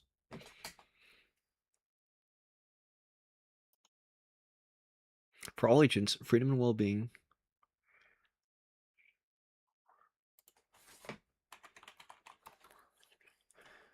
are objectively or morally objective.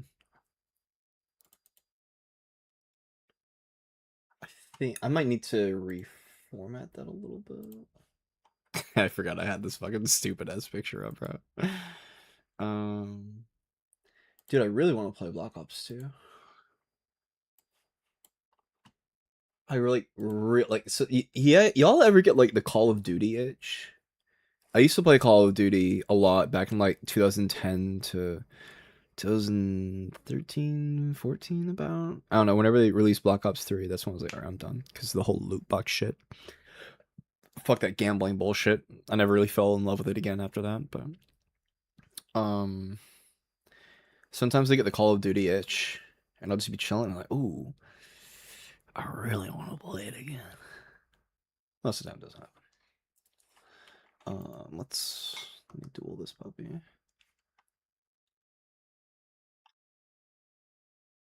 Excuse me. Pretty sure it's logically follows. It feels like it does, but it's probably gonna be like.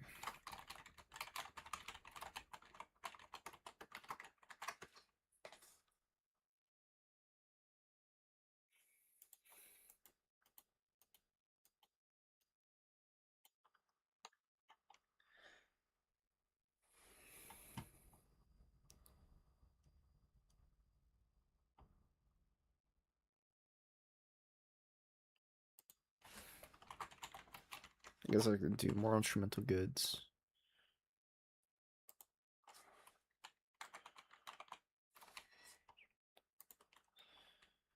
Moral instrumental goods are moral goods. Oh, yeah.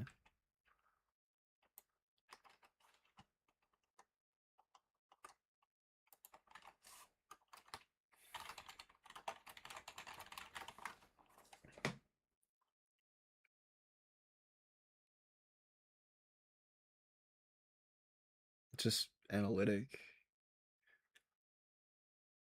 Find moral instrumental good.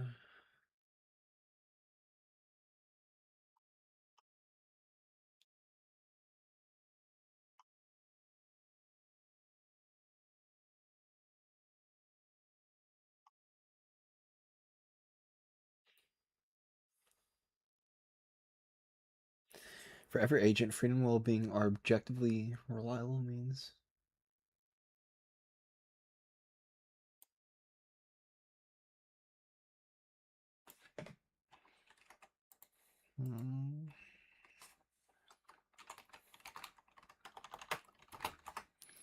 For every agent, freedom and well-being are objective.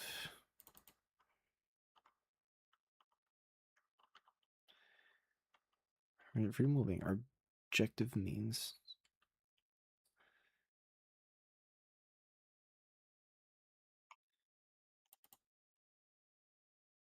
I don't agree with that second statement there. I don't like that. Yeah. Morally valuable goals. P2. Yeah, because that wasn't real. Because I think the intrinsic good you can kind of make up. Actually, no. I think this is the only intrinsic moral good you can actually have. The only intrinsic objective moral good. Whatever is an objectively reliable means. What does pro tanto mean? What does pro tanto mean? What does pro tanto mean? To that extent? No. For all agents, freedom and well-being are objective instrumental goods.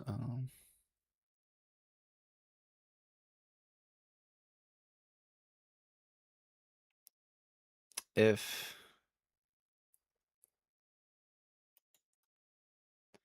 so, like maybe instead, maybe like a modus ponens.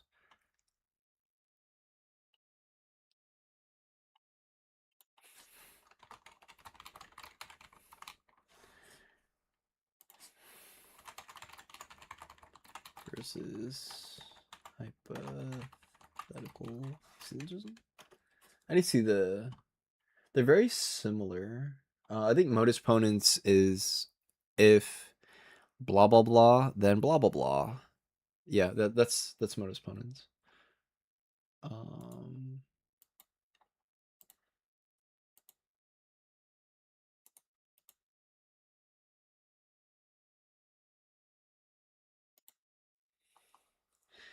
If P then Q, P therefore Q. Oh, never mind. Oh, I got mixed up. Wait, what? If P then Q.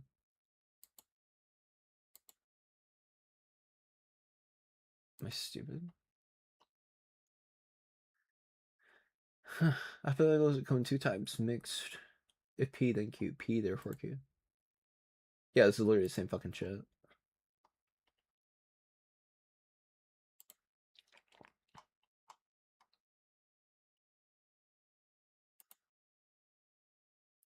If P then Q, P is true, therefore Q. If P then Q, if Q then R, therefore, yeah. So we're gonna do modus ponens.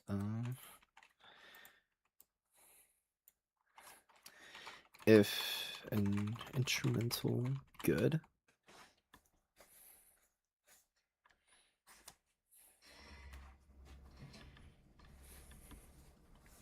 if an instrumental good is required for all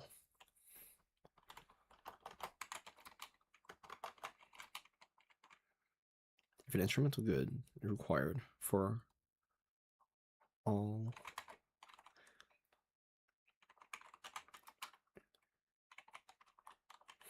if a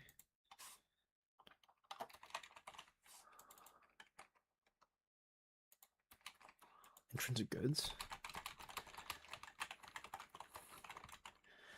objectively good, then it is objectively good.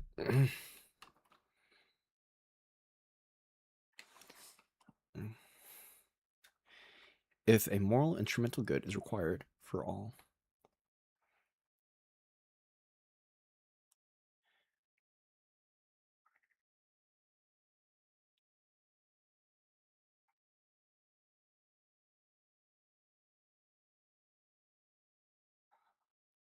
um,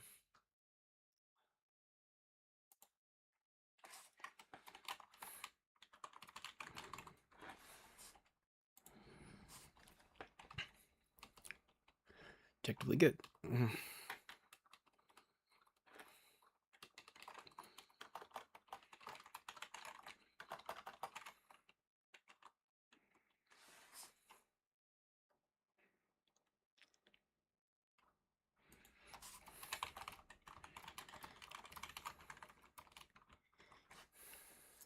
Is a if an instrumental good is required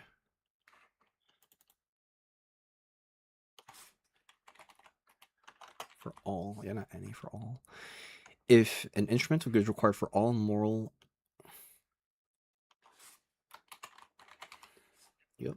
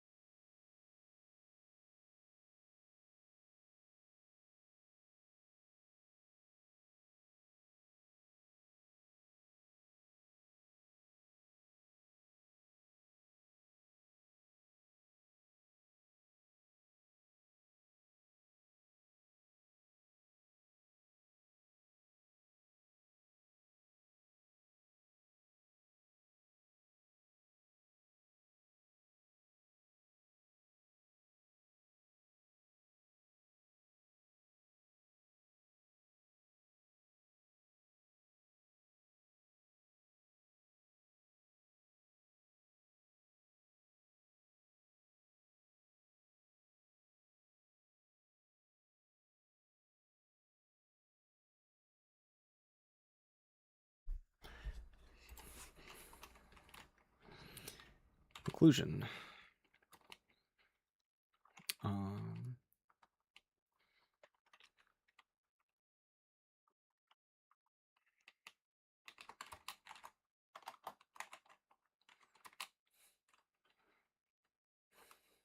Agents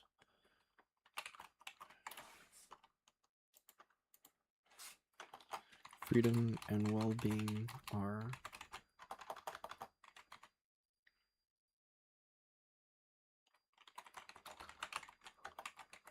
objectively good.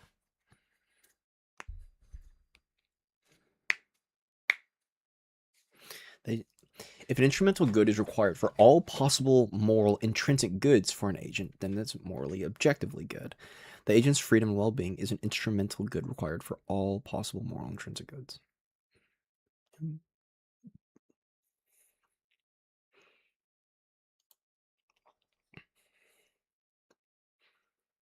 For an agent, that's morally objectively good.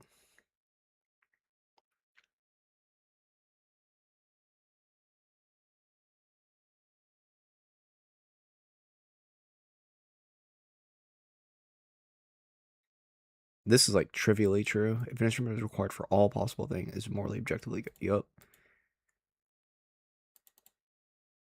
This seems like pretty fucking trivial.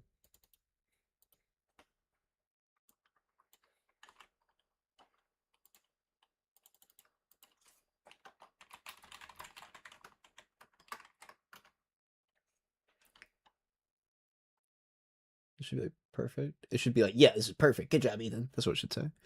Yes, this is exactly valid for. Yeah. There we go. It's a hell yeah.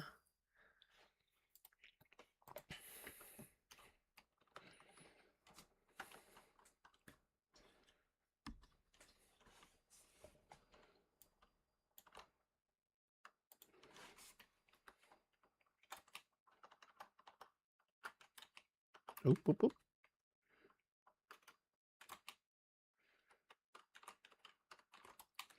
Instrumental good. Oh, well, that's just like, that's like trivial. The agent's freedom and well-being is an instrumental good required for all possible moral intrinsic good.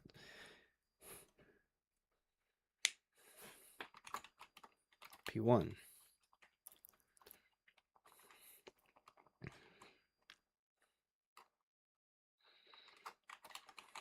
Agent require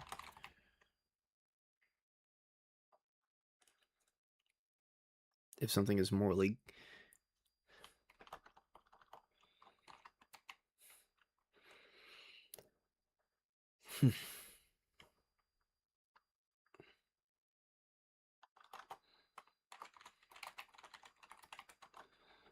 P1.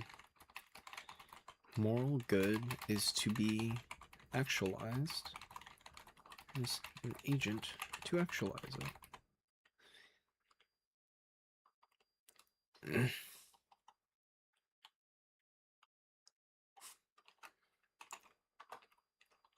P2.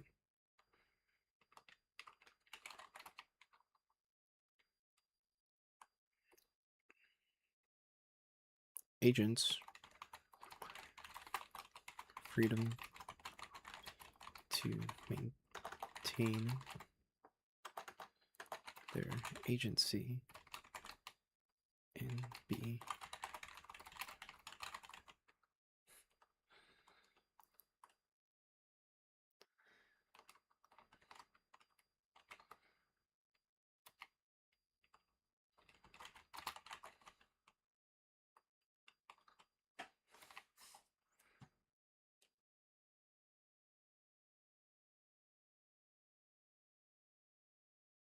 the agent's freedom and well-being. Yeah, and that just concludes on that. Yeah. If a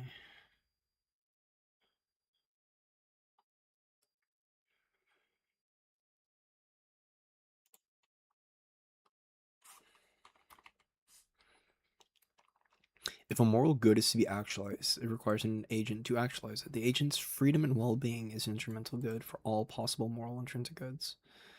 All agents require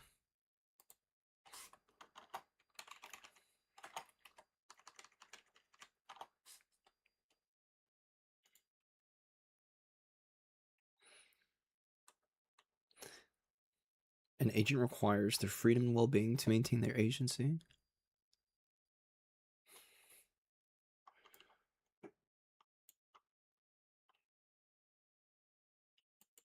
Yeah, I feel like I should just delete that part to maintain their agency.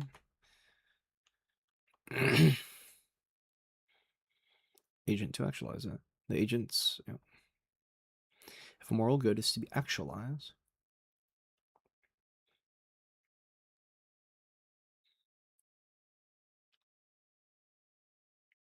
correct. I'm just trying to get this formalized. I was going to formalize it for the last like 5 days, so I guess I'm trying to do it now.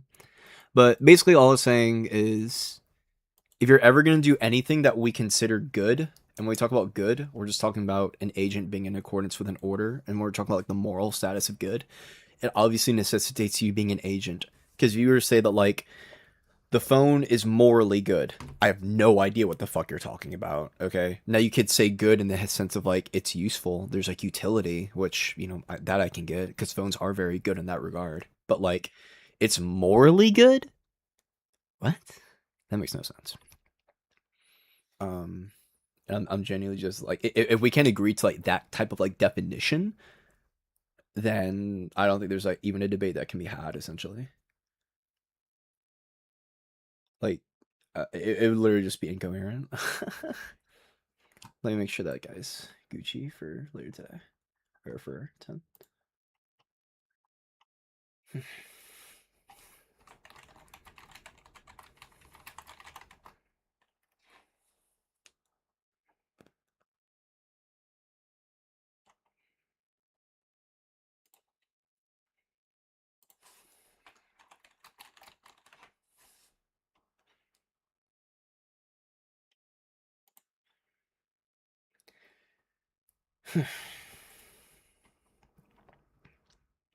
Is it maximally good in accordance with nature? Yes. I mean, when we say, like, human nature is a part of nature. Like, humans have a nature. So, like, for example, part of human nature is not liking the taste of poop, right? Now, there are humans who can eat poop. There are humans who will eat poop. But, like, that does not define, like, human nature. Like, human nature, humans have 10 fingers, okay? There are humans who don't have 10 fingers. That's a thing. But, like, human nature, like, broadly as, like, a kind? Yeah, we've got 10 fingers, 10 toes, you know, that jazz. Is it maximally good, though? Fuck yes, it is. Nation stream well-being. Stream. Goods required for all possible moral. Moral good.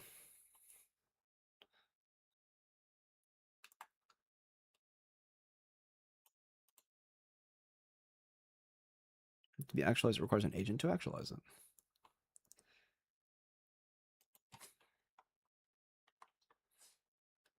It requires the freedom of well-being.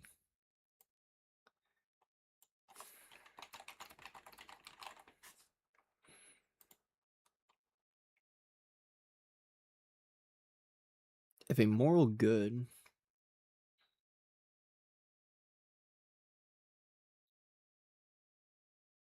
an agent's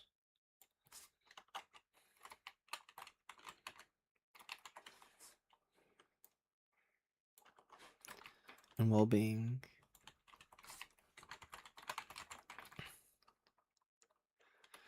instrumental goods are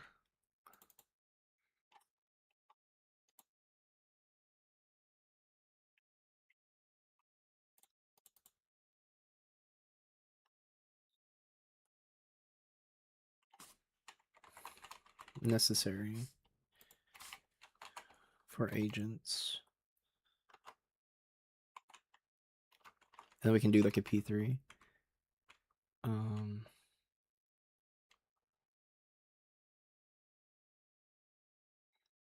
Agents' freedom and well-being. Freedom and well-being are necessary good for the agent.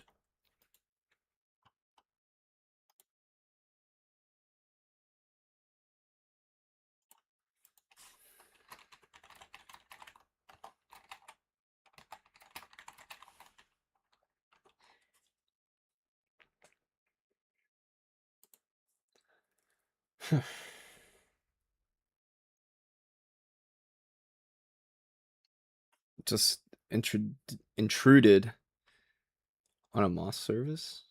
What'd you do?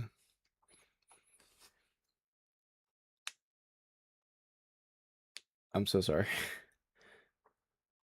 Straight up brain rot. Oh, got you. Okay. Yeah. Yeah. I was reading that and I was like, bro, just I would just like reject it entirely, but I mean, I don't know. Man, I hate debating Islam, bro. I hate debating Islam. Cause like it's impossible not to bring up Aisha, you know? No, we weren't arguing. I was just kind of like, I don't want to say shooting the shit, but like we weren't like arguing. I'm not sure. I wouldn't say we were arguing, but I said like all religion is stupid. So I'm not like Islamophobic about it.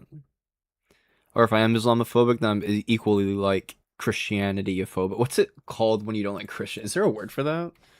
What is it called when you don't like Christians? Is there a word for that? Anti-Christianophobia? That's the thing? Christophobia? Christophobia sounds... Yeah, that sounds right. Christianophobia. I'm Christian phobic, bro. It's so funny. Not the Christians. Oh no. I mean, like Christian persecution, like, is a real thing in some places, but like in the United States, like, bro, get over yourself. uh,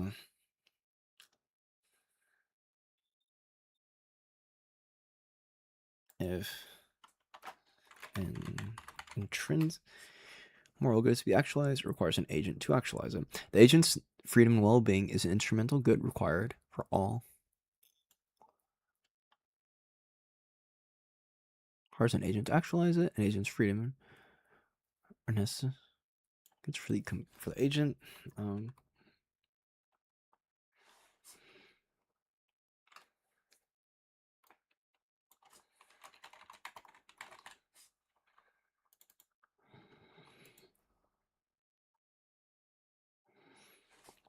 Okay.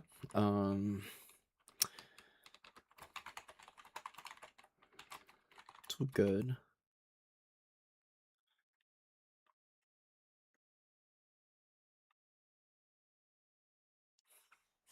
I feel like I can hypothetical syllogism this. If P then Q, if Q then R. What would that look like? So if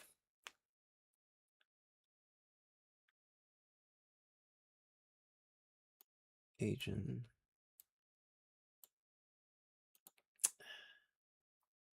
I don't know. Instrumental good. Agent's freedom and well-being are requirements for the agent. Instrumental good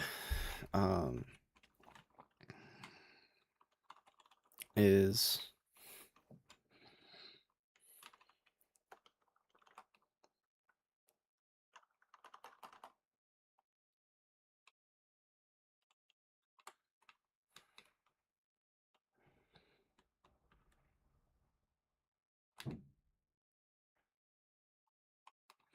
agent's freedom and well-being are requirements for the agent.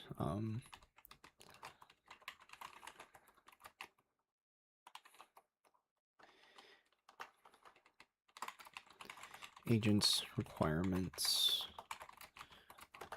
are instrumental goods. The agent's freedom and well-being is an instrumental good. I should say are instrumental goods. Are instrumental goods required for all possible moral intrinsic goods? Yep. Okay. If an intrinsic moral good is to be actualized, it requires an agent to actualize it. An agent's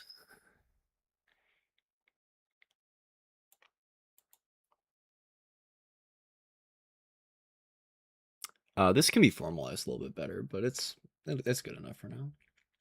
All right, let's do this.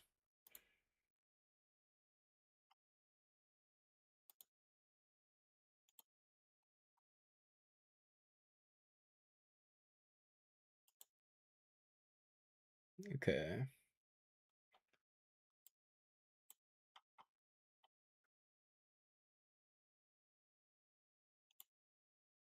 I have no idea what to expect, TBH.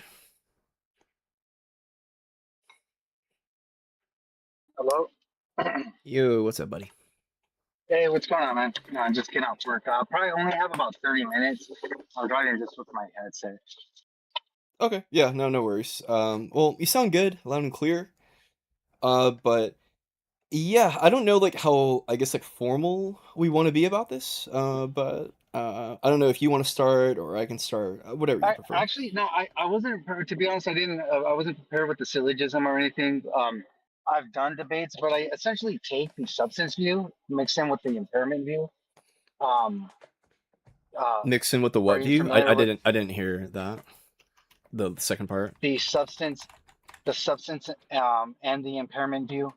I'm not familiar with the impairment view, but I think the substance view is just that like there's like some material substance, like you could say that like the zygote or whatever, and then that like constitutes, I guess, like some moral consideration.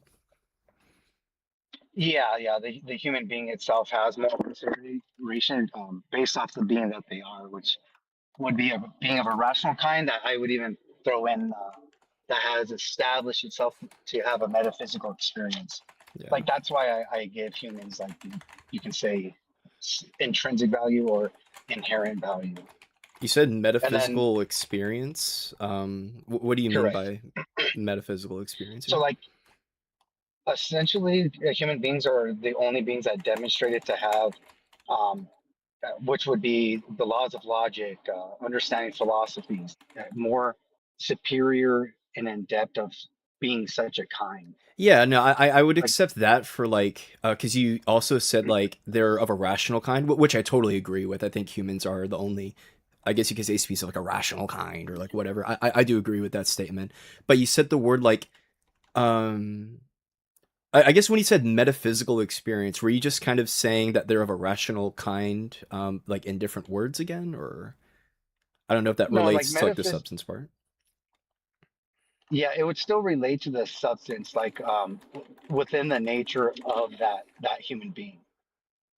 So humans, essentially, what I'm saying is humans are the highest of value because Mhm. they are a rational kind, and the metaphysics is just going to be a part of rationality. Okay. And what's the impairment view? Impairment view is I believe in that specifically when we're talking about abortion is that a mother has a moral obligation to not intentionally cause harm. What I mean by harm, that is going to be a case of killing or impairing, meaning interrupting their developmental process, Yeah. Okay. such as drinking and smoking. Maybe she wants her child, let's say, disability because she uh, is fascinated with disabilities, so she, let's say, impairs the development of her unborn. Yeah, no, I've got you. Okay, so this checks out. Basically, all you're positing from the pro-life view is you have a substance, and that substance is a being of a rational kind. So like a zygote, and a zygote, I would agree with you, is part of the human species. It is a human organism, and then that's the thing that you give moral consideration to, and then the harm theory is doing things that do some material harm to it, like killing or whatever. Is that accurate? Yeah, yeah. I mean, there's different accounts of harm, but just the gist of it, Yeah, that's like an that's fair to example. say. Yeah. Okay. Cool. So and I'll try to like I guess like go fast. And if at any point you want to interrupt me to do anything you need to, feel free to, because I will do the same with you if there's something you say that I disagree with. So I guess like when Yeah. we say this substance view, you said like a human being, like when you say human being, are you taking that to be like a person at like conception? Correct. Yeah. So I take human being and person to be the same thing. So when I refer to like a human being or a person, I'm gonna apply that to um, that being, which is a biological human. So Okay. I take it to be that humans can be in a different state. That can be dead or alive. Right. Yeah. Is just like an undeveloped person. Okay, so now I think the biggest problem that the pro-life view runs into is we run into really unintuitive definitions of personhood by defining a person at like conception. So like, for Uh, example, have you heard the conjoined twin counting problem? yeah, correct. So yeah, how do you address that? Yes. Yeah, so I'm gonna say like the existence of consciousness is still gonna be from that biological organism, which is the human. And even though there is some type of unique disability or traits that human develop, I can even see where the sentience consciousness whatever arbitrary standard we have for that, I still would value that and still believe that is the human. I think you're talking about the two consciousness, right? On the one human being or the human organism. Yeah, you've got one human organism, but with two conscious experiences. Like, how many persons do you have and why? I'm still a little lost. Yeah, it would be. There's one. There would be. Depends how someone can describe persons, and I can even grant that. Um, that would still be a human being with two consciousness. I would say. So two So, heads, right? Like that's how I would describe it. so how many persons is that? Because before you did say a human being is a person, but are we saying there's one person that has two consciousnesses? Yes. Okay, so this like Yeah, sure. intuitively makes like no sense, because everyone like would say that there are two Well, persons. Like so well, I'm just saying this doesn't align with any intuitions at all. well. I mean, it depends who you're asking, right? Who's intuition? Like, I can even ask you the same thing. Have you heard of I think the brain split example? Let's run through it. Yeah. So there's your brain, and it somehow got split, right? In two bodies, right? In two human beings, right? Is there two of you that exist? Are we saying like And there's who is the original? two? I'm a little confused by this example because like I don't even know like how that. I don't want like what does that metaphysically even look like? I can't even comprehend this. Yeah, sure. So let's say there was a way to have your brain split, right? And then your brain goes into another body, right? There's that body. Does it like And I would even say regrow? Because the when we other say half of your brain brain, split, like I understand the hypothetical, like that doesn't entail death, but like when like just nomologically, if you split someone's brain, like they die. Like I like are they having a shared consciousness? Is it two well, totally separate consciousnesses? I don't know. yeah, no, so it just, Wait, if you said in the something, oh sorry, hypothetical, you went quiet. If you were saying something in the last like 5 seconds. yeah, so just in the hypothetical, right? If there was a way to split your consciousness, right? Like if there was such a way, Okay. right? And it was put into a different person, one body, and then another body has your brain. You agree that your organism, the body, no longer exists, but would there be two of you or just one of you? Like, is the consciousness Mm, shared, or do you have like two different experiences? There would be two different experiences. Would there still be? But mind you, it's your brain. Yeah, So I when I would say say no. it's That's your like brain, that's it's two still going to persons. be your Then I think a way easier example then would just be like, hey, what if I could clone you, right? I would say there's two persons still, even though like it metaphysically is the same brain, right? Because if you clone someone, like you're taking a carbon copy of the exact same thing, right? Metaphysically, like it's still the exact same thing, but there's two instances. So I would say there's two persons. But you would you say there's no problem saying that there is two of you? Like there can be two of you, but two of you can be two of persons. Yeah, there's two persons. Yeah, exactly. That's what I'm saying. Okay. Whenever I say you, I'm almost always referring to the person that is you because I make the distinction between the organism and the person, and I think the person quite literally is the brain. Sure. Yeah, and that's fine, and I understand where you're coming from. So, like when because I'm sure you've probably heard a lot of these questions. Like the problem I have with personhood is I think it's so very subjective and arbitrary. Like especially with the No, it's philosophy not. of like Peter Singer, Michael Tooley. When they make a distinction of personhood, there's going to be different qualifiers of what is a person. Yeah, I I think a mean, lot like of people I'm make not really saying bad arguments for it, but I guess for the sake of this conversation, we can engage with my definition of personhood, which is just the capacity. You have the material and it's working to project the conscious experience or sentient experience, whatever you want to call it. So, regardless of the structure, right? Even not of a human being, is it fair to say sentience and consciousness are going to be the same thing? And for a thing to be a person, that like roaches and other mammals, they would have sentience, like maybe a very minimal sentience, but are they a person? No. Okay, but even if a roach is sentient or mammals are sentient, I mean, they is are that sentient. Like they do experience, but I don't care about them. so? What would be a person again? I thought it was sentience and consciousness. I mean, it's a being of a rational kind that has the capacity to deploy the sentient experience. And by being, I just mean like the brain, physical shit. So the being, it wouldn't have to be a human, right? It can, if a being can deploy sentience, right? Because I'm sure you're familiar with the whole vegan perspective. Well, yeah, but it Like has if to we be. can You have to demonstrate, remember, I said of a rational kind, but yes.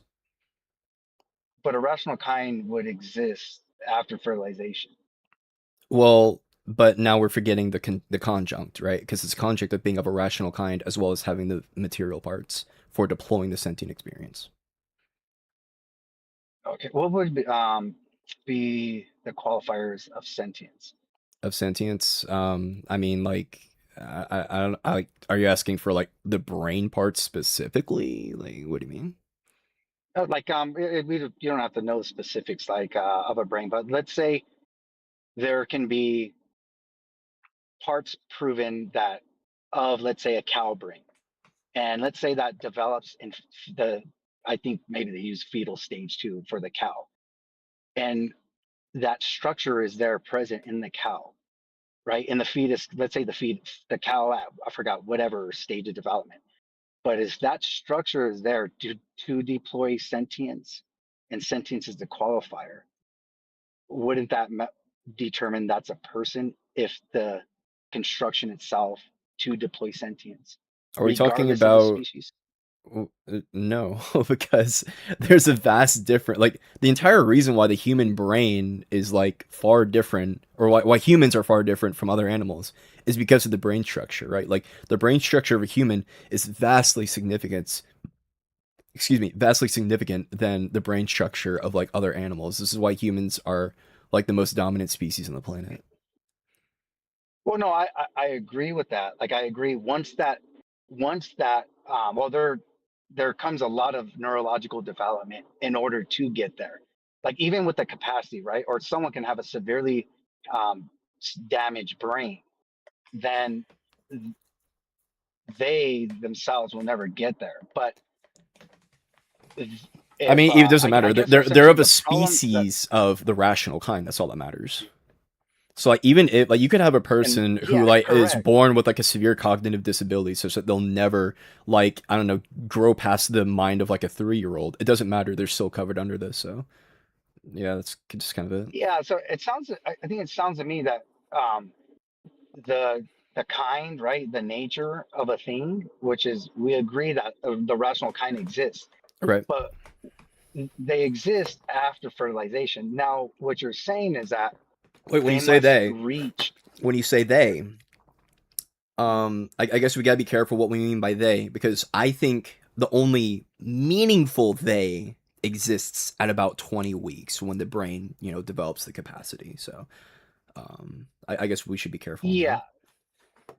that. Okay. Yeah. That I mean, I know that's how you would describe it, right? Um, so they only gain, you say, moral consideration. I don't even think like when we say they, if we mean the organism, then I'll say yes. Because I do think again, there's a distinction between the organism and the person. Yeah, no, I understand that. But I think the major part I'm having issues with would be when you're describing sentience and consciousness and other things have structures, even though the structure is different, they can deploy a sentience or consciousness that would, now, even the qualifier there would be sentience and consciousness. I think what you're saying is that, well, it has the potentiality No, to demonstrate a higher level. no.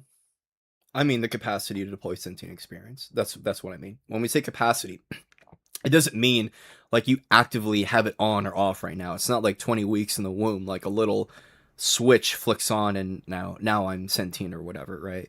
All that matters, because like for example, you could still be in a coma. You could be born into a coma, not have a sentient experience at all, but the fact that your brain structure is there, then that's effectively covered underneath it.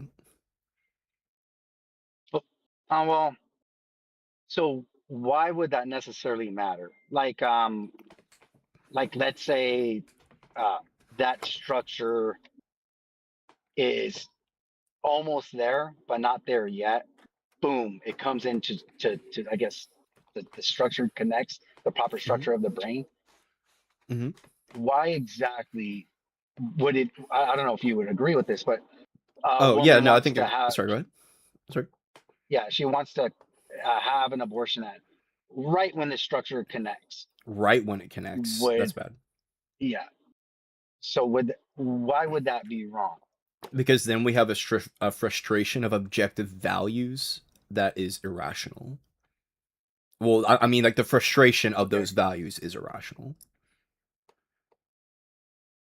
Uh, can you go like more further in depth of that? Because I Yeah. think that when we frustrate a thing like again, I'm going back to the, if we frustrate a desire or a thing's um, I mean, a thing's flourishing, that can be said with an animal.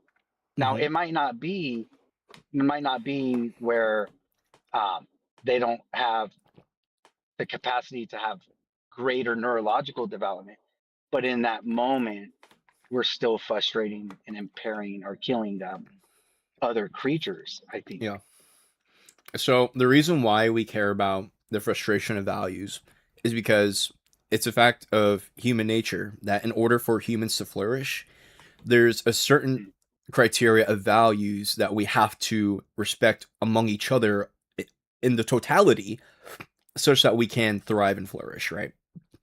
Now, when it comes to something like frustrating like a fetus's values, even if it's never had like a sentient experience. One second. Excuse me. Sorry, I had a little drink.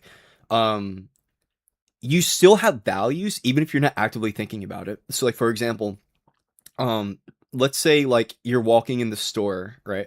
Actually, can I ask you a question? Do you like spicy Yeah. food? Yeah, I do. Okay. Now I guarantee you, you were not Too thinking much. about you were not thinking about spicy food at all. But even though you weren't thinking about it, you still like spicy food, right? Yeah. So by that kind of understanding, we can extrapolate this to things like values and really almost anything you can think about. You have attitudes, you have goals, you have dispositions towards certain things, even if you're not actively thinking about it. And that exact same concept I would say applies to like a fetus who like has never even thought of anything. The only thing that does matter there, though, is that brain structure is there, right? So that's why it's bad to have like abortions at like that 20-week mark or whenever the capacity develops. Okay. So I think where I get kind of uh, would say that there's a problem is the whole, I think the understanding of consciousness or sentient. Maybe you and I have a misunderstanding of what would quantify that. Mm-hmm. But this is why I think the most consistent people with, even though I think it's not, I think it leads to absurdities, is like vegans, right? Vegans make some pretty strong arguments, I think, with being consistent with sentience or consciousness Well, for anything. no, I mean I can do the vegan debate, but the problem is though, one, there's a few problems with this because I don't know why pro-lifers run like the vegan thing because like because I can just turn it back onto the pro-lifer and then say, okay, well, are you vegan? Right? Are you vegan? Oh no, I'm not. But my Yeah. response would kind of be mixed in with, I think you would agree that human beings have the most value, but I think Yeah. it's more consistent to say within their nature, and that is the type of being that they are, and that starts from fertilization. Okay. Like I think you can value like human organisms. I think we should value human organisms. I do. But like to the extent of like a person, like to that level of moral consideration. Like I mean you can posit that, but like I don't understand why like the value of the fetus, right? Prior to 20 weeks when it has no values in of itself. Like why does that take priority over like the mother's objective requirements for flourishing? I don't understand that. Well, I think that's a good point, and I think that like when people value certain things of a human's development, because like I said, when we talk about the personhood, I think a lot of pro-choice philosophers make good points on their personhood claim, but it's essentially them putting value on a certain level of development. Um,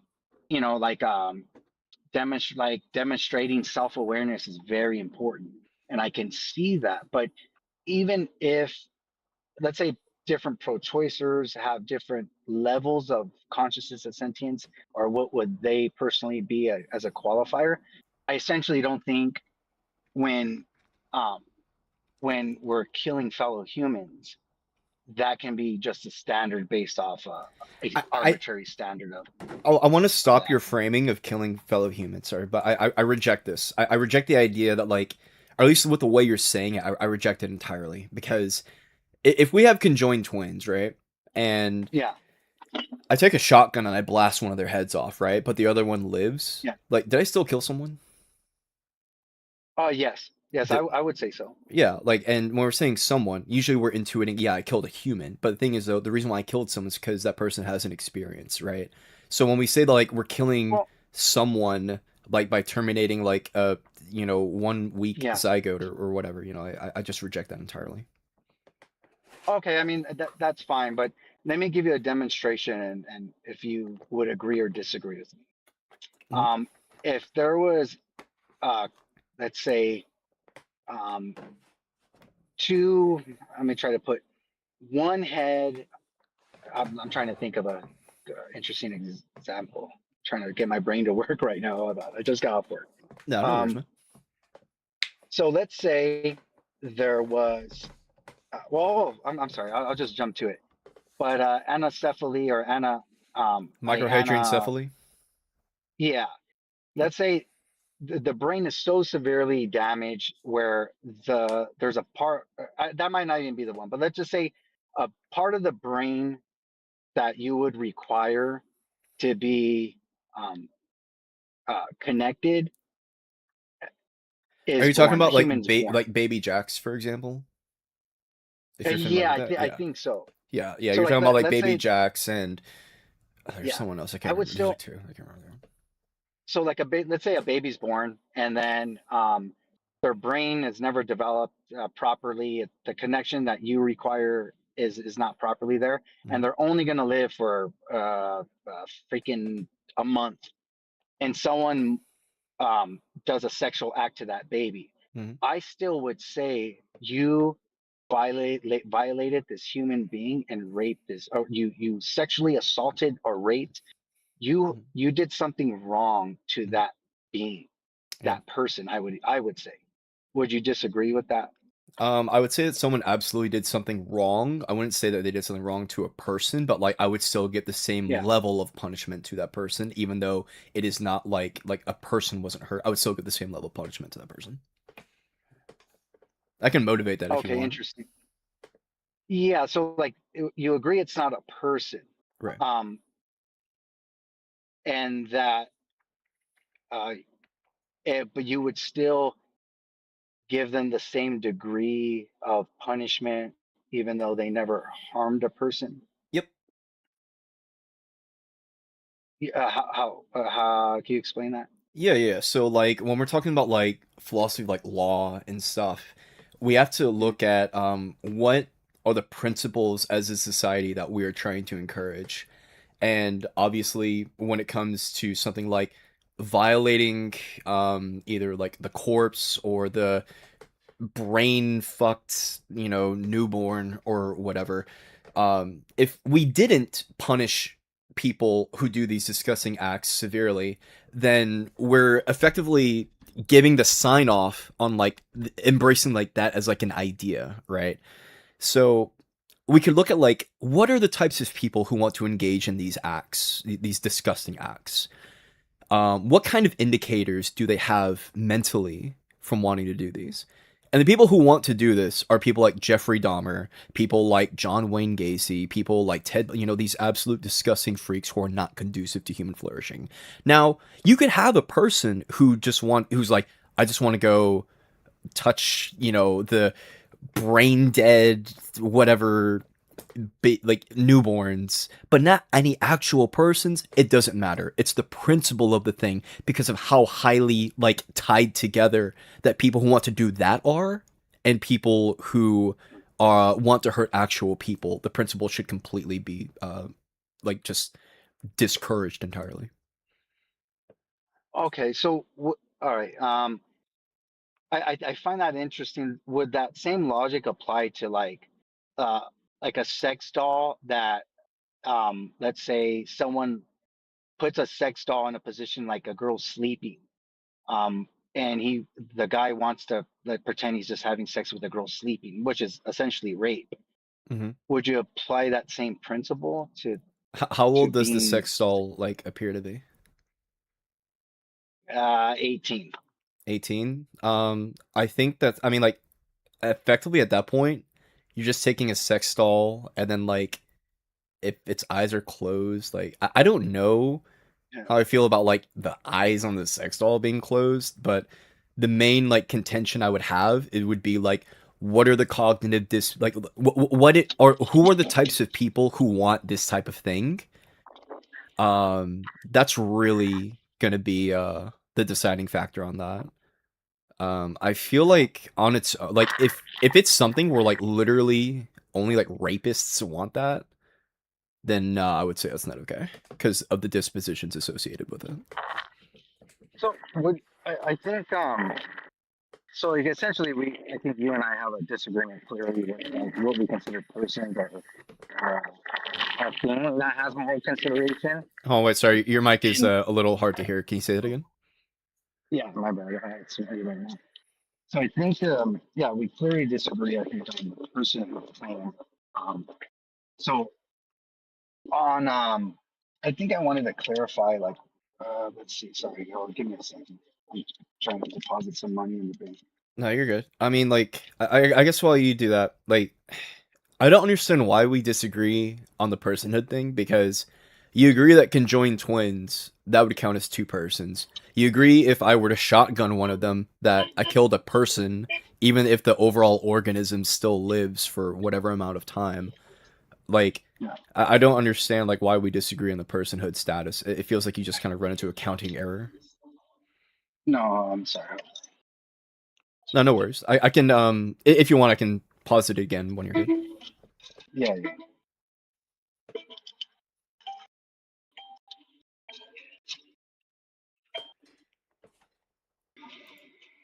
This is me talking to chat. Yeah, this guy's really cool. It's been a really good conversation. I have no idea why he's objecting to the personhood thing, because like it's like trivially true. Like I feel like the denial of it just like looks insane, or not insane, but like it just looks confused. It's like, what are you talking about? Like I don't know. But you can even kind of hear the cognitive dissonance in his voice. You know, like it just makes no sense. Now you can still hold moral consideration for like a fetus, and you can still argue for it. But to say it's a person, no, that's crazy. That makes no sense. And I feel like if you can like take a bet to the argument of them saying it's a person in that conception, right? You don't win the argument like entirely, but like it's it's a really really good start, bro. It's kind of like you get into a boxing match and you hit someone with like a fucking combo. To answer your question, I probably got like only like 10, 15 more minutes. But to answer your question is that, well, I disagree because again, I think that a person again would be that human being that exists after conception. Now, like I said before, there can be very unique cases where even if the shotgun to the second head, the second head with that someone shoots, I can grant and be like, you know what? Yes, that's someone. If there's a description of a person based off consciousness, I would agree and be like, oh, you know what? That makes sense. That person blew another human, ended another human conscious existence. But yeah, that I would only say that I would even grant and I can understand. But just like even though there's no consciousness to the human whose brain's not properly structured, I would still think, in the example I gave, that rape still happened to that human body, even if they consciously were not there, aware, or experiencing harm. Like, I think I if would you still want to say that, like, oh yeah, but like, I don't know if like, I don't know if rape has to be defined against a person specifically, right? But like, you know, to say that someone did like disgusting like sexual acts against whatever thing, you know, that's fine. But like, I mean, obviously, I would agree with, you know, like I guess like in principle that statement, but like, you don't even have to go to that level, right? When we're trying to define personhood, you know, because I mean, we agree with the shotgun thing. You know, you blew a person's head off, but the organism still lives. You know, but we would still agree that the person died. So I don't know. I just can't square the I circle. think yeah, no, I think I would say in that example that consciousness was taken away, and yeah, and that's fine to even say that description of person if you took away the experiencer's existence, I can even grant that, and like in such in those cases, but that's only going to be an offshoot of that human organism that it originated for, even though there was a handicap or genetic you say dysfunction in the development. But you still think that like a zygote is a person, though, right? Yeah, I do. Okay, I don't know how to square that circle, but we can go on. Like this feels completely contradictory. No, I mean, again, I think I explained it like so. Like I said, I think a person, even if they're in the handicap stage or something very unique with the human organism that happens during development, um, like Siamese twins are, yeah, connected from the waist or their brains, or there's two heads. I think there can be unique cases that can be very complicated to deal with. But I think in most cases, when we're talking about abortion, it's still going to be dealing with depriving this human being. I know you don't grant them the value or personhood, and I understand that. So, I think we have a clear, like, our obviously perception of what is a person, or you and I Yeah, no. are The totally. difference is that yours is contradictory, right? Because and you say that like, oh, like No, it's the general thing, but like it definitionally is I would contradictory. say, well, again, I think I can say the same when we can prove animals are sentient and conscious, No, but and they're that not of a is the rational qualifier. kind. They're not of a rational kind. That's the symmetry breaker. True. Well, the rational kind exists after fertilization, right? Well, yes, but then we have to remember Okay, the sentience part, right? It's the conjunction of the two. So yeah, but so the kind exists out of fertilization. So the sure, rational kind exists then. Now, right? the difference here is that I give them intrinsic value, we can say, based off the kind that they are. What you're saying That's is that fine, but I it's not know a the kind. person. It's not a person. I That's know, what I'm positing. I understand that. What you're saying is that I know this kind has this within their nature, but it has not met my personal sufficient conditions of what I personally consider a person. It's not And what then you I might do. say, It's literally what almost all of human intuition aligns with. I think that's completely false. And like I Then said, wait, like, if we shotgun a conjoined twin's head, but the organism entirely still lives. Did we kill a person? Yeah, I explained that would still end a consciousness, and So I would we agree. That's okay. Sorry, go ahead. yeah. So we ended a consciousness, and that you can even say yes, we killed that conscious person, right? So, but I would even say if we're describing consciousness as a person, and I shotgunned a cow's head, then it logically follows No, it's a I killed a conscious cow, oh okay. right? Sure, yeah, you killed a conscious cow. Sure, we would agree with that. Killed a cow. But Yeah. typically, when it comes to cows and other animals, we're not counting them by their person status. So, like for example, do you know like the mythological Hydra? No. So you know, have you ever seen the movie Hercules? Oh damn. No, just a TV series, but Really? Oh, wow. You haven't seen the one where like it's got James Wood and Hercules, hero to hero. You haven't seen that? no, to be Oh, honest, no. Like I'm fuck. not. Yeah, it's probably. Yeah, I never seen that. I only watched Hercules when it was a TV series Yeah. back in the '90s. Yeah. So yeah. Okay, well, the mythological Hydra. Do you know like it's like the weird dragon thing that's got like 3, 4 heads, and if you cut one head Oh yeah, off, like yeah, two yeah. more grow. Oh Yeah, yeah. that thing. We if there's one instance of a Hydra that has multiple heads, we don't say look at all the Hydras. We say oh look a Hydra, even though it has like 5 heads. But we don't count it based on like the number of heads because none of them have like personhood status, right?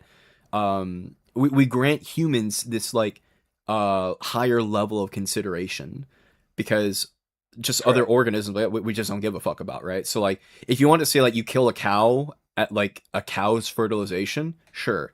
If you kill a cow at like I don't know 3 years old, then yeah, you killed a cow. We just don't really grant animals that level of consideration like we do with humans who are like again like conjoined twins. If we see conjoined twins, we don't say, "Oh, Yeah. look, a human." We say, "Oh, look, there's 2 people in one body." Yeah, no, so I do get that, but I think when we say we consider, I think it's going to, especially with abortion, I think it's going to be very broad, and it's especially when it comes down to really deep philosophical talks, like what is consciousness? What does it mean to be self-aware, and things like that. But my point there is that when we say sentience and consciousness, uh, the way we can prove it's arbitrary is we can ask people what are the qualifiers of sentience, and they might say perception. They can experience pain. They have self-awareness, desires, and all the list goes on. But it can vary person to person. And um, when I hear this, like I said, is I think it's still going to fall into other things not of humans. I'm sorry, not that are other things that aren't human. And if that's the case, I think, like I said, it would be logically consistent to say, well, anything with sentience or anything with conscious would be a person. But What? when you say oh shit, I'm sorry. When you say the proper structure needs to be in place, that sentient fetus at let's say 21 weeks is so minute and minimal of sentience We're that not counting it on like the quantity of sentience you have. That's not how it's being done. no, I understand. I Because don't I know think why we keep saying that. yeah, because you're like if you value, like for example, let me demonstrate value. If we're all born, right, we all started back as being a newborn, Hmm. we wouldn't value, we wouldn't know what value is, That's not we true. would never demonstrate. That's not true at all. Can you demonstrate how a 21-week fetus or starting at 21 weeks, how they value Well, something? we've already demonstrated how you can value something even if you're not actively thinking about it. So a really good example would be, again, the spicy food. Another really good example would be, imagine you're walking at Walmart, okay? You may not be thinking about it, but you value not getting punched in the face. Because what happens if someone comes and punches Yeah, you in the face, sure. right? Like, even though if you're not actively thinking about it, it doesn't mean you don't value it still, just subconsciously. Yeah, but how would the 21-week fetus value? Like Subconsciously. you give me a demonstration of like how, like, I don't want to be punched in the face because I know what being punched is. It I doesn't can. matter. You could have a person who's never had any negative experience. I guarantee you that like this person, if you know they've been sheltered their entire life, la di la di la, and then they're just like frolicking through the meadows, and then they trip over their shoelaces, and then they face plant into the ground. Like even though they've never experienced it, I guarantee you they would have preferred to not experience it because they value not Yeah. going through a sensation like that. Well, true, and I think that can be shown that like animals, rats, or any other creature, if they don't, they have a value, not, or you They can say, do. yeah, I would even Like say, rats and stuff, they totally have values. I just don't care about their values. oh, okay, all right. I Yeah, mean they totally do. that's fair. Yeah. That's fair. I feel like there's some I want to ask, but shit, oh fuck, my mind went blank. But I just pulled up home. Um, I gotta get going, but I thank you for having this conversation with me. I think it's more. I understand a little more what your position is. That's because that's why Yeah. I asked for a syllogism, and but the syllogism itself, right? Like, would a mother's flourishing supersede the sentient fetus? I mean, it depends on to like what degree. So like I would say an abortion at like 20, 21 weeks, I would say is immoral and should not be done. But if it's like, oh shit, the mother's gonna die if like, we don't abort it, like I don't know, like if it's like the life of the mother or the fetus in whatever crazy hypothetical, then I think the mother ultimately has the decision. So, Okay. but other than All right, that, man. though, no. Yeah, I got a good conversation. I thank you again for like clarifying some things, just Yeah, so I understand better. absolutely. Well, All thank right. you for the time, and you take care, man. You too. Bye bye. What a cool guy. What a really cool guy. That went really well. Yo, Teresa, how you doing? So yeah, how do y'all feel about that convo there?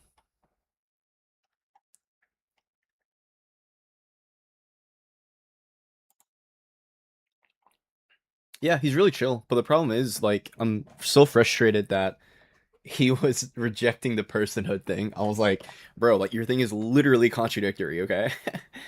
Like, and I like conversations like that, I really do. Now there were times where I pressed him on stuff, but like, it's kind of what I'm supposed to do, And I don't think I ever pressed like in any weird or, excuse me, like inappropriate way. At least I hope I didn't. I really appreciated the conversation. But like, okay, you've got you say you kill a person when you shotgun a conjoined twin's head off, but the organism still lives for I don't know, let's say like a week or something, right? Because I believe in almost all circumstances. If you've got one body and two heads, and one of their heads dies, I'm like very certain that like the other one is fucking cooked. Like not immediately, but like eventually, yeah, you're dead, buddy. But you would still say that you killed someone in the moment. Yeah, if you want to come up, you can check out the Discord link. Give me like 1 second. Teresa, do you want me to link you? Unless, I hope you're not a bot. If you're a bot, I'm be really sad. But I can link you the Discord. And you can hop up on stream.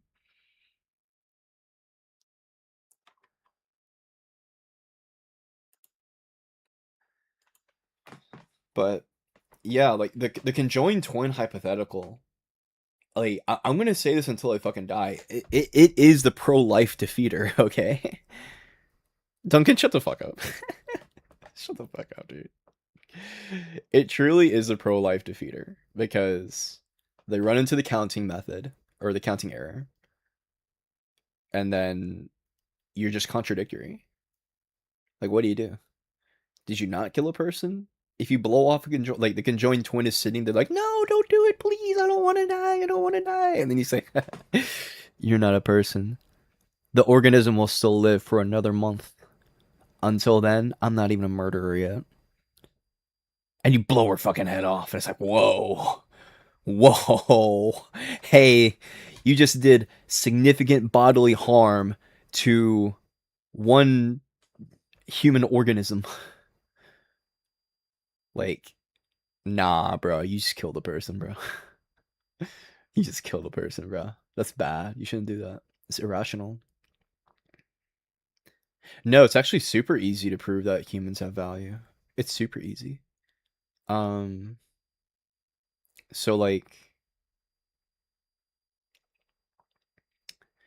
how can you value your own beliefs if you yourself are not valued? Right? Like and even then, like when it comes to that, okay, every human has goals. And you can make up those goals to be where the fuck you want. Maybe the goal could be to follow God's law. Maybe the goal could be your subjective preferences. Maybe your goal could be, I want to destroy all people of different regions because I'm xenophobic, right? Whatever the hell it is. Everyone has a goal. And those goals can change. Doesn't matter. There's always something. Maybe your goal is to do nothing. You still have a goal. You know, just sit there and do nothing, whatever. But in order to do that, it necessitates your well-being and freedom. And the best way to secure your well-being is by interacting with other agents, because that's a fact of human nature. This is why we care about each other. This is why it's really sad when people die. Because back in the old days, if you were in a tribe and someone died, bro, that's bad. That's less berries that are getting picked, boy. That's less like teepees or huts or whatever they're getting built, motherfucker. Oh shit, someone died? Yo, that person was like our village chief. We're cooked. Who's gonna take over now, right? It's because we as humans, we evolved this shit to work together. Because every human society has ever flourished by working together. And that's why it's so tragic when a person dies. This is why we developed empathy. Because I am so much more willing and likely to work with a person when they respect me. So if I like the golden rule has literally been like a thing in like almost like all of human history. This idea that like, oh, Christianity invented morality is so fucking stupid, bro. It is so stupid. I think like, oh my god, how far back does I think the golden rule dates back to like fucking Hinduism or some shit. Like at least not even Hinduism, older than Hinduism. How far back does the golden rule go? It's like probably 2000 BC or some shit. 4,000. Oh yeah, 2000 BC. Yeah, 4,000 years ago. Actually, I got that literally perfect, bro. Simply by purpose? No, value is defined by purpose. It is defined by purpose because we had no purpose, as in like if we had like no goals, then we would literally just be rocks.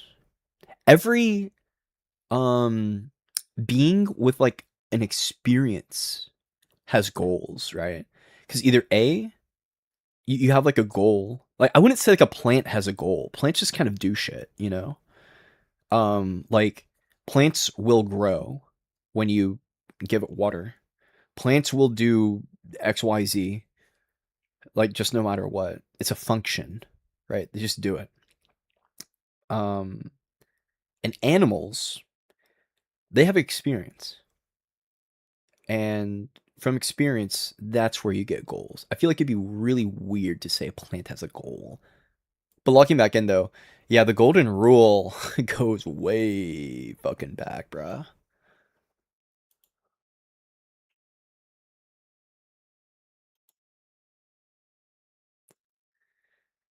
In relation to humans, or at least allegorical? Nah, like, okay. So, the reason why value, we have like two senses of value. We have our objective values, which are freedom and well-being. I've yapped about that a million times, so I won't do it again. But you have freedom and well-being, which is necessary for agents. And then you have your like subjective values, and maybe that's like to be a good Christian. Maybe that's to become an artist, to become a mathematician, to work in politics and destroy Turning Point USA by humiliating their chuds. Whatever it is.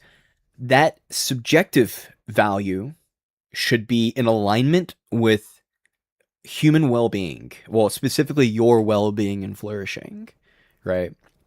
It should be in alignment with that, because if it's not, then you're irrational. So if your goal is to go around murdering people, right? I want to go stab everybody. This is an irrational goal, because doing that is counter to your well-being and freedom. Because by virtue of you going around stabbing people, okay, you are using your well-being and freedom to do things that are against your well-being and freedom. That is, by definition, fucking contradictory. That makes no sense. You're irrational if you do that. Like, and that is what bad means. That if you're doing bad stuff, that means you're living in contradiction. You're irrational if you do bad stuff. You can bring it all back to rationality, and it is so beautiful. It is so beautiful. It's like a little equation. It is so cool. I love it. I actually love it. And I cannot wait to go against these turning point fucking chuds. And I can't wait for one of them to hit me with, like, you need to have God for morality or some stupid fucking shit like that. Because people actually get super surprised when you say that you don't need God for morality, right? They're like, you have to have God for morality. It must be commanded by God. Like, how does that track? How does that track? Makes no sense. Who defines my well-being and freedom, though? Well, it's not about who defines it. It's about, like, what is the objective criteria for well-being and freedom. And so, like, for example, excuse me, you have your subjective well-being. So, like, are you happy? Are you living a full life? Is it fulfilling? Do you have meaningful connections? That stuff is important for humans. It's part of human nature. And then there's also the objective criteria, which is like, you know, are you healthy? Are you starving to death? Are you sick? Are you dying? Right? Like, these are pretty important parts for your well-being. And then for your freedom, that's just your capacity to act as an agent, right? So if let's say I want to be a good Christian, that's my subjective value, even though that's counter to my well-being. But let's say that's my subjective, that's the goal I'm pursuing. Um, and then someone mind controls me. I no longer have the freedom to be a good Christian, because my freedom is gone. I'm not even an agent anymore because I have no agency, right? You need to have freedom to have agency. All right, or at least the heuristic, or like the illusion of it, because some people could reject free will, and I think that's actually a reasonable thing to do. And if you want to reject agency entirely and just say it's all, like, you know, just have a hard deterministic stance, then cash it out for the illusion of free will, and you get the same thing either way, right? Like, I don't know how a strict determinist would go about, like, laws by rejecting agency, right? I imagine there's a way to do it. It's not something I've hammered out, but for like agency, if someone's like a strict determinist, which I actually am a strict determinist, TBH, but just cash it out for like the illusion of free will, same thing overall. At least that's what I'll do. Maybe someone who's like more philosophically versed will beat the shit out of me for saying that, but if it happens, it happens.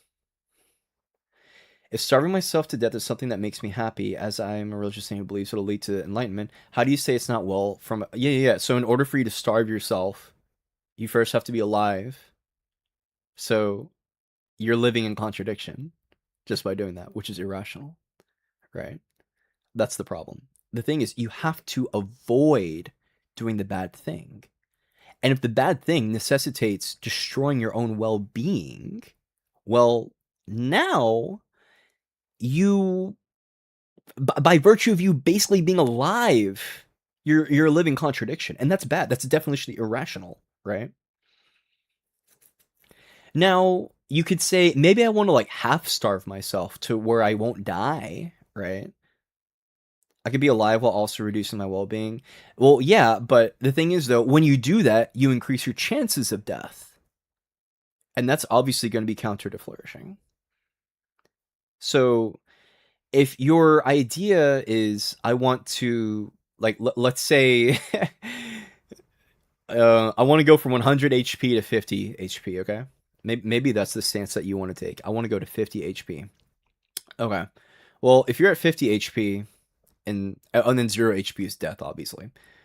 If you're at 50 HP, you're significantly more likely to die by other means because in real life, we have context. Now, if you want to like posit a hypothetical world where you can live happily at 50 HP forever and you're never at risk of anything else, then you can do that, and then that would be valid. But that's not the reality. I'm concerned about nomological like validity to this. And if you're at 50 HP, well, you're less likely to be able to actualize your goals, right? Because maybe you're more tired, you're more frail, you're weaker, right?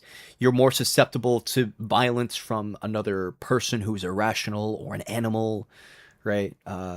And obviously, things like that are going to be counter to your goal of staying alive, because obviously staying alive is an instrumental goal to achieving your goal of staying at 50% HP.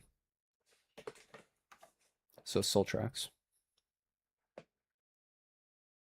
But it's a good question to ask. It's something I've thought about for a very long time. I mean, like, for like a month or something. Actually, like 2 months? Maybe like a month and a half. I don't know.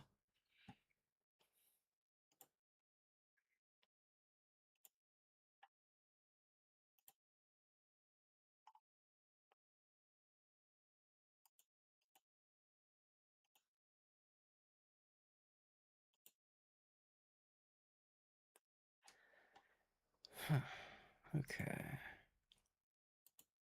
PGC. I'll get the PGC formalized a little bit better, and then also do like argument counter argument. But yeah, how do you feel about the ethical framework? I've fallen in love with it because it comes down to not just saying that like it's bad, it's good, it's you're rational or you're irrational. And that feels so good.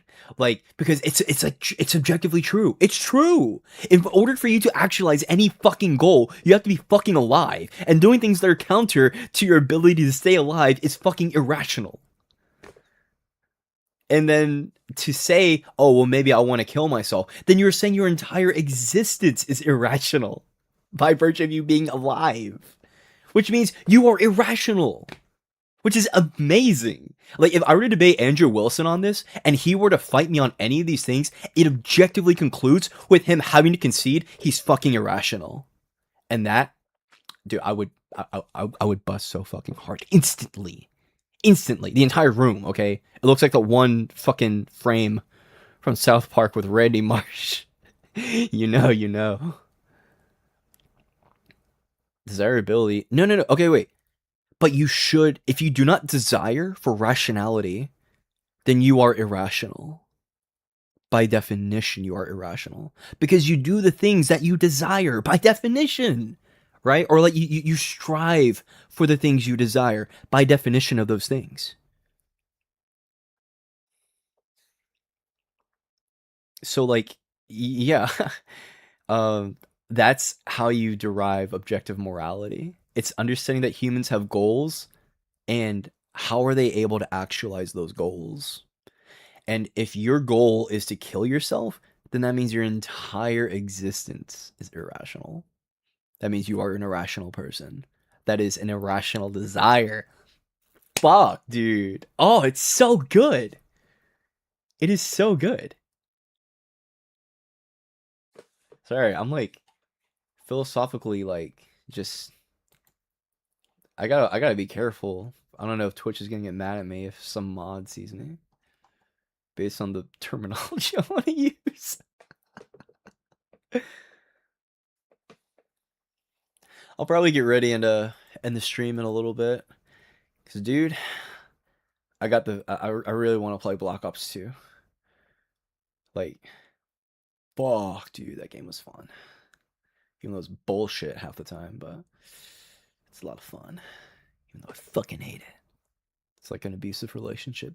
High key, TBH.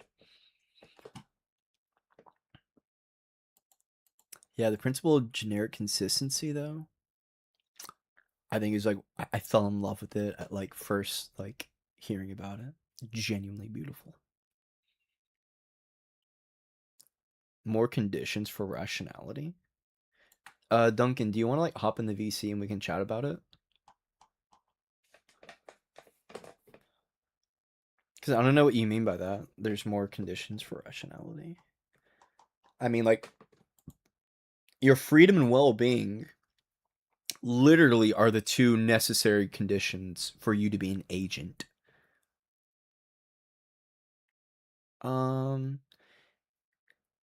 Actually,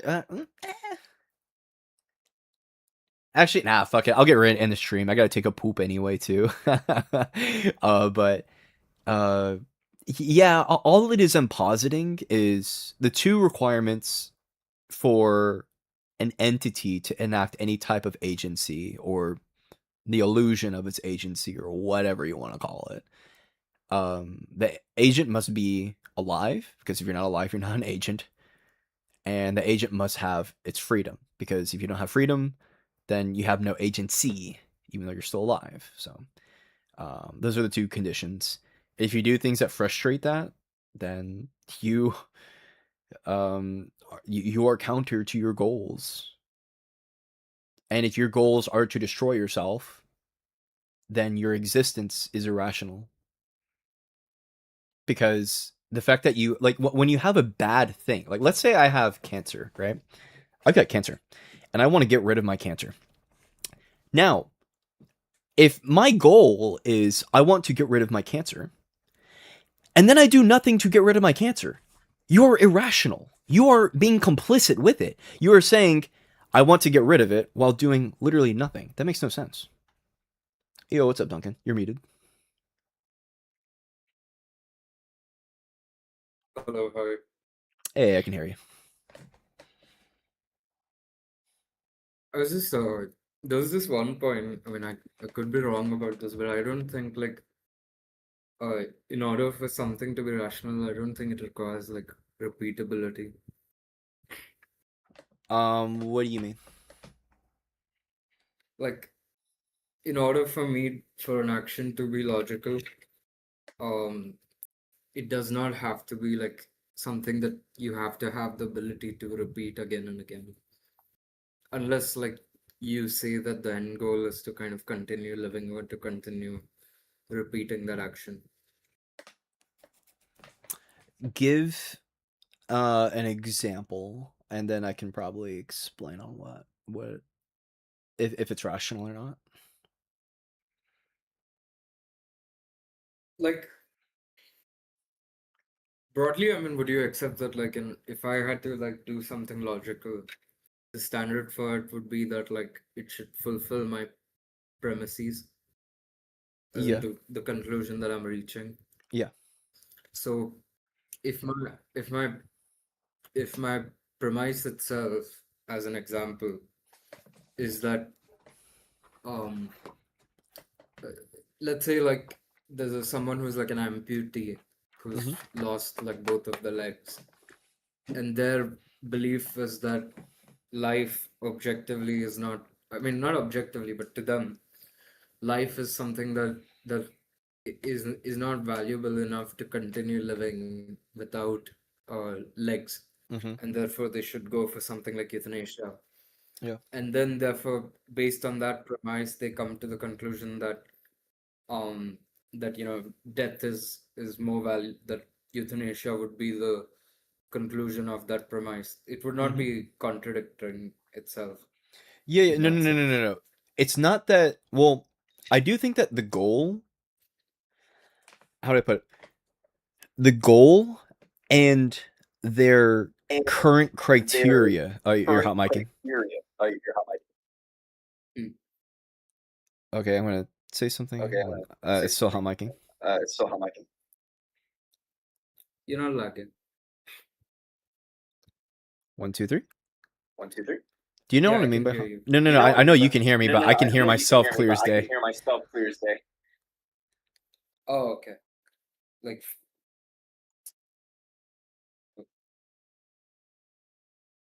1, 2, 3. Yep, I can still hear myself. Like from my side? Yes.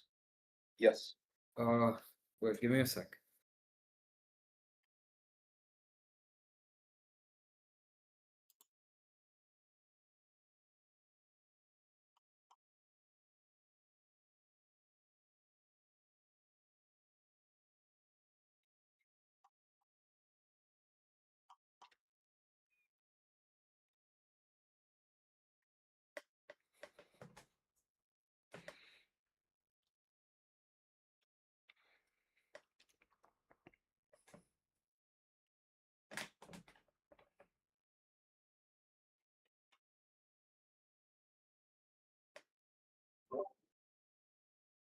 Is it okay now?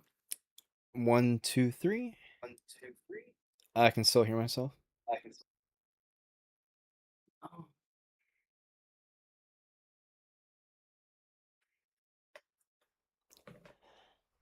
One, Yeah, my two, three. headphones. 1, 2, 3. Wait, you sound fine right now, or at least I don't hear myself. Can you hear me? I can hear you. Yeah. Okay, right now it sounds perfect. Okay, cool. Sounds perfect. Okay. Yep. So what it means to be bad is to live in contradiction. That's ultimately what it means. So like what is good is the stuff you are supposed to do and strive for. And what is bad are the things you're supposed to avoid. So for example, if like I think what you're saying with like the euthanasia thing, like I think there are reasonable cases for euthanasia, but the only time that those cases are like reasonable, one second. Oh, I'm sorry. If not for reasonable to be reasonable, but if your goal is to die, then your very existence as a person is contradictory because you're saying you don't want to exist, but you are existing. That's contradictory and is therefore bad. Does that make sense? I mean, but there's a like I get what you're saying, but there's like immediately so um it has to be bad. I mean, it would be what would be contradictory would be if I like if my premise, for example, is that uh there is no circumstance in which death is greater than life, and then I go ahead and I say that suicide's greater than death, then of course it would be That contradictory. But suicide. Wait, what? like Oh, if I you're just giving an example of an absurdity, right?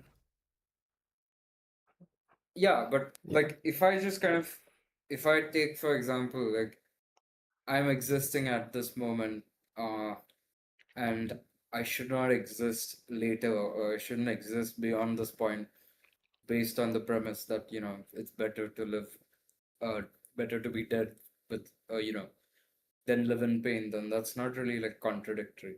I see what you're saying. So you're saying I need like you're like I need to die at exactly 1 o'clock p.m. and it's 12:55. So I have a shotgun blast my head off at exactly 1 o'clock p.m. Right? Yeah. Yeah, that would not be contradictory. So by that standard, you would be doing what your goal is, which is dying, right? What I'm saying is if your goal is to die like in the current moment, but you are not dead, that is contradictory, as in you're living in contradiction. So like, But I like mean, once you achieve the goal of dying, well, now you're no longer in contradiction because now you as a person no longer exist. But the contradiction has been resolved. But what I'm positing is existing in that time is contradictory. can I ask a question? Yeah. I mean, if I for example, if I'm right now in Asia, and I say I want to go to, I don't know, North America or Europe, would that be like a contradiction? Say again? I didn't understand. If I'm in X place and I want to go to Y, Oh yeah, yeah. would that by itself be contradictory? If you're not like, I guess like one, what's the urgency? Like, do we have the same type of urgency as before, where it's like, or not? Is it like I want to be in Y at something o'clock? Mm-hmm. Well, then no. But if it's like I want to get to Y as fast as possible, like how do I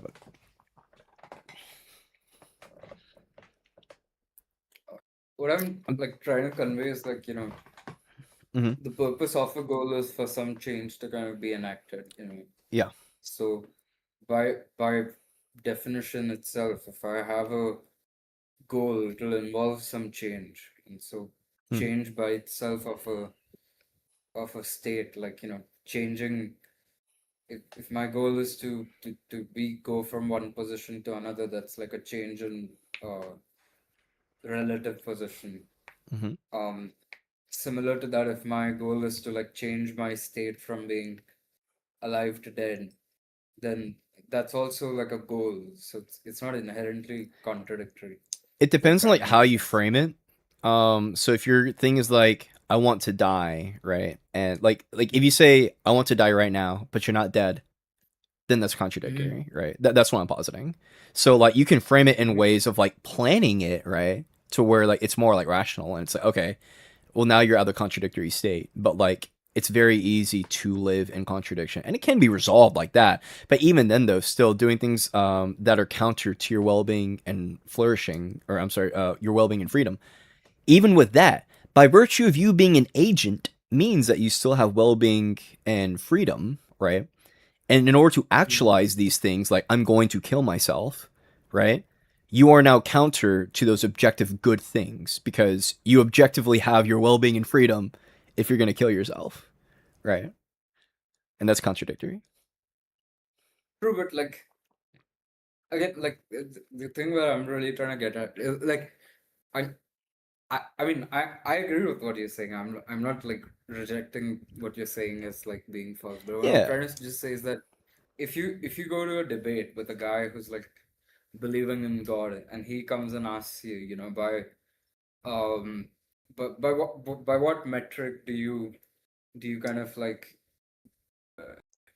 by what metric do you consider freedom and well-being to be a good, or more than even a good, by what metric should that be something that should be kind of in the hierarchy of like values that you have, that it should Mhm. be prioritized?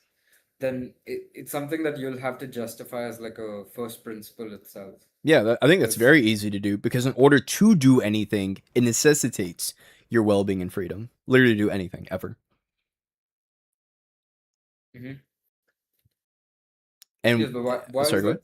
I guess I guess the question really is like, I mean, there's two things. One is, of course, like functionality, and then there's repeatability, right? Like, so if I say that I want to be able to live as good as I can, Mhm. I mean, if I were to just take something very specific, I want to have the ability to be able to walk 10 miles. Yep.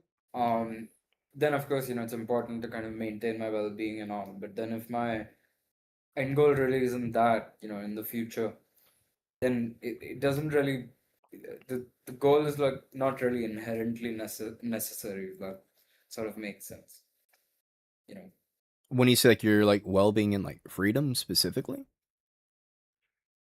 like the end. I would follow these principles, right? Like as you had said like earlier, the this would all be something that you'd pursue only if you think like life is valuable by itself, or No, the I don't future agree is with that like at you. all. Okay. Hmm. Have you heard me talk about like instrumental goods and like what that means? Oh no. So an instrumental good is like a type of good. Imagine if the intrinsic good, or like kind of like your terminal like foundational good, the thing that you, I guess you could say, normally are seeking to achieve. Imagine Mhm. that is like following the Bible, right? But in order to follow the Bible, you are best able to actualize that when you have your well being and freedom. Because if you don't have the freedom, then you can't go out and preach the gospel or whatever. And if you don't have the well being, well, then you're dead, right? There's some minimum level of well being that is necessitated to follow the Bible. Now, Mhm. If and because of those things being necessary, they're what's called an instrumental good, because those things help you achieve the intrinsic good. Does that make sense? Mhm. And instrumental goods are still like a form of good, right? And that is true. They are a form of good. So because they are a form of good, and your well-being and freedom are necessitated for every single goal that you have, because if your goal is you want to lay there and do nothing, well, guess what? If you're choosing to lay there and do nothing, that means you have a level of freedom and well-being that allows you to do that, right? Because that's your goal. That's true by virtue of you having a goal. Now, you can do things that are counter to your freedom and well-being, but it doesn't change the fact that your freedom and well-being objectively are good to help you achieve any type of goal. What do you define as an intrinsic good? An intrinsic good is like what your terminal thing is. So, intrinsic goods can really be whatever the fuck you want. That's totally subjective, right? So, like, the intrinsic good could be like, I want to go murder people, right? The intrinsic good could be, I want to follow the Bible. I want to follow the Quran. I want to follow Hinduism. I want to, do whatever. You can make that be whatever the fuck you want. But the most rational intrinsic good is pursuing a maximalization of your freedom and well being. I guess like the thing really to me is like right now it looks like, I mean, if you kind of if you say that the entire thing comes down to intrinsic goods, and then you kind of say that it becomes subjective at that point, can't they like kind of argue against you by saying that that if the way people define intrinsic goods by themselves are, it's something that is subjective, then won't the rest of it also be subjective? So when it I comes mean, to the subjective aspect, we can look at like what's the most rational, right? So like the most rational intrinsic goods are going to be things that achieve your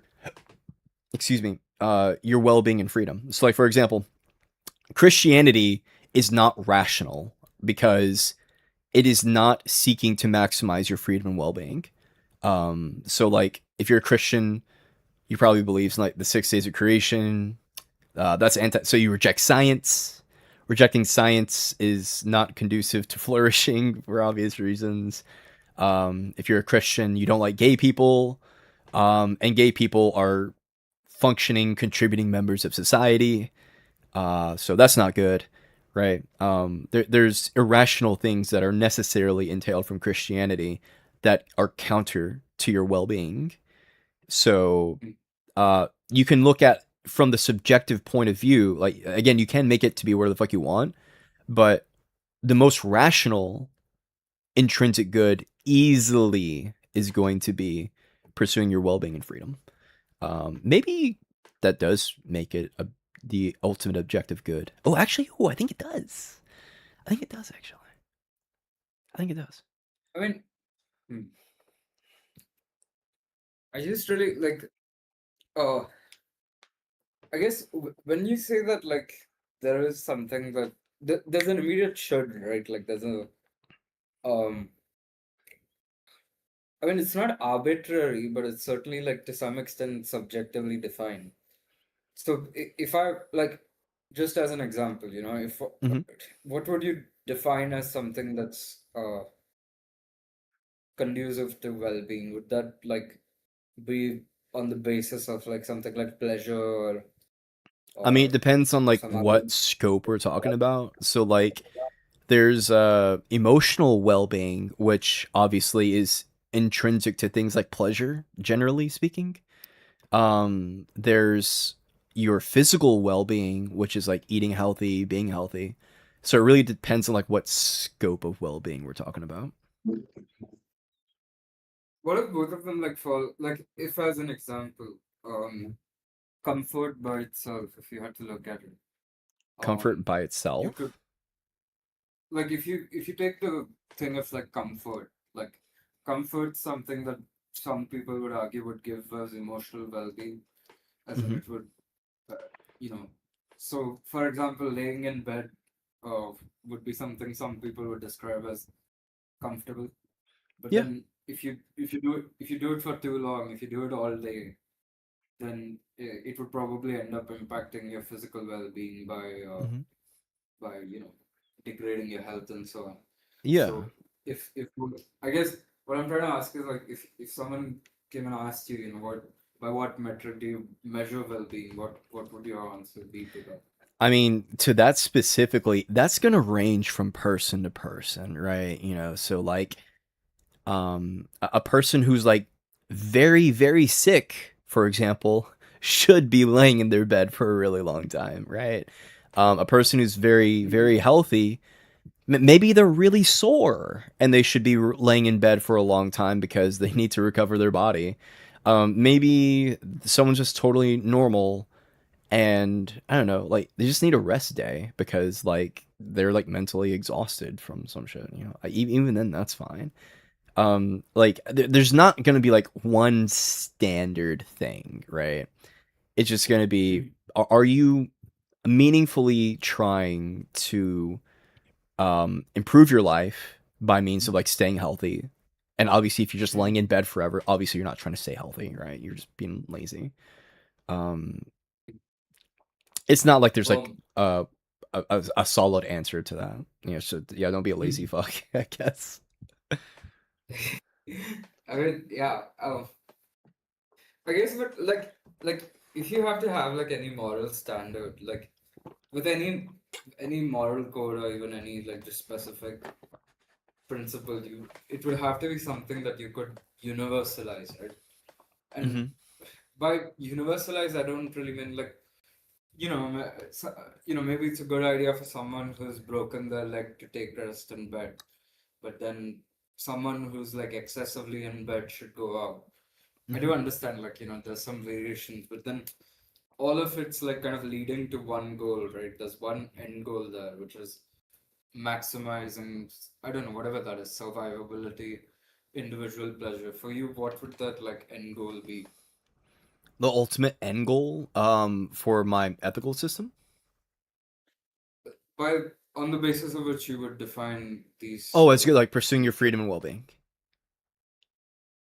okay. Yeah. So what are you asking? What does that look like for an individual, or what does that look like for like a society? Yeah, for both. I mean, I guess uh, something that has to be like for both, right? Some Yeah. sense. For an individual, I unironically would say exactly the shit I'm doing right now. um, so like for example, I go to the gym all the time. That's because I value my well-being, right? I socialize with a lot of people because I value, my emotional well-being and my ability to communicate with people. And I want society to go towards um, to go towards a future where people value everyone's well-being and freedom, right? That's why I love America. I love guns. I love the First Amendment. I love all because I think freedom is fucking awesome. I love democracy. I love free markets. It's good. I like it. Grr, I'm an American. Okay, I'm done being autistic, but you get the idea. Um, so, like, at least for an individual, I would want to see people advocating for these values because the only way these values can actually be, come to fruition is if you fight for them. Because if you don't do shit, then guess what? Nothing's gonna fucking happen. That's irrational by definition. And that's why I'm out here trying to, like, talk to people, go debate people, right? And try to make things that influence people's minds on this stuff. Mhm. So that's what I would expect from an individual. But then if we have a society that's doing it, bro, we got the perfect society, okay? We got a liberal society with democracy and people are like investing in certain like free markets, okay? You've got gay people, you've got trans people, you've got straight people, everyone's holding hands and singing kumbaya because everyone values each other's freedom and well-being. Like that's Oh, and then like a heavy like welfare system for people who have like lower paying jobs. because those people need to be insured their security. Like that's ultimately what I think a society that looks like that values everyone's freedom and well-being. It's like a liberal democracy where there are certain structures in government that look out for everyone's well-being through like strong welfare systems. Do you think increasing freedom, like, do you think increasing freedom would increase like well-being as overall? And I guess, It I depends to mean, the extent. hmm. And I guess I would also like come back to this, like, if you had to define freedom, what would that look like for you? Yeah.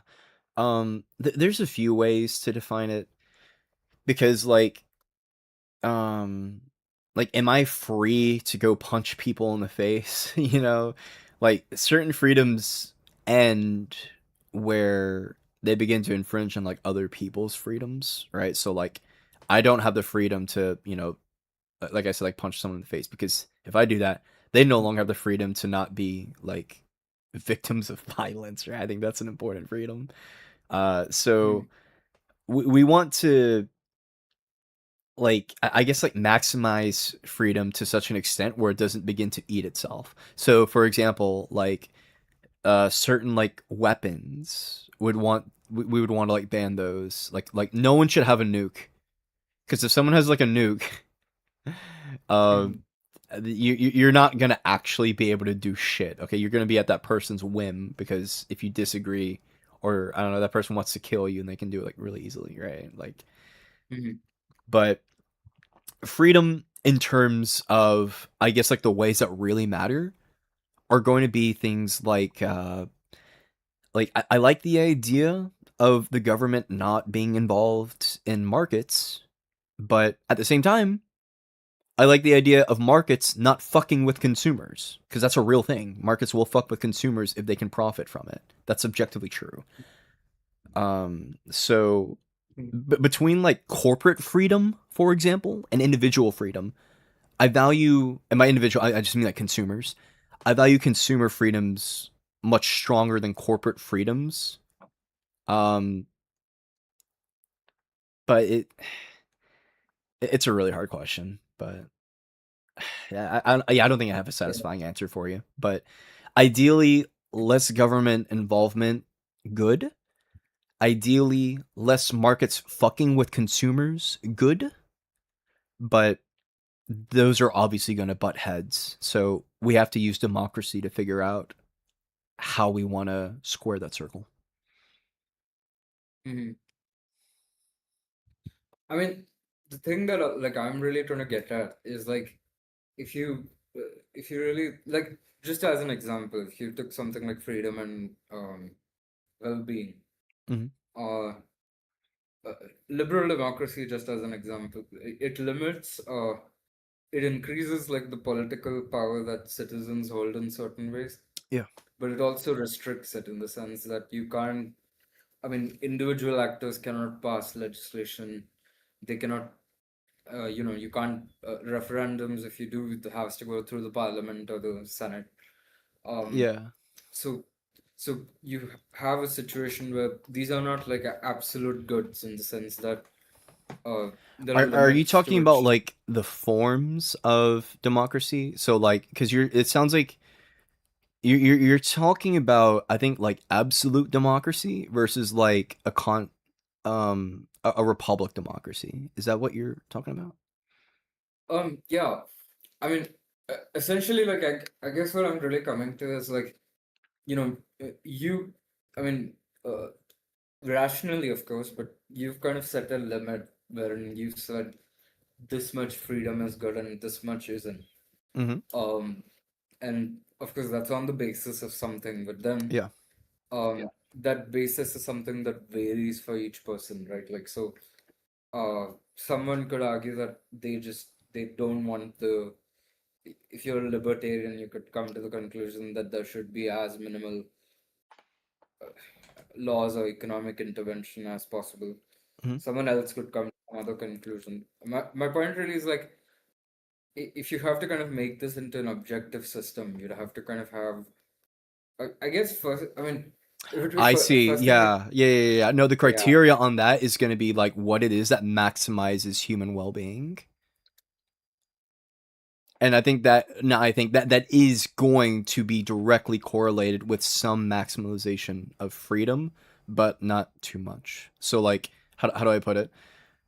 I think like the more I need a I'm gonna open up paint. Give me one It's second. the problem really is like the thing with which theists do, like the kind of if you could talk to someone who's like a pastor.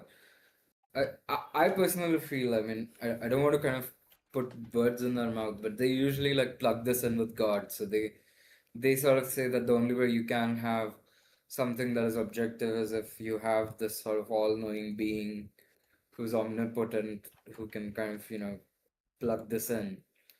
But then that by itself, of course, is also a premise. It's not like a thing that's just out there.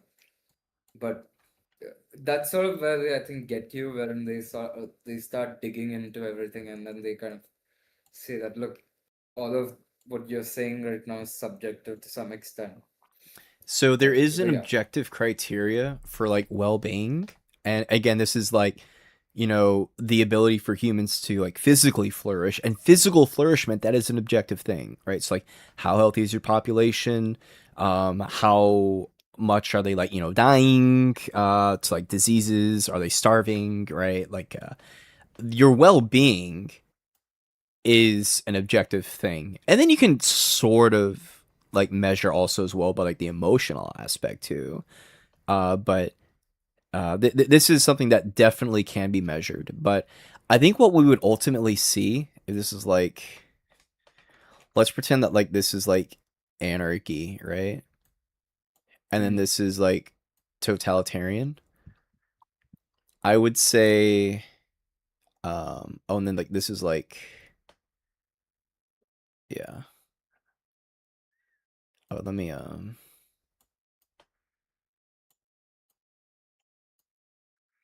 little sad face. So happiness, sad, totalitarian, anarchy. I think it would look something like this. Okay.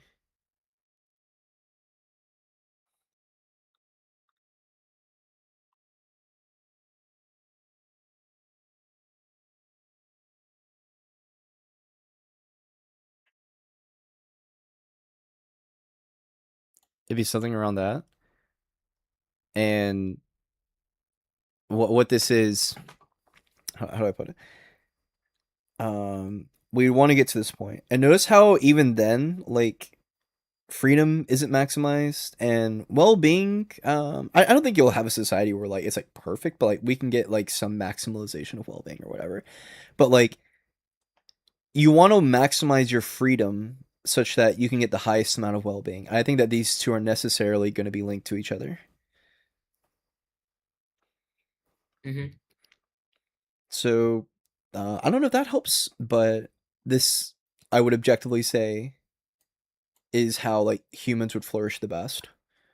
So like what does this look like right here? So it's like here. This is like, I don't know, the amount of freedom. So then here it probably looks like capitalism, um regulation and markets, reg market oh, it's good enough. Regulated markets, capitalism, guns, all that cool shit. Does that make any sense? I have no idea this is helping. Yeah, I think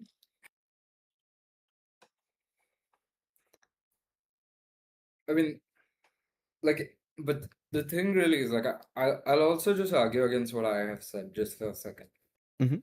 If I just like if I go with the sort of subjectivist view, the only kind of thing that I can say like as to why people should adopt morality is that by adopting it, it's something that increases their well-being. So, as in having an order in society increases well-being.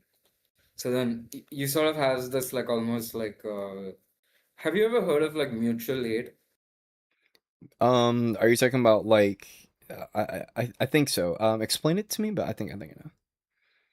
So like in anarchism, they have this principle called mutual aid, which is this sort of idea that humans by themselves are like cooperative and therefore uh, they can just cooperate voluntarily to meet shared needs. Yeah. Uh, instead of having like the sort of hierarchy of power that kind of drives them. Now, of course, the issue really is that if you really look at it, like if you with this sort of framing where you go back to this, you say that uh, morality by itself is subjective. There's no objective good. Everyone just kind of comes to their own thing on the basis of what benefits them. Then you don't really have any criteria. So like, Yeah. there's nothing to say that okay, if just as an example, in ancient Greece, there was a war, and during the war, there was I think it was Athens. Mhm. They democratically voted to execute 4,000 people who belonged to a particular island, That's rough. which included men, women, and children. Right Yeah. now, uh, if you really go down that framing, how can you really say that's wrong? Because it was something that was decided democratically, even so. Yeah. Uh, it's a really difficult question, I think. Yeah. This is why I. God, have you ever watched Andrew Wilson debate subjectivists? Not much, but some extent, yeah. Yeah, this is why I just completely reject the moral subjectivist framework because if you because it's then he's right. And even then though, like still I hold that this is fucking true, right? Like where is it that I wrote out? Because all good means like this is all it means to be in accordance with an order. If someone says good is some other mystical thing or what, I have no idea what the fuck they're talking about. It just means you're in accordance to some kind of order. That's all the word good means. But in order for an agent to be in accordance with an order, you need to be a fucking agent. Like that's it. So yeah, otherwise I in my heart of hearts, and I believe this shit because I'm gonna go debate it, and then the turning point, Chud, dude, I cannot wait for this shit. I can't wait for this shit, bro. It's gonna be so good.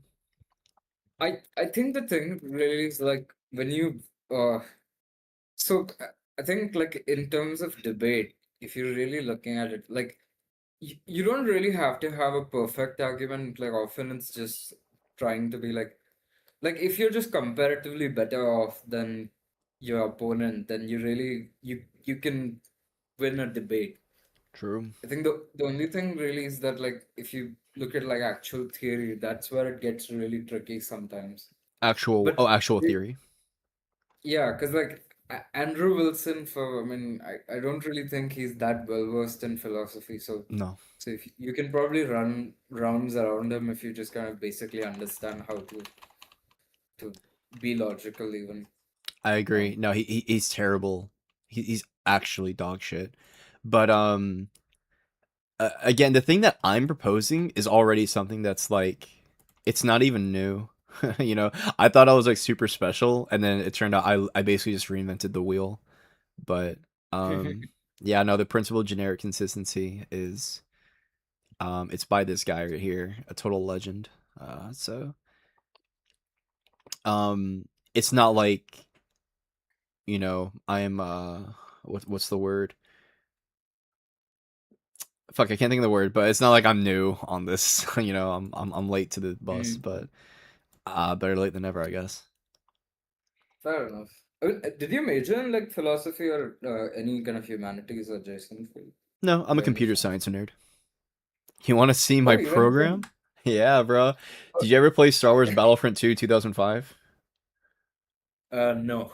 Bro, let me show you my fucking code here, bro. Oh my god. So, 7,000 lines of code, bro. I coded almost all this shit here, bro. And I am so proud of all of this shit, bro. I am so fucking proud of all of it. Jesus, that's a lot of code. Yes, I am so proud of this thing. I don't think I've gone beyond like 1,000. I miss this game. I need to finish it. There's still a little bit more that I need to do, but it's mostly done. It's like, and all the shit that matters, it's done. So how did you like go from that to debate? I've always been interested in politics. I think politics is very important, but it wasn't my focus. Like in college, obviously. I really wanted to develop video games. And it kind of breaks my heart to say that because I developed video games for a little bit too after college, but then Donald Trump became the president again, and you know when that I mean I saw what happened in the first Trump presidency, and I knew it was like bad. I didn't like understand how bad it was, but like I have a really strong moral compass, and I I couldn't let him keep doing it, you know.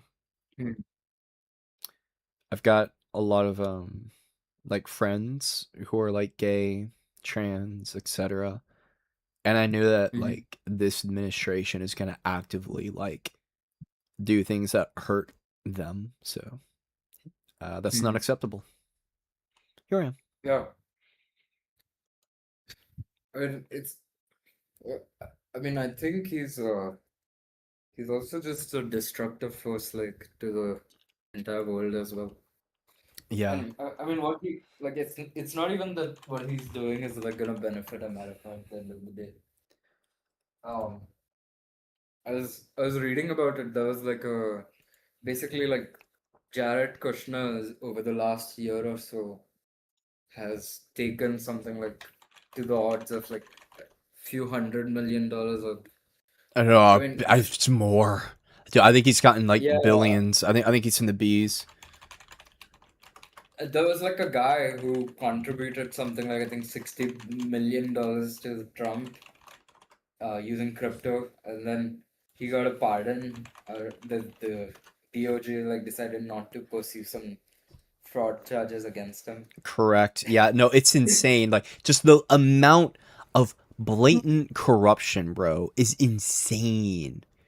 For affinity The funny fees. thing is like so India is like really corrupt. I think probably like much worse than the US. Mhm. So when Trump kind of started doing these things, it was almost like reminiscent. It was like deja vu for me. So God. yeah. And I don't think that's a good thing. Yeah, like, dude, I just, you know what the saddest fucking thing is, dude? Like, I don't think this stupid orange fuck is ever gonna like have retribution for his crimes.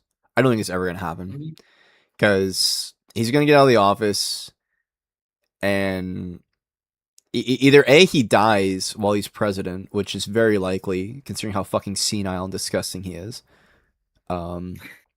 To which he never faces any. I mean, everyone's gonna die eventually. It's not like that's a win if he dies.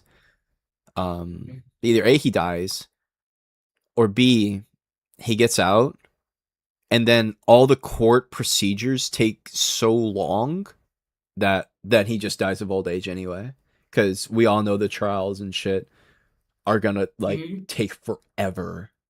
So like, yeah, I just there's just no way.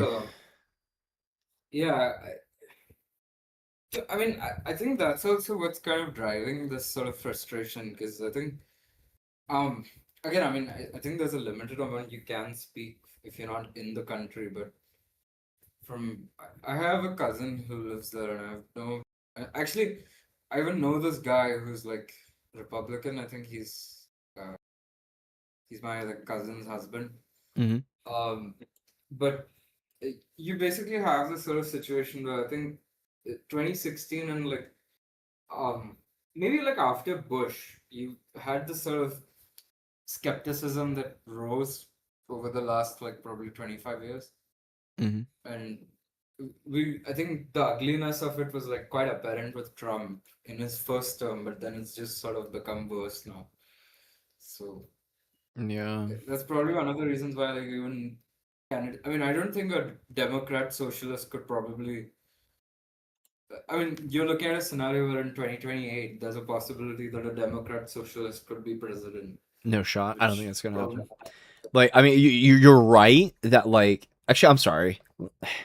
You're correct. I I mean, apologize. I interjected too soon. But like the chances of it are yeah, so that's fine. low. But there shouldn't be a I chance at mean, all.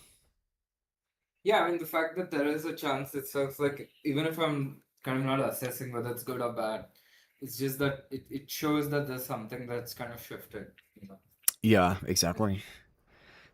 And the problem also is like, you know, when you can't really like the country is not just run by one party, right? Effectively, like I understand. I mean, of course, one party is in government, but then the Senate, the entire idea of a democratic setup is that there'll be two parties, and you know, in the case of America, two parties, and they both will kind of function together in order to reach compromises. Mhm. And then, you know, the further and further things kind of go apart, that sort of consensus is going to fundamentally diminish in some sense. I mean, I do understand, of course, that like there are arguments for why that's happening and why that's a bad thing, you know, and who's to blame for it. But the thing itself will be quite bad in the long run. Yeah. I can't wait for this fuck to be But over, bro. However that happened. Dude. Yo, wait. I remember I was talking to a buddy of mine. Yo, imagine, okay? Just imagine for like 2 seconds. What's gonna happen when it happens? Do you know what I mean when I say when it happens? him dying. Like, when it happens, everyone, like, I think the world is gonna stop for an entire day. I truly do believe that. I think like cars are gonna be honking, people are gonna run outside screaming. I think people are gonna like call out of work. Every like alcohol shop is gonna get bought out. In my heart of hearts, I truly believe the world will stop for like one whole day when it happens. I mean, I would guess America certainly would. Yeah, at least America. Yeah, you're right. But I think definitely certain parts of the world too, though, because dude, the whole fucking world hates this clown, bro.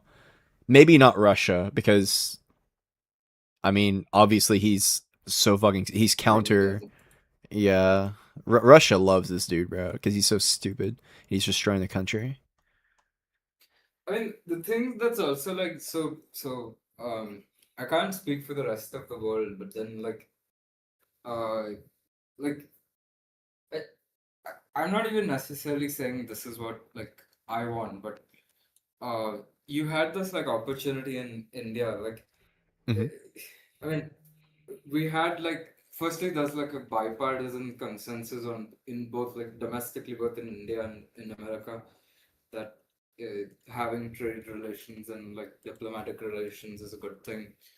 Um, uh, we were already like right before Trump came off, we were already quite pissed off with China because they kept coming into they keep claiming land in India, so that's already like a very Oh, major point of annoyance. I didn't know And that. Yeah. then of course there's like a whole bunch of other things that were like quite common, but then for whatever reason Trump just decided to piss all that away. And if I mean it frankly makes no sense. I think like he's just making enemies where there's no need to be, because he could have literally just done nothing, and that would have been better than whatever he's doing right now.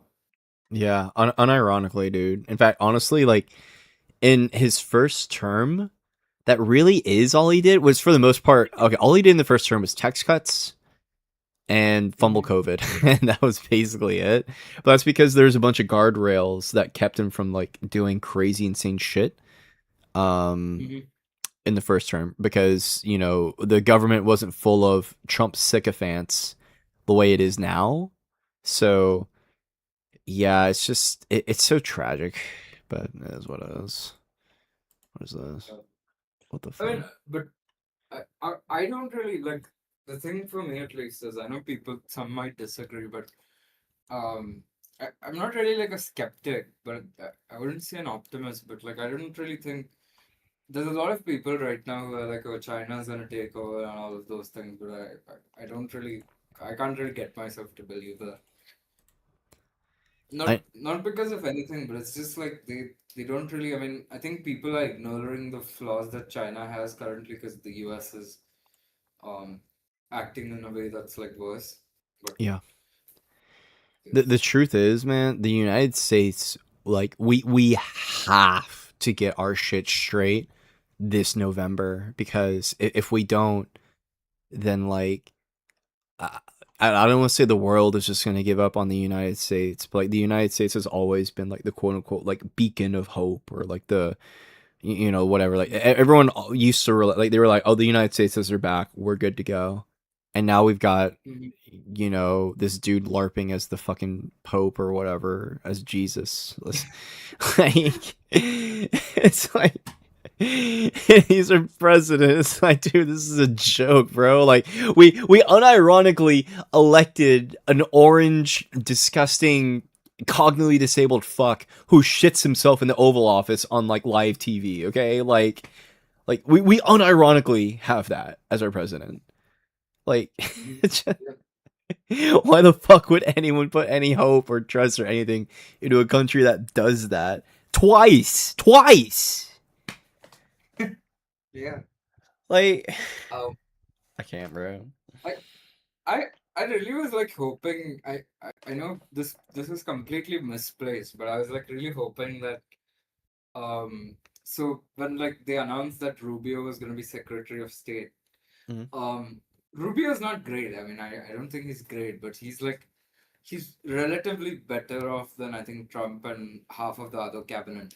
So I was like kind of hoping that it would just not be completely like just batshit insane, but then he came. I think it was like Jan 2020. What is it? Jan 22nd, Jan 21st. He Mm. came in, and then this next day or the same day, he just announced all those tariffs, and it was just like, yeah, yeah. Yeah, Marco Rubio, and I mean every single person who's close to Trump has to be a sycophant. There's actually like two categories of Republican right now. And it's the Mhm. sycophants who know that they're being sycophants, but they're doing this to try to do like a greater cause. So, like, for example, imagine you're in like the German military in the 1930s and then Hitler takes over. You know Mhm. that they're doing terrible, awful things, Mhm. but you are like, maybe there's some good that I can do from inside. Maybe I can try to like calm things down. So you don't leave, you stay and you try to fix it, right? But the truth is that ship has sailed and gone. Like you ain't really doing shit, right? But like I can see why someone may believe that they can stay and maybe try to fix it.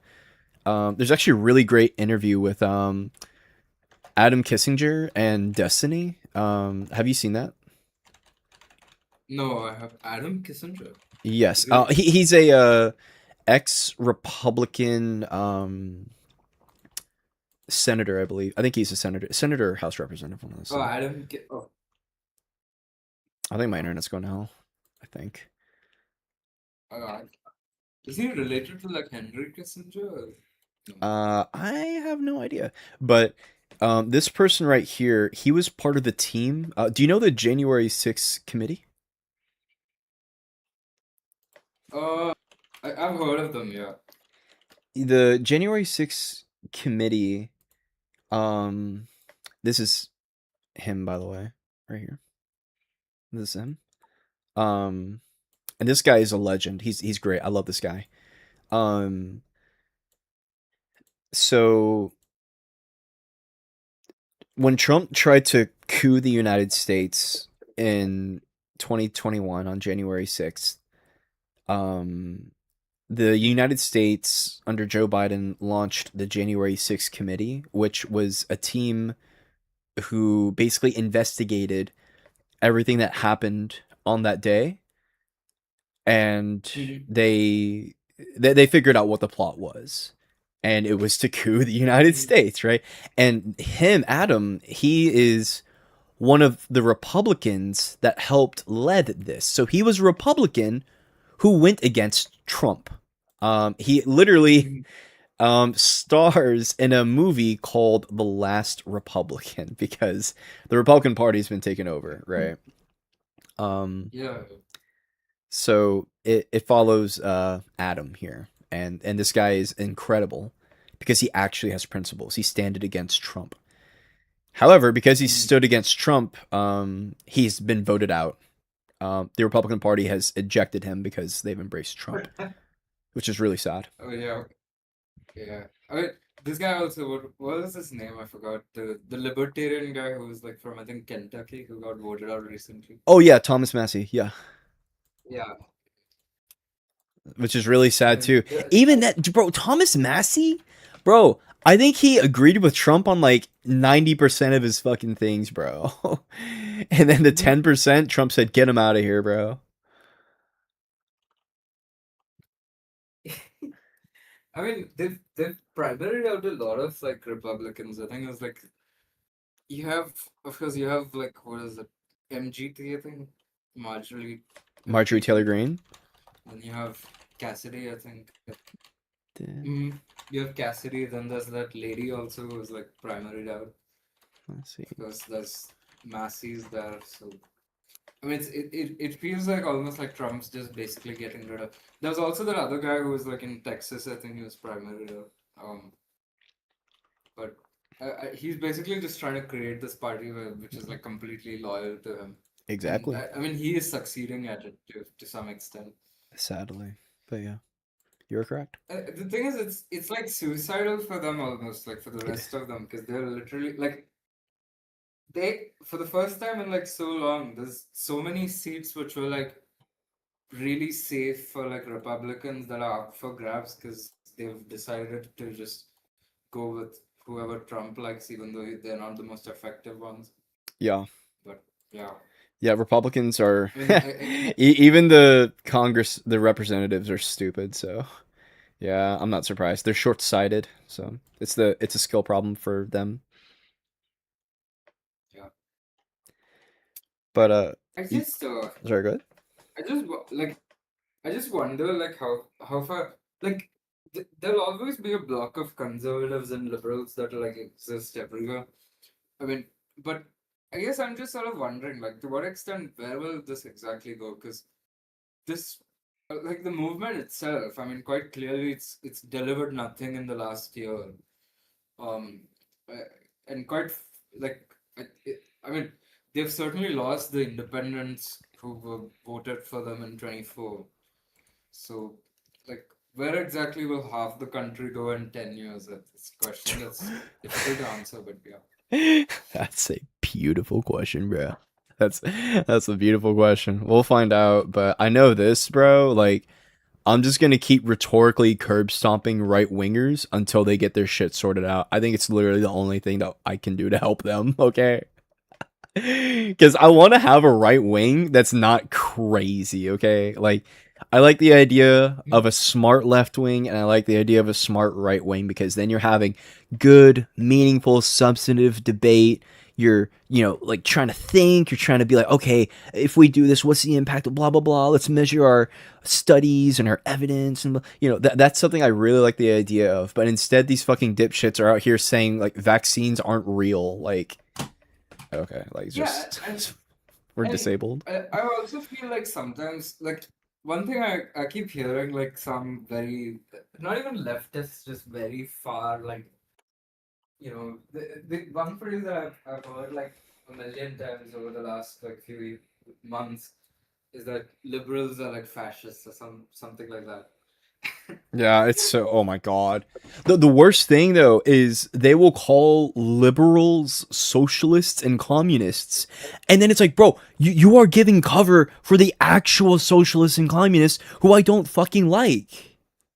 Like, like, why are you helping the actual socialists and communists, bro? What are you doing? I hate people like this, bro. And there's like the far left, which is like, all liberals are fascists or whatever. So I don't Yeah. really, I don't really think it's like a great idea. I mean, I personally still believe there's like a center, and it doesn't even have to be someone who's like a centrist. They can be like somewhat more on the left, more on the right, but that sort of like, uh, that sort of like brand of like those crazy people on both sides are just, yeah. Oh, yo. But it is because you are doing this on the basis of convenience, making your life better, and devaluing another human life on. No, not a Maddie. No way. No way. We're watching. I was gonna turn the stream. I'm playing video games. Nope. We're not doing. We're not doing. We're not doing. We're not doing. We're not doing. Oh my god, bro, Maddie. Oh, she's gonna get her teeth rhetorically kicked in, bro. Hold on, wait. This guy. This guy's like the philosophy goat. Hold on, wait. Profit. Speak, you're not actually listening to what's being said. I don't think I've ever heard that a day in my life. I'm not gonna Oh lie. my Well, you god. need to. You need to Okay, so read just about for it. some It's context. I don't think I need to. I don't think I need to. The hear girl it. up here. I think This You is need to Maddie. listen to make what more I'm sense. saying rather than just waiting your turn to speak. Here's the thing, though, right? I am listening to what you're saying. You're That's not. precisely why I decided to How interrupt could you you because listen to what I'm saying if you're not even allowing me to finish? You don't know what I'm about to say. Maddie, if you say here's the dumb thing shit. about how sentences work and how points work. If you say something at the beginning of your statement, I'm going to assume because you're a rational, competent person, presumably, that whatever you're saying at the beginning of your statement sets up and is relevant to the rest of it, and it builds off it. Each word So has you to need to wait Wait, I'll because share I my let screen. you say But guess what? you said three Oh, different. she's so bad. Guess what? But guess what? You But guess what? said But guess what? three. Hold on. Okay, I'm not going to. I'm not going to do this. Wait. I know you don't have to. Okay, it's a choice. I know it's Who a said this choice. this month? Who said I'm this? sorry? Look, I said who said this. Duncan, what'd you say? Is she like an influencer or something? Yeah, this is one of Turning Point speakers. One of the people who is going to be on debate. Okay, this dude is like a god tier philosopher. Okay, or like I'll say like Phil Bro, Phil Debater, whatever. I love this guy. He's awesome. If you look at And she's just about speaking for every Turning Point. single atrocity that has been committed throughout mankind, Oh, no. it's because one group of humans decide that they were going to devalue another group of humans. So She's with doing the abortion! with the H cost, Yeah.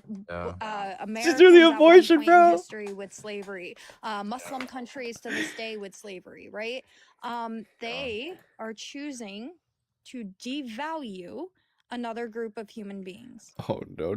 That is exactly what is happening with the genocide of abortion. It's exactly what's happening. Yes. There's like no difference at all. No. Yeah, there's a No? relevant difference. I think that abortions are not based on prejudice, and those are. Now, you might ask, what's the distinction between the discrimination in abortion and the prejudice of Nazi Germany? You know what the distinction is? The rationality of the conviction they're operating on the basis of. Unfortunately, Hitler had to evade some moral truths. One of those truths is that Jewish people are people. But women actually the don't have to unborn evade are such people. truth. Oh, but they're not, unfortunately. but Now, they This is are. her. People? This Why are is they not her. people? Well, This is her. Oh, the reason Maddie. why. The first reason why is that a necessary condition of being a person is having the faculty just- of awareness. According to having who? consciousness. According to reality, girl. According to observation. According to Great. reality. So if somebody gets knocked out in a fight, are they temporarily no longer a person? No, because the modal level at which they're unconscious is different than the modal level at which fetuses are unconscious. So there's different levels of consciousness that No, there's makes you different a level person. there's different levels of capacity. No, you said that if you are Levels of unconscious. Bro, I want to join this shit Not so levels of bad. consciousness, Not to like levels of attack her, capacity. but just be like, "Hi, Maddie." There are And this different is levels of according to consciousness. I'm what, talking right? about Because capacity. there are biological requirements that dictate what a human is and what a life is. A fetus, from the moment of conception, meets Is all living and of is human. these requirements. True. Yes. You're not. I know you're not talking to somebody who doesn't agree with you. Okay, I agree with. I can shake hands with you on that. Actually, me and you, we agree that fetuses. We agree on two things. Okay, first thing we agree on is that fetuses are human and alive, and the second thing we agree on is Fuck, that I gotta Israel has a right pee to from all the exist, okay? milk Me I and you both drank, agree on bro. these Wait, what things, the hell okay? does Israel have to do with this? I'm just giving examples of things we shake hands on. Okay. So you're a Zionist? No, whoa! Don't say all that. That's what a Zionist is. A Zionist is just somebody who believes that Israel has the right to exist. No. A Zionist also believes in Jewish self-determination. I don't believe in that. Okay, here's the thing. Anyway, nevertheless. Okay. Yeah, so proceeding with that though. Oh, thanks for the gifts, guys. Holy. Anyway, yeah, so He look, said the Z word. I agree that fetuses are human and alive, but What is the C word? here's the thing, though. The Right? Zionist. You work for the IDF. Okay. Don't even Does this respond to matter, that. Don't even respond to Well, that. now I'm dude. curious. You Okay, opened well, the Israel door, not me. curiosity killed the cat, bro. Like, it doesn't matter. Like, here's the- Just answer the question, though. I'm not answering the question, bro. You do. That's so funny. There's a continue. causal connection between me and the IDF. Anyway. Oh, is your girlfriend an IDF girl? I'm not. I don't have a girlfriend. Anyway. Thanks for the gifts, guys. Thank you, question mark. Thanks, Jacob. Okay, sorry, yeah, what we're talking about is the relevance of, sorry, I got stun locked because of the fucking cowboy hat. We were talking about shaking hands. Yeah, sorry. The fetus is human and it's alive. Like, I'm with you. But I don't think that makes it a person. Because I think person is distinct from being human and alive. Okay? I think that in order to be a person, personhood is a feature of living things. And the point was that the reason why fetuses are not people and unconscious people are is that the consciousness at the very basic level is a capability. It's a capability that temporarily unconscious people have, but are not using, versus fetuses do not have the capability. That's the distinction. There's levels of capability. There's it's being currently utilized versus there's the structures exist such that it could be activated. The fetus does not have that capability. Right? There is no agreed upon definition or requirement. Dude, if this is how she's debating, she's fucking cooked. Oh my god, bro. Right? Well, just because it's not agreed on doesn't make it. No. Wait a second. Okay, that's fine. I'm sorry. Somebody texted something ridiculous in chat. Okay. Sorry. Continue. Anyway, old is he? so for example, right? if He's somebody 20. is unconscious, or He's they the have been guy put into who a like medically induced ate coma, like and you know rhetorically that ate this Andrew person's Wilson's going to come skin. out of this coma in 9 months, would they somehow automatically become not a person anymore because you have that waiting period? If you look, it goes back to my original point. Every I don't think so. single wait a second, my love. My Answer the love. question, bro. She I said said no, my I don't think so. love. She's falling Wait a for him because he second. said he's a Zionist and he doesn't have a Look, girlfriend. every single major atrocity that has happened to people has been done on the basis of one group of people looking at another group of people as not humans. H-Man with the Jews, Hamas with the Jews, if you want to go the Israel route. I can shake hands with you on Muslims that. with literally every non-Muslim person. I can shake hands with you on that. I can shake right? hands with you on all three of those. Yeah. Great. So stop doing that to the unborn. Okay, yeah, but this is so we were at the root of the issue. Let's go back to this. I told you what No. Don't do this to me. a person agreement, right? Because it's based off Does he your have, own like, a channel? personal opinion for what a person is. A No, YouTube channel. My opinion is not based on the Yes. opinion. My opinion is based on reality. It's based on Your reality. reality, but there's not No, any no, specific our reality. criteria. No, not No, our our reality. Yeah, right? we share Our we share that reality. shit. No, not. I certainly don't share If a we reality both with face somebody toward who thinks it's okay to murder babies. no look, when we both face towards Mecca, we're facing the same place. Sure. Okay, and we live in the when same women reality. get abortions, they're still murdering children, right? Well, they can't murder them if they don't. You know, it doesn't really Yes, they apply. 'Cause can. the concept doesn't Wait a apply. They're killing second. them. They're Wait killing a them. They're not second. really murdering them, right? Like, Wait a second. I think it's a Okay, thank you. Anyway, as I was saying before I was so rudely interrupted. Oh if my god, you dude, look Maddie is so bad at this, bro. what is happening.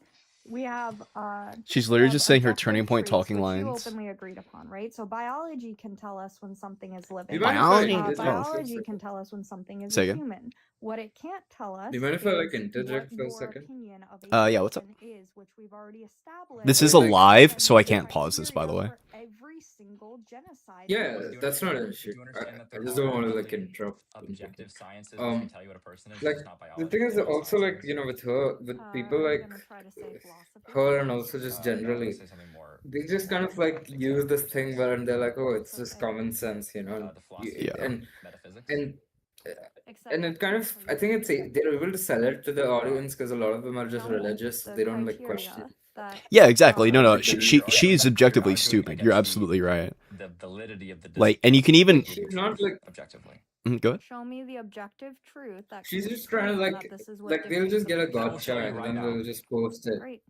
You're And going to perform then a there'll be like phenomenological and eidetic reduction on the a few concept of thousand person. of What the you do when you do audiences that is who you like realize watch that the it, and concrete and they'll be like, exemplary paradigmatic oh, Wait, hold existence of on. this guy person is Wait, excludes wait, wait, Superman, wait. me, She's getting you, knowledge and capped. Wait, I'm Optimus sorry. Wait, Prime. I'm Once you sorry. I'm do that, sorry. you'll realize that the essential characteristics of No. person are in fact intentionality and value propositions being contemplated and delivered on by the perspective of the agent. Once you do that, you will then generically widen the nature of the content such that it includes things like babies, like children, and other people in the live stream. And that's what you'll do. And now established without a shadow of a doubt is the fact that the property of personhood is an epistemological category, which is in fact instantiated by all these instances such that they share the essentially similar quality of agency. And that's what you'll do. And then you'll realize that there are certain metaphysical presuppositions to possessing such a quality, and you'll realize that those metaphysical presuppositions in fact do not exist with respect to the person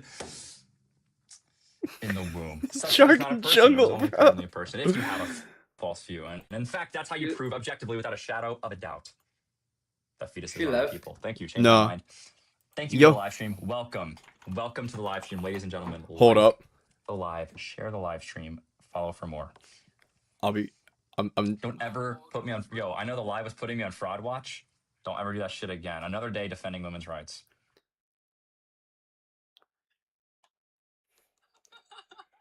Did she leave? What? Hold up, bro. Oh my god. Oh my. Oh, she's back. She's back. She's back. Oh She's no. back. Oh. Bro. I mean, maybe it'll just maybe I have other people that come up here and I debate. Like, you know what I'm saying? Like, do I let her back up though? Like, do we have more people in the guest though? My girlfriend was listening. Thought you were spitting. Let her up. Let her up. Come on, Leo. I think I overwhelmed the internet capacity. Let her up. Come on, bro. Come on, Liam. Come on, bro. See, a lot of people are saying let her up. I don't really know, man. Excuse me. I don't really know if that's like what I want to do though, guys. I'm not gonna lie.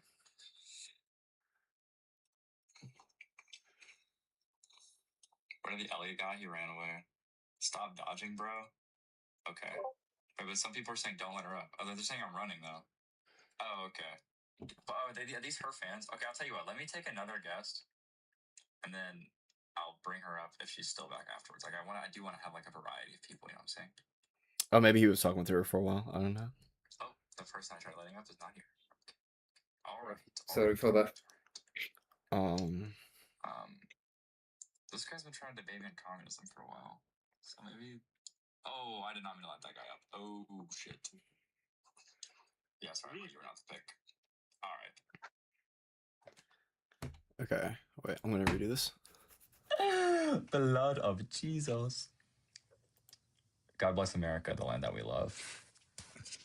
All right. I'll be back. Wait, I gotta piss so fucking bad after watching that shit, bro. I'll be right back. What's up, man? God damn. What's up, dude? Yeah, I like the anti-theist. Thanks, man. These other people that's fucking shocking to me. All right. Why are you a capitalist? Why do you support capitalism? Dude, it makes my life so much better. Why is that? Dude, it makes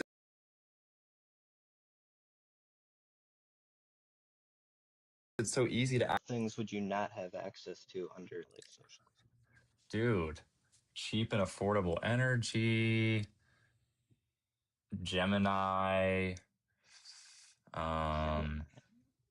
yeah, those are two, TikTok.com. TikTok would be a thing. No, I wouldn't have it. It might be things, far, far, far in the future, but I don't think I'd have it. Really? Why is that?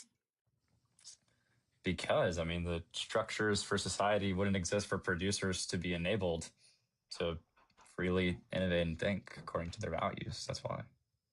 Why can people not innovate under socialism? Bro. Well, the thing is, they don't have the freedom to because they can't have private. Dude, I'm property, posting man. that shit. They can't have That's private gonna get property. turned into some shorts, bro. Yeah, that's the claim. That's the claim. Though, Okay. bro. Give me like a minute, I'll be back. I'm gonna. Oh, okay, I got you, man. We also wouldn't have enough money to give to the IDF to defend the right of Israel to exist. Bro, oh my fuck. Okay. What were you saying? So That shit had socialism. me Yeah, dead. why Oh, just so we why know, the reason why I'm like soy socialism, there you go. jacking Then over why does not having private that property mean is because the person who was up wouldn't here have the is this right girl to right exclusively here. This control is or govern Maddie, their own one of values. Turning Point's speakers for Pick Up the They Mic. wouldn't be able to independently think and act And on the basis of she their is an pure values, indicator bro. for the level of competence that I'm going to be going up against in the next Yeah, because month or so when they start doing like their little like Pick Up the Mic tour. saying like that's a And owning like a gigantic like the college semester, at least for USC, like around where I live, that starts in like next week. And she doesn't know any of these things. Like, is she just now trying to like get versed in like actual debate? I'm gonna pull up a thing. Hold on.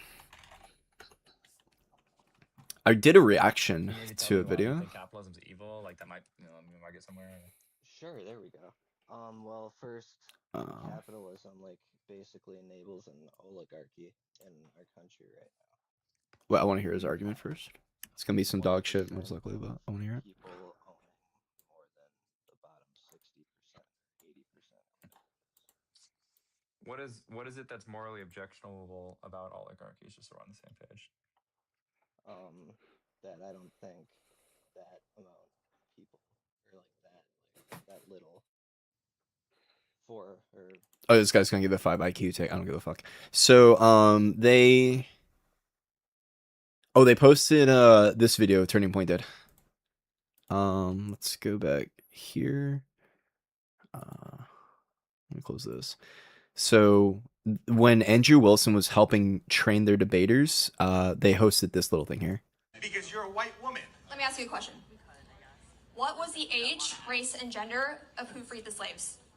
I don't know. How am I supposed to? I'm a college kid. Old straight white men. What was the age, race, and gender of who gave women the right to vote? I don't know. Old straight white men. So are you saying that people are incapable?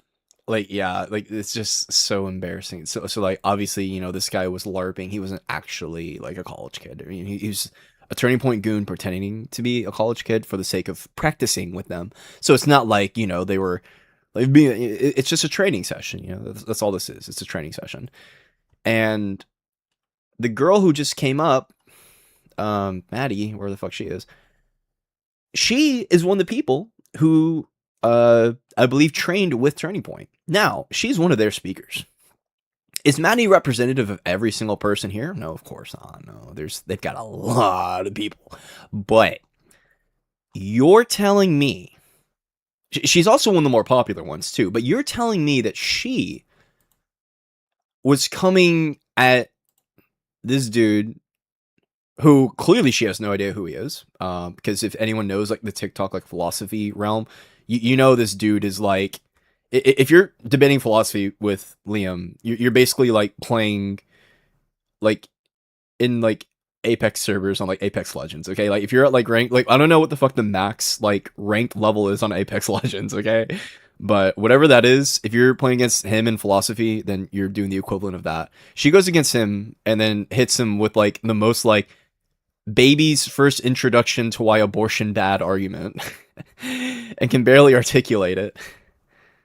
It is like, bro, no, this is gonna be so bad for them in real life, bro. Like, not on. This is gonna be so bad. Long time viewer, first time debater, Billy Applejack come up. No, bring Maddie back up, bro. I want to see her get stomped. This shit's really funny. This guy seems like a good person to let up.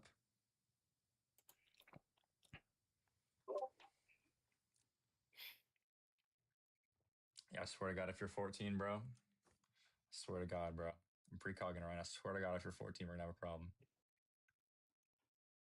Are you gonna be like talking to him?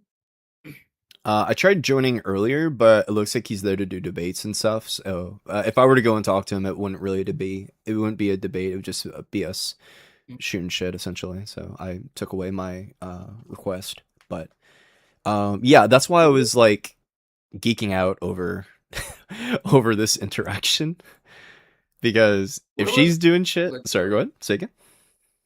are you gonna like talk to that lady as well eventually or Yes, not? yes, Yes.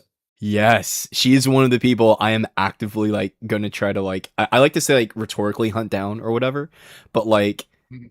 um, I kind of like to imagine that like when I like go against people, I'm like, have you ever heard the term collecting scalps? Yeah.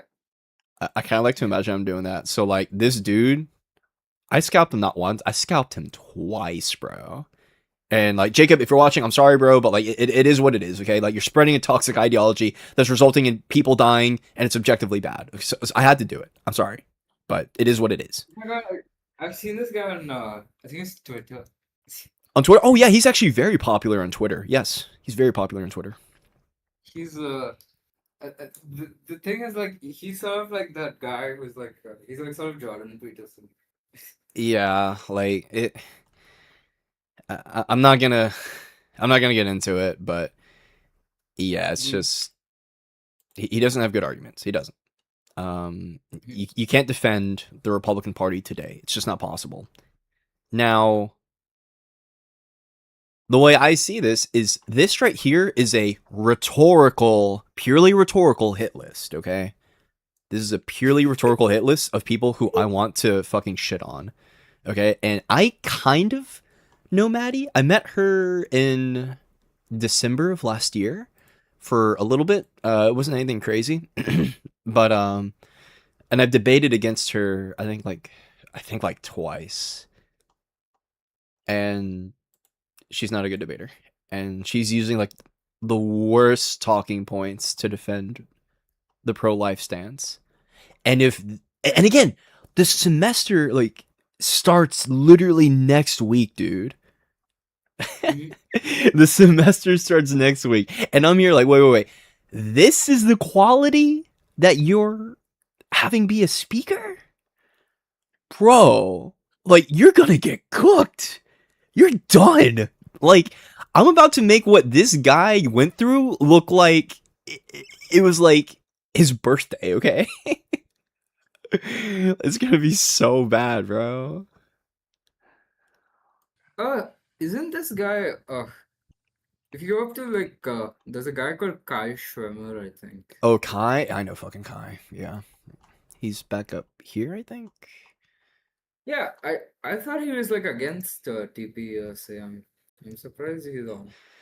I think he made a compromise with them, because he, well, I guess I should say Turning Point made a compromise with him because I'm pretty sure he's like Christian far right. He's like a Nick Fuentes knockoff, right? Yeah.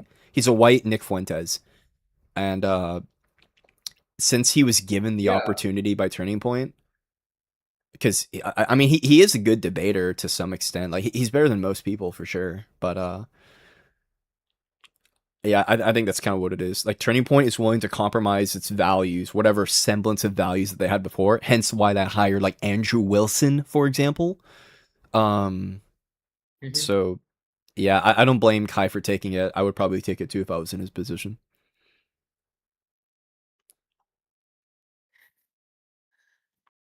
He I know his name because he had an article I think in the Guardian about him. Yeah, I don't know. he's an I think idiot. he'd made some internal like comments on some group chat. But yeah. What is? How do I spell his last name? Schwimmer. But- Schwemmer. Kai Schwimmer? Schwemmer's views on Donald Trump. Shit, didn't mean that. I also just like I'm a bit suspicious of this like new. So there's like this new wave of these like right wingers who are like anti-Israel. Like this guy and other people as well, and some of it like is a bit suspicious because some of them are like really far right when it comes to domestic stuff, but the only thing that they have is like they hate Israel. Yeah. So I'm a bit like suspicious about them because I don't really think like one thing that I'm kind of finding is that like a lot of people who are like really like on the left who are who have very like strong views on Israel, they're trying to like collaborate with these guys because they think like Israel is like the biggest issue and they need to create like a consensus on it. And Yes.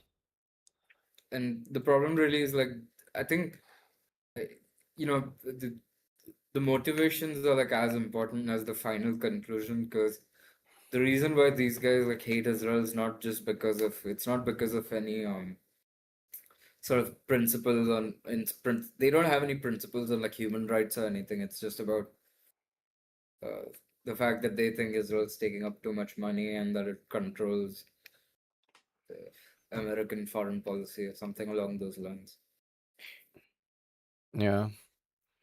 How do you feel about it? I don't know. I guess you probably are more aware of this. For Israel? No, like the sort of I guess actually I could even I'll just send you something if that sort of makes. Yeah.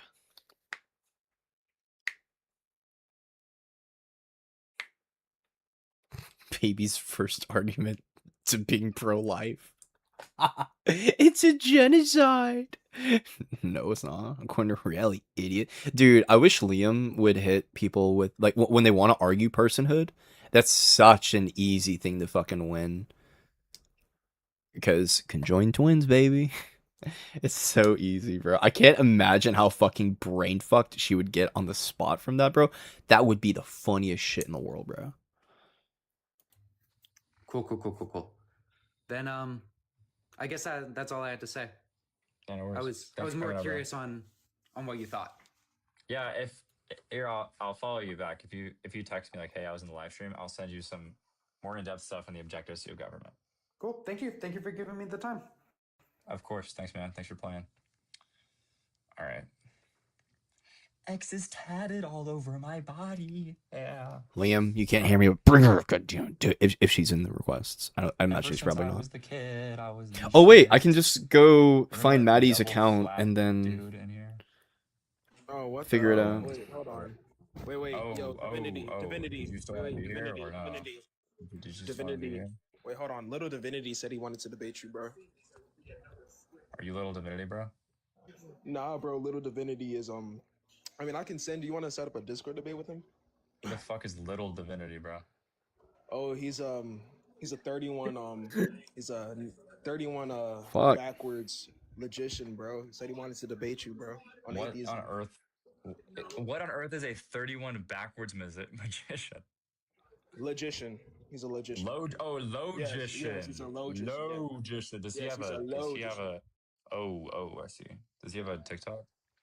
Yeah, I got you, bro. Hold on. All right, bro. Just All right, send him good. the live. All right. Little Divinity, bro. Who? All right. X is tatted all over my body. He's talking about someone else. 13-year-old logician. Totally, entirely. 13 backwards load. Wait, 31 backwards logician? Oh, it's a 13-year-old? Wait. Come on, Liam. How'd it take you that long, bro? Even I heard. I was like, he's talking about 13-year-old, right? Named Little Divinity, bro. Damn, I can't find. Over, bro? Is society collapsing? 31 backwards with some slang. I didn't know what you're talking. Flip it around. Okay, I assume she's not there anymore, so I'm gonna leave the fucking live. Damn it. I want to see if I can find more of their speakers.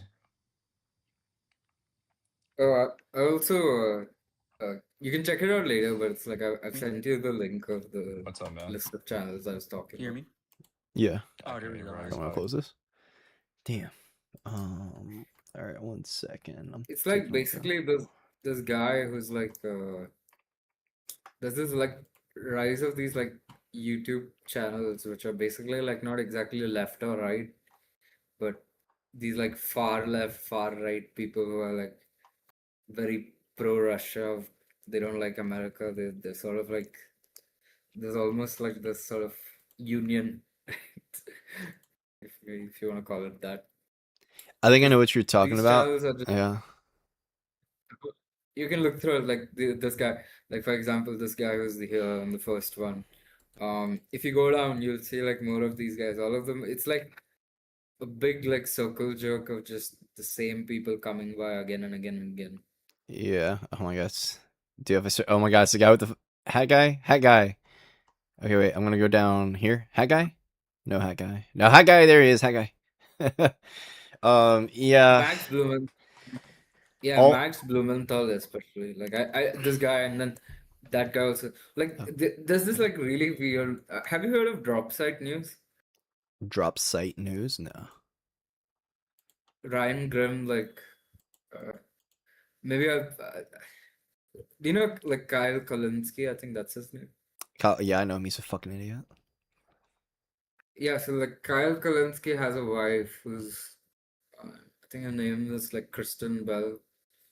She works at a news channel called Breaking Points, and then they have like this. But basically, it's just like the sort of very isolationist, anti-Western, pro-Russian kind of like group of people who think that American imperialism is the cause of all problems in the world, and they're sort of uniting Yeah. on the fringes. No, exactly. No, like So horseshoe. Do you know horseshoe theory? yeah, I know. Yeah. I don't like the thing for me is like I've come across like I'm sure you must have heard of like Christopher Hitchens. I know the name, but I don't know the person. He's he was, I mean, he was quite prominent, I think, early on. He died like a few years back of Mm. cancer. But uh he, was like he was a Democrat socialist, and he criticized, the West quite a bit, but he wasn't like unprincipled. Like he was attacking everyone. But Mm. then these guys are like not exactly very principled. They I mean, Russia could probably like nuke a country and they would still support them. I Yeah. mean, in fact, there was a guy, I don't know where it was, but like I saw there was a video where there was a guy who's like, it might be necessary for Russia to use nukes now, and he was like almost arguing for it. That's crazy. So they're like a really crazy bunch of people who, yeah. That's fucking crazy. Yeah, what's actually really funny when it comes to, like the far left and the far right. The far right Mhm. wants to isolate from the rest of the world because they're like, we're better than everyone else. We don't need them. And then the far left is like, we're literally the worst people ever. Okay, we're so bad that the rest of the world would be better without us. So let's isolate ourselves. It's Yeah, literally that. and the problem really is the problem is like they think that they have like a common ground on which they're working, but then if either of them came to power, they would probably end up killing the other. So Oh yeah, easily 100 billion%. That's actually just like the funniest thing in the world about this. If you could call yeah. it funny, I guess. I don't know, but like, um, I mean, but the, I don't really like someone like Mamdani, for example. He's not really like that. Like a Mamdani's gone against Putin, he goes against like Netanyahu. Like he's all right. Like I don't really think, but the kind of people I'm talking about like are just completely, just crazy people who have. I would say I don't even think they're like principled. I mean, they have some very weird ideas. So, Mhm. but yeah. I'm gonna try some. Oh, can you see my screen? I wonder. I really wonder though. Like there was a good book that like I'm currently looking at. It's by this guy who's like a professor at Columbia. He was talking about how as like free trade kind of goes down, you're gonna have a scenario where all countries are gonna start using tariffs more, and and it'll Yeah, be it's interesting to see how that kind of plays out. so stupid. Like unironically 5 IQ. Oh, let's use tariffs to. I don't know. Like literally just start shit for no fucking reason. Like, oh, okay, good thinking. Let's do it. I like it. Like, Yeah. I mean, the thing really for me is like the problem is like this is something that's been. I mean, Biden, for example, used more like the WTO was like so uh, there was a case that I think China was going to bring forward against America for over free trade. Yep. And Biden, basically what he did was he vetoed the appointment of the presidency itself. So the WTO effectively could not even function in order to, so that, you know, Biden could pass more protectionist policies. So this is something that I think has been like building up for quite a bit, but I just think it's like, you know, it's just difficult to have nuanced discussions sometimes because people are just so polarized now that they won't really look at the other perspective, if that kind of makes sense. Like I don't know what it is about like having like a more nuanced position, but it's just not cool. It's not sexy, you know, because it's like, notice how all sides want to make fun of liberals. Okay, like there's one party that everyone shit talks about. Okay, yeah, it's that's liberals. It's not like, the thing is like, it just doesn't, you know, rent control, for example, is something that 2% of economists support rent control, like statistically. 90% of them oppose it. And yet you see, like, you keep hearing, every other guy is talking about running on rent control, you know. And it's 82% of Americans or something like that, you know, in public polls, think that rent control is a good thing. So there's quite clearly some gap right now that I think needs to be filled.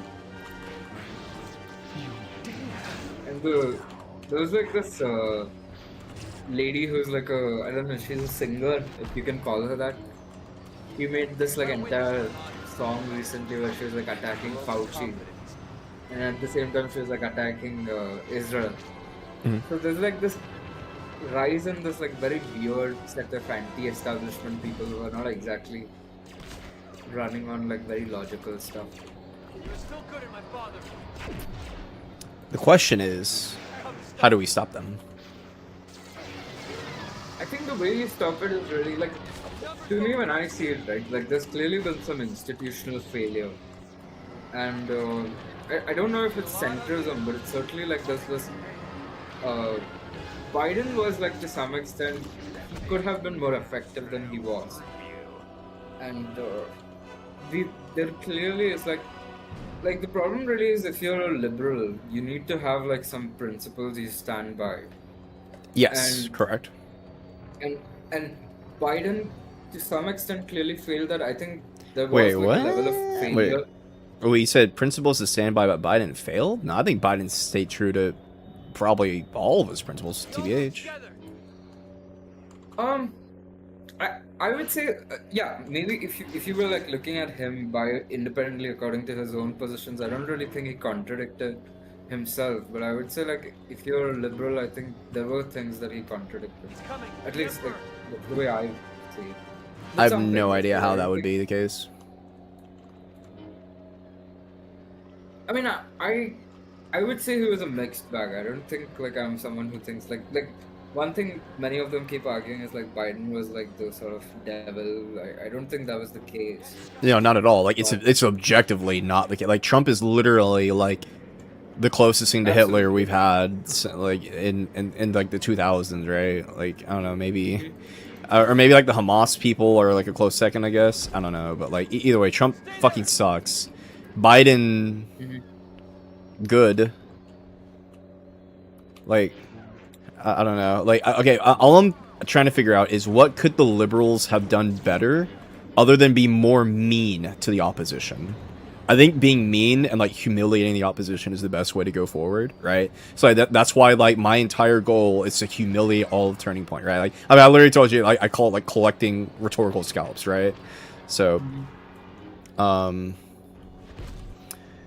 think that's quite a bit. Yeah. I mean, in my view at least, like I think there's quite a bit that could have been done that hasn't been done so far.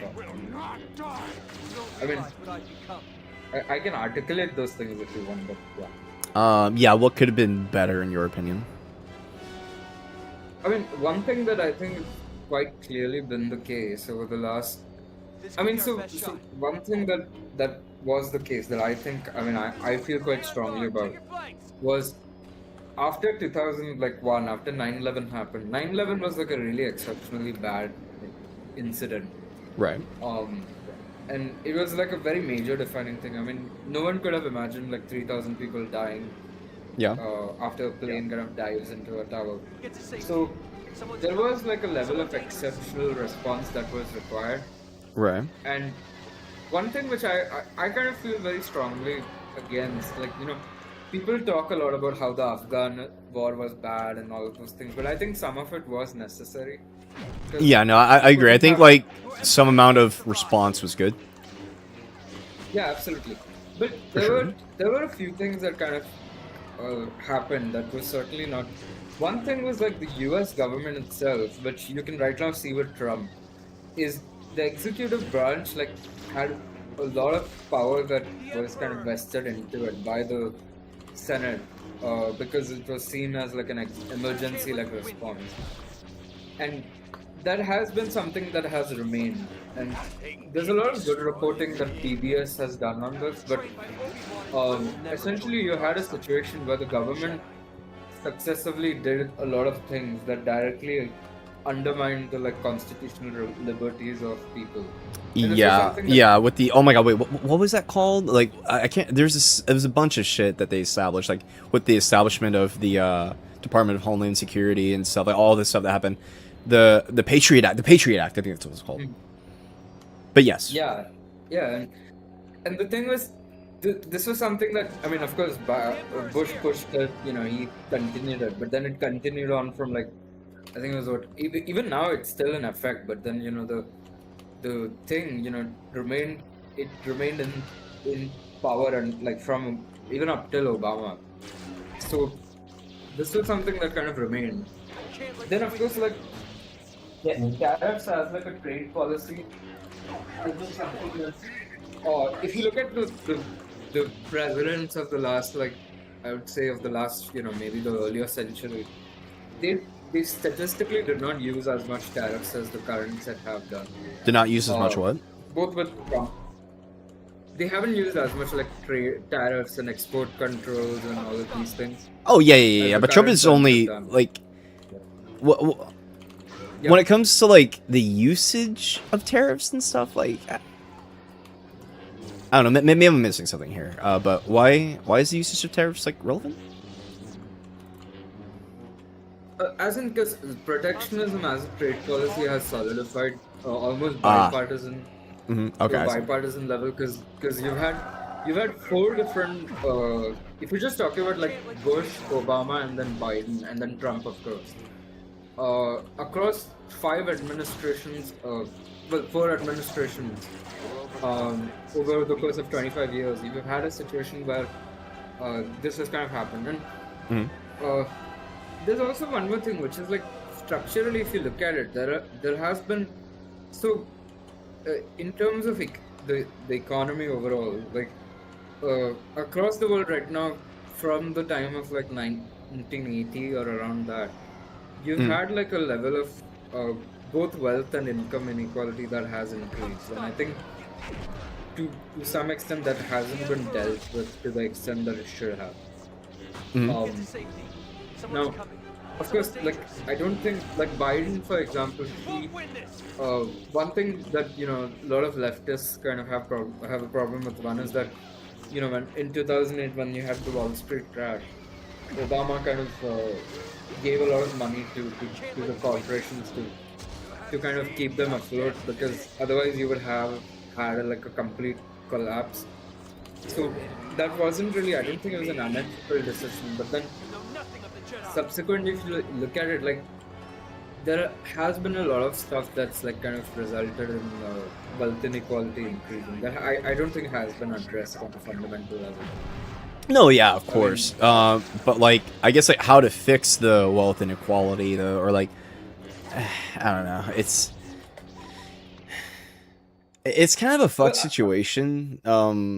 Relating to it all, because it's like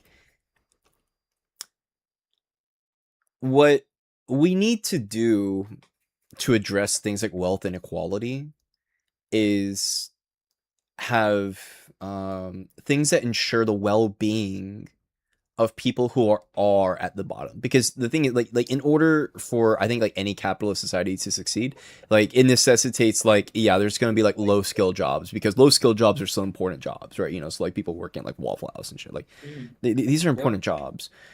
But obviously, you know, someone working at Waffle House is not going to make anywhere, like there's going to be a giant wealth gap in between these groups of people. But how do we address that? And I think the answer is by establishing strong welfare systems to help those people out. And then two, I think we need to have a heavy investment in education. And like doing things like gutting the Department of Education is obviously counter to that.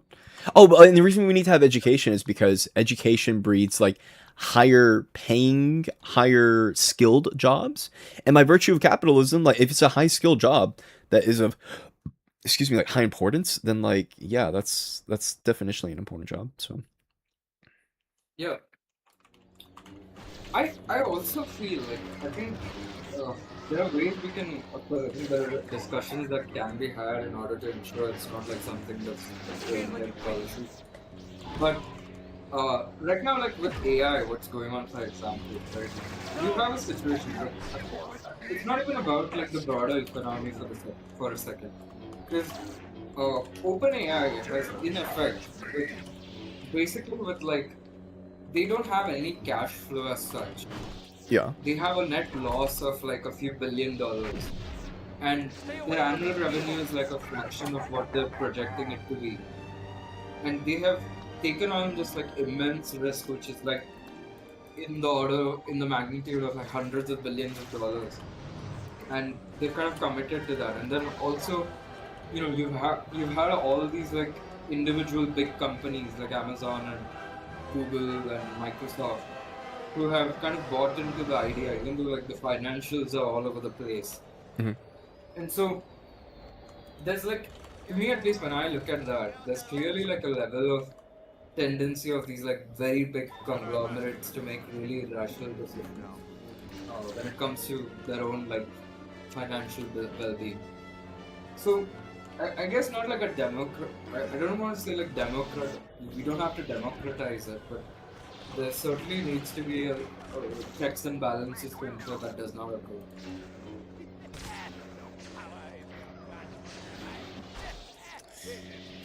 I don't know.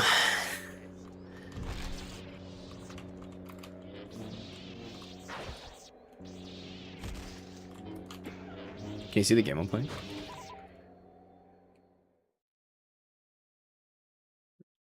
Hello? Hello. Are you able to see it? I don't know. Or wait, actually, I know you can see it because I'm fucking streaming it. So Yeah, I can. I was just looking at that. yeah, no, sorry. I like zoned out for a second.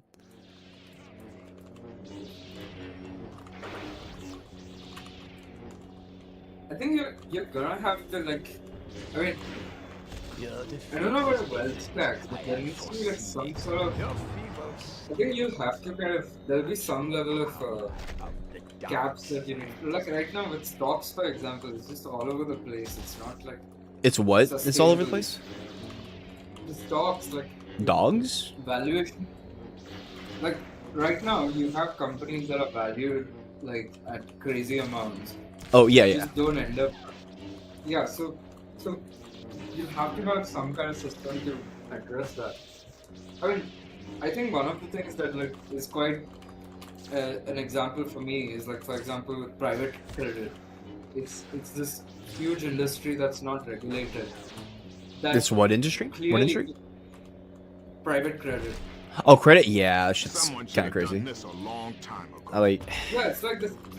I mean, you're almost talking about like a $3.5 trillion industry that's unregulated, that's completely working irrationally. So, I'm not really like I don't think. I mean, I broadly think I'm for free markets, but I don't think. Like, I don't think the invisible hand. How does it feel to live in fear? The sort of idea that, you know, the market itself will ensure that it acts rationally. I don't think it's like an absolute concept, because I think quite clearly over the last few years we've had examples of the market not acting rationally. Like, I think that there's really great sectors where the markets do a phenomenal job. So like for example, like a great example of like markets thriving is like the COVID-19 vaccine. That's an incredible example of like markets like yay capitalism, right? But for something like credit or something or not credit oh yeah, credit like insurance, things like what was the other things that cause like environmental issues, for example. That's another good one too. Capitalism does a terrible job accounting for things like that, and I think that's where like the role of government has to come in to like fix these issues. That's a demonstration of my power. So yeah, some areas I'm like, yeah, government intervention is necessitated. And if we kind of go back to our little paint graph from before, where is it? I'm not here. Fucking here we go. Yeah. So like for things where we don't need government intervention, good. Things where we do need it, then yeah, do it. So sometimes we gotta restrict freedoms on certain areas if it means ensuring the well-being of, people. Yeah, I mean, I agree. You just have to. I think it's just like a balance. You have to like. The problem with like socialism to me at least is that it just sort of takes like what the government itself is composed of people, and moving the thing into the hands of the government is not exactly going to solve the problem. Well, it depends. Nah, I think I reject this. I mean, it depends on like what it is we're talking about. No, like not all of it. Like of course, I think there are things, but I don't think like stuff like for example with the command economy, like what they're talking. Yeah. About, the centrally planned economy to me is not really something that I'm like. No, yeah, they objectively like don't work, right? Like the command economy is just like this is why like all the socialist communist things are fucking stupid, right? It's because command economies just do not work like at all. So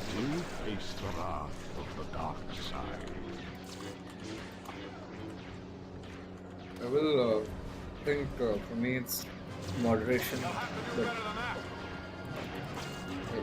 it's also like not. I mean, before this battle even began. a second, I need to turn the volume down on this thing. Yeah, no. It's just a level of moderation that's. There's a level of moderation that's needed, but it's like not absolute. I don't think, like, if there's a need for radical change, then sure, go ahead, bring it up. But I don't really think like everything. The way to kind of solve anything is to burn it down all the time. No, yeah, that's another really big problem with like lefties. They just want to kind of destroy everything without like, I don't know, like any like more thought to it. There's like U.S. bad. Destroy United States, like unironically. They're like, yeah, Obi-Wan, why'd you do that? Fucking idiot. But yeah, I think another big problem too is people are just being like frustrated with the system, and because they're like, grr, system bad, they want to destroy it and replace it. It's like, bro, are you presupposing you've got a better system?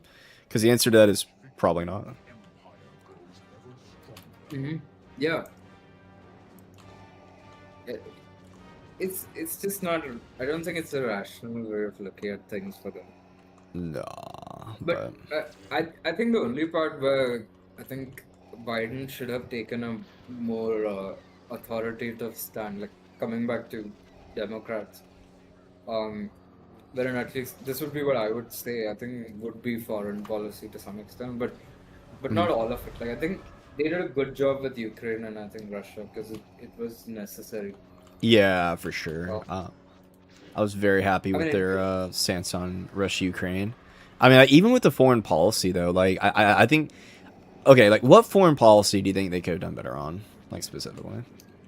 I mean, I know this is like talked about enough, but I think mainly like Gaza itself was like.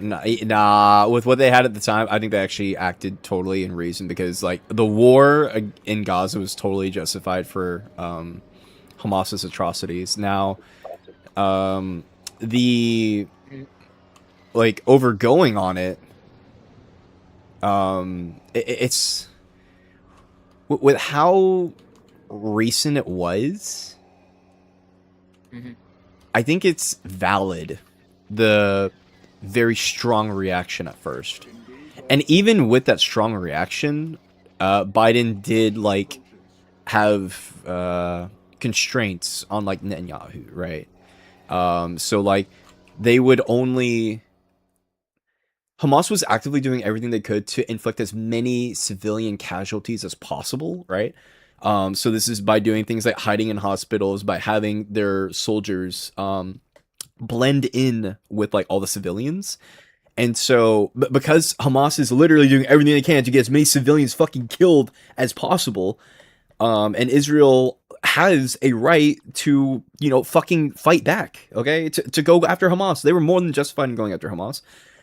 There's like some level of like acceptable civilian casualties, and I think that is reasonable. And to deny otherwise, then you're telling Israel to just, you know, get fucked by Hamas and do nothing about it, to which I would never accept that. My my problem wasn't. I mean, so like, this might even sound a bit like this, but to me, I wouldn't even have an issue with even if the war had kind of dragged out for like, I don't know, 2 or 3 years. I don't think there would have been an issue with that.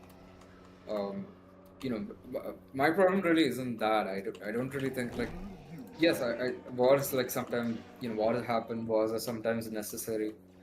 October 7th, what happened was a really serious incident. The issue wasn't really that. The issue is like one thing which I mean, there's a guy called, I think, Andrew Fox. He's done a good job like documenting this, which is that pretty much like every war Israel's had in the last 15 or 16 years, you see like there's an inordinate amount of like civilian casualties that occur, and this is like not even just in Gaza, and even in Gaza, but when you look at 2006, if you look at Lebanon, and even beyond that, and there's a very specific reason why, which is that it comes down really to the operational like tactics they use.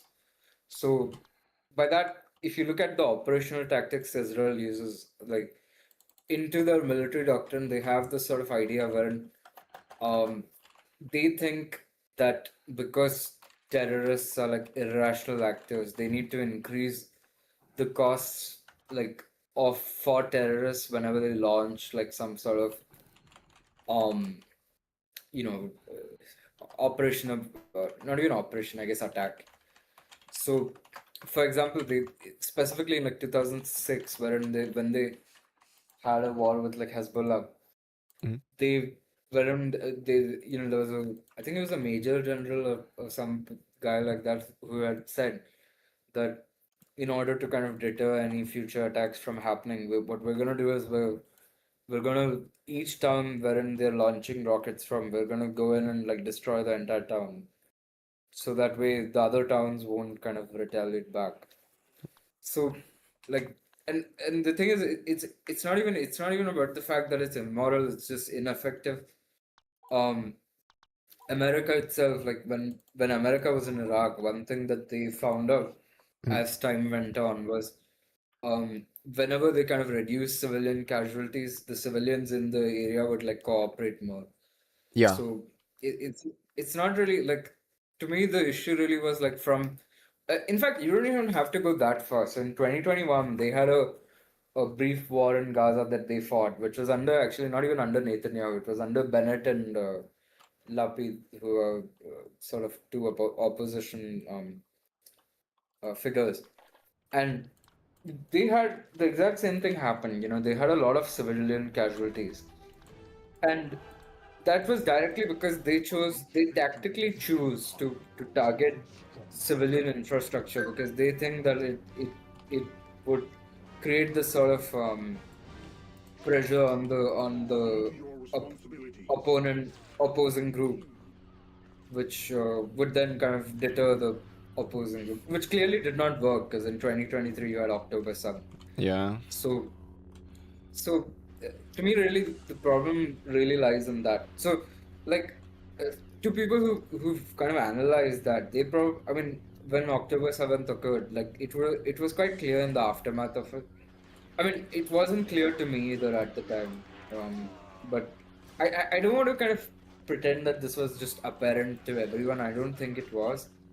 But if you like looked at Israel's history and its immediate history and what they were saying, one place which was kind of a blind spot was that they were using collective punishment as a method of warfare from quite early on. You know, when you had Gallant kind of declare the statement wherein they were not letting in aid and all of those things, and then of course you directly saw in the way they were kind of they were fighting the war itself. You know, wherein they would like this is not even exaggerating. So there was a specific incident wherein they had one particular target they were trying to go after who was residing in one apartment block. Yeah. And they quite literally just blew up the entire building in order Yes, to I think I take know down exactly what the you're talking guy. about. Yeah, I think I saw that. Yeah, and this was not just one isolated incident, by the way. They just had like multiple.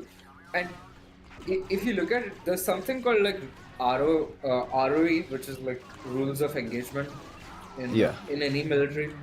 The US military also has it, wherein they have a standard way wherein they Yeah. No. engage with The the laws of war, or the I'm pretty sure it's what it's called. There's Yeah. I don't remember the exact term, but it's something I looked into very extensively after. Do you remember the Venezuelan boat bombings? Yeah. Mm-hmm. Yeah. I looked into that pretty extensively after that. But yeah. All I'm saying is I just know what you're talking about. So, I mean, in essence, you had this thing where, if you look at rules of engagement, they did not really they had this complete collapse because, I mean, of course, October 7th was a traumatic incident, but then the commanders in the Israeli army and the sort of from the top down, they completely laxed all of it. They did not take the standard protocols that were necessary to ensure that there would not be these kind of and then the subsequent result of that has been quite apparent. After if you look at reporting, um, quite clearly that there were, whether it was deliberate from like a top-down way or whatever way you want to look at it, individual like personals went out of their way to kind of whether it was deliberate or not is up to people. People can discuss it, but they did end up targeting civilians and even killing them in some instances.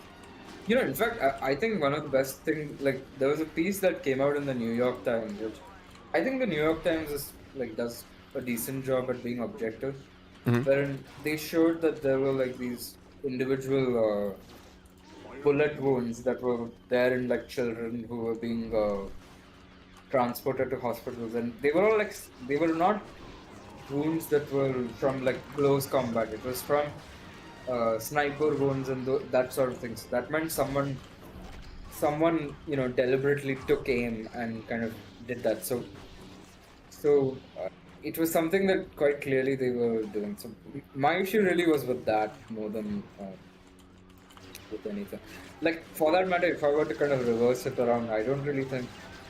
I think if two parties want to engage in combat, that's their thing. I don't really think there's any. Well, the thing is, like, you're never supposed to engage in combat, like, ever, right? Like, by virtue of like someone attacking, you're doing like a bad. I can't remember now. Like, if you are going to attack, there's like levels to it. So, like, for example, like if you're going to attack, like you're supposed to attack. Actually, even like there's soldiers who are in combat who you're allowed to attack, but like doesn't mean you get to attack literally any soldier. So, like, for example, if someone's like just like on their post, like in their own base or whatever, then just minding their own business. Like, you're not supposed to attack them because they're not like in combat, right? Correct. Yeah. Yeah. So I mean, just I don't disagree with that. I think that's exactly where rules of engagement and international law kind of come into work, right? yeah. But what I just mean is like in a sense, if by itself combat happens, then I'm not really trying to make a case where this group shouldn't have done this or this group shouldn't have fought itself, because I think that's up to everyone's opinion, but it's just more about how they fight, We have them. like there's ways to kind of do this. So for example, if you look at October 7th itself, there's international you can look at how combatants and non-combatants are classified, and Mhm. then you can look at what the definition of a civilian is. Yeah. And then when you look at it, and then you look at the fact that civilians were deliberately being targeted, that's something that's wrong. Yeah. Yeah. The fact that, yeah. So by that same kind of thing, if you had to infer it, you don't really have to come to some like dramatic conclusion about Israel itself. You can even just look at the ROE and like come to the fact, it really comes down to that. Where if you look at the analysis, They've done they've fuck clearly shit. like let go.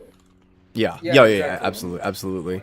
And fuck, like what becomes hard though is how Hamas has conducted themselves to maximize the civilian casualties. Like I said before, where it's like, how do you even like fight that when they've ingrained themselves so deep into their own civilian population? Like, and I want to make it clear that doesn't make it okay, but it's like, fuck, like, yeah, it's hard to reconcile the whole thing. Is all I'm saying, or not reconcile. Like, it's still bad. It shouldn't happen. They should obviously hold more care. But I'm not gonna sit here like I hate when people like only condemn like Israel. But yeah, no. No, I mean, yeah, I get what you're saying. I think you're right. The only thing that's like sort of, if you really like, I think that there's specific ways to kind of like look at it. So as an example, you had the tunnels, which were like one example. Yeah. Right.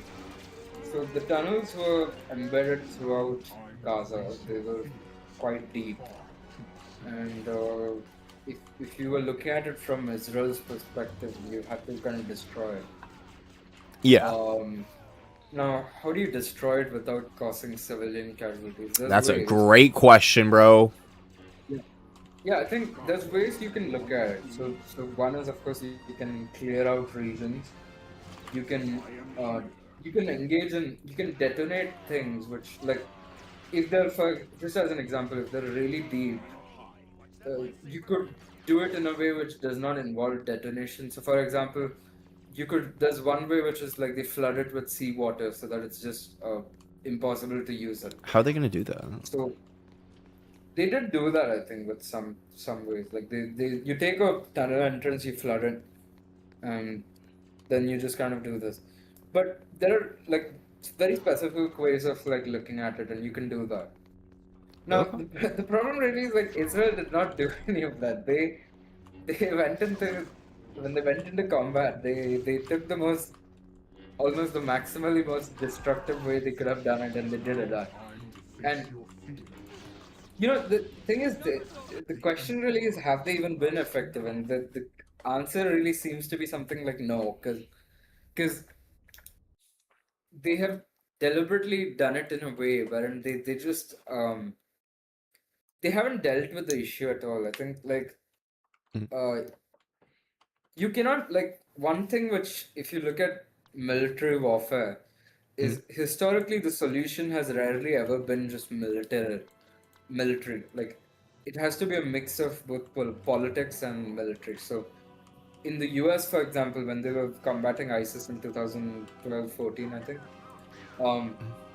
there were individual examples of groups that, of course, you bombed them, you did all of those things, but then the way you would get them to surrender as well. So the way you got them to surrender was there were ways of like many of these groups like principally just would not surrender directly. So what they would do is you would get these like local groups that were Muslim and then send them in and get them to surrender. You had all these different.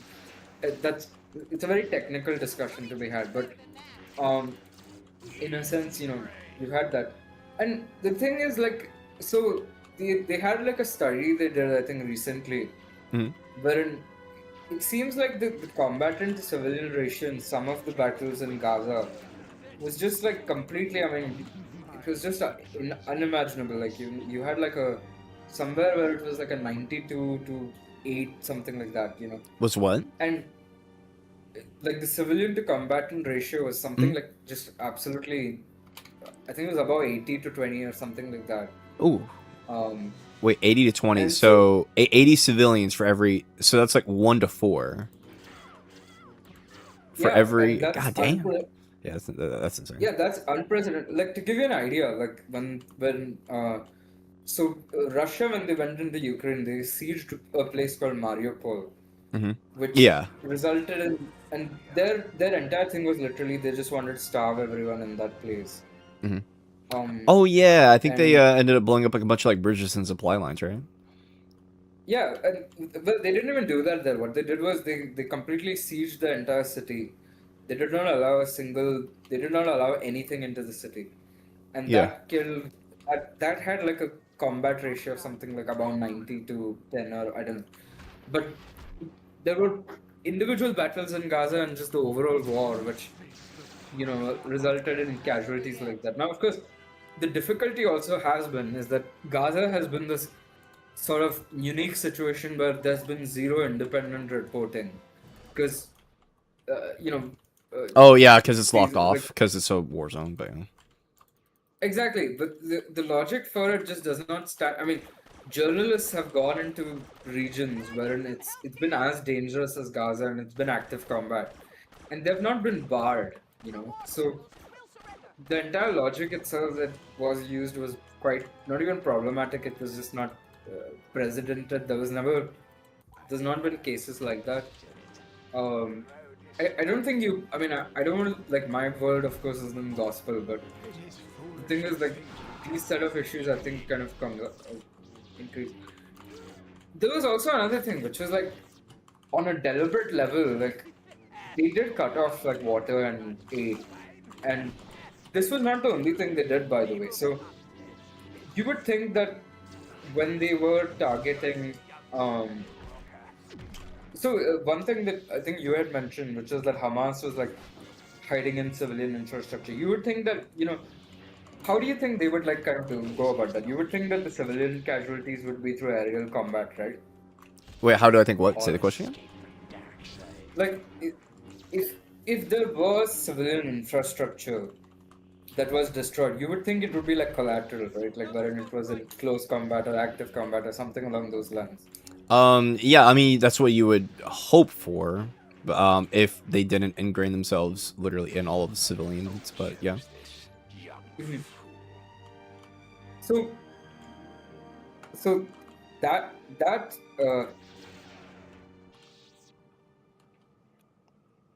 That what? So that would have been ideally what you would have hoped for, but there was a demonstrable example that was contradicting that. So in I think it was July of 2024, right after they went into Rafah,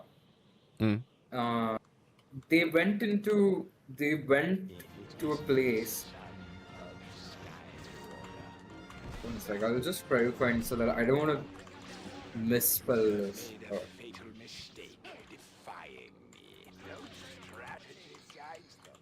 Beware their desperation. Surely by now you realize you cannot win.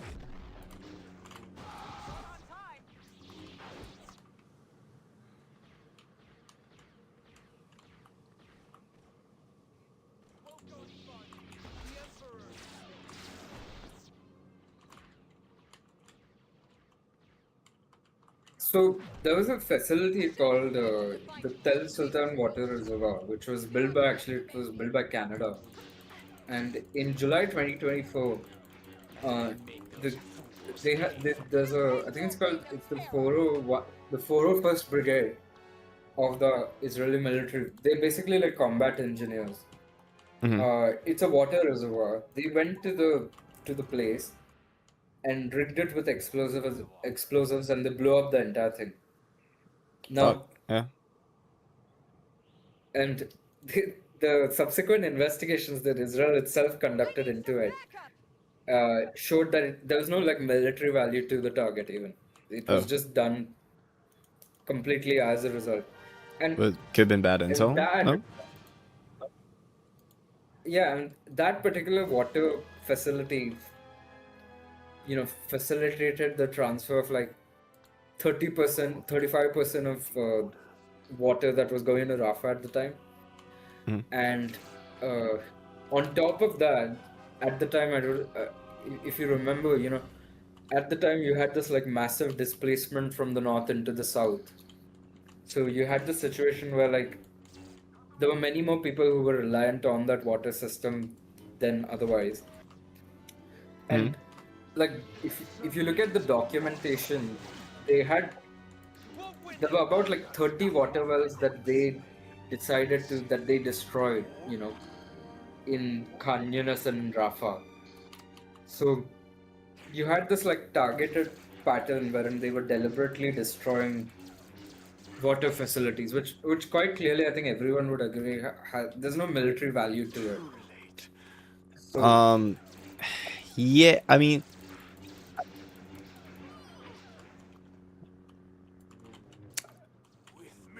I don't know. I need to look into the logistics on why they chose to do that because like,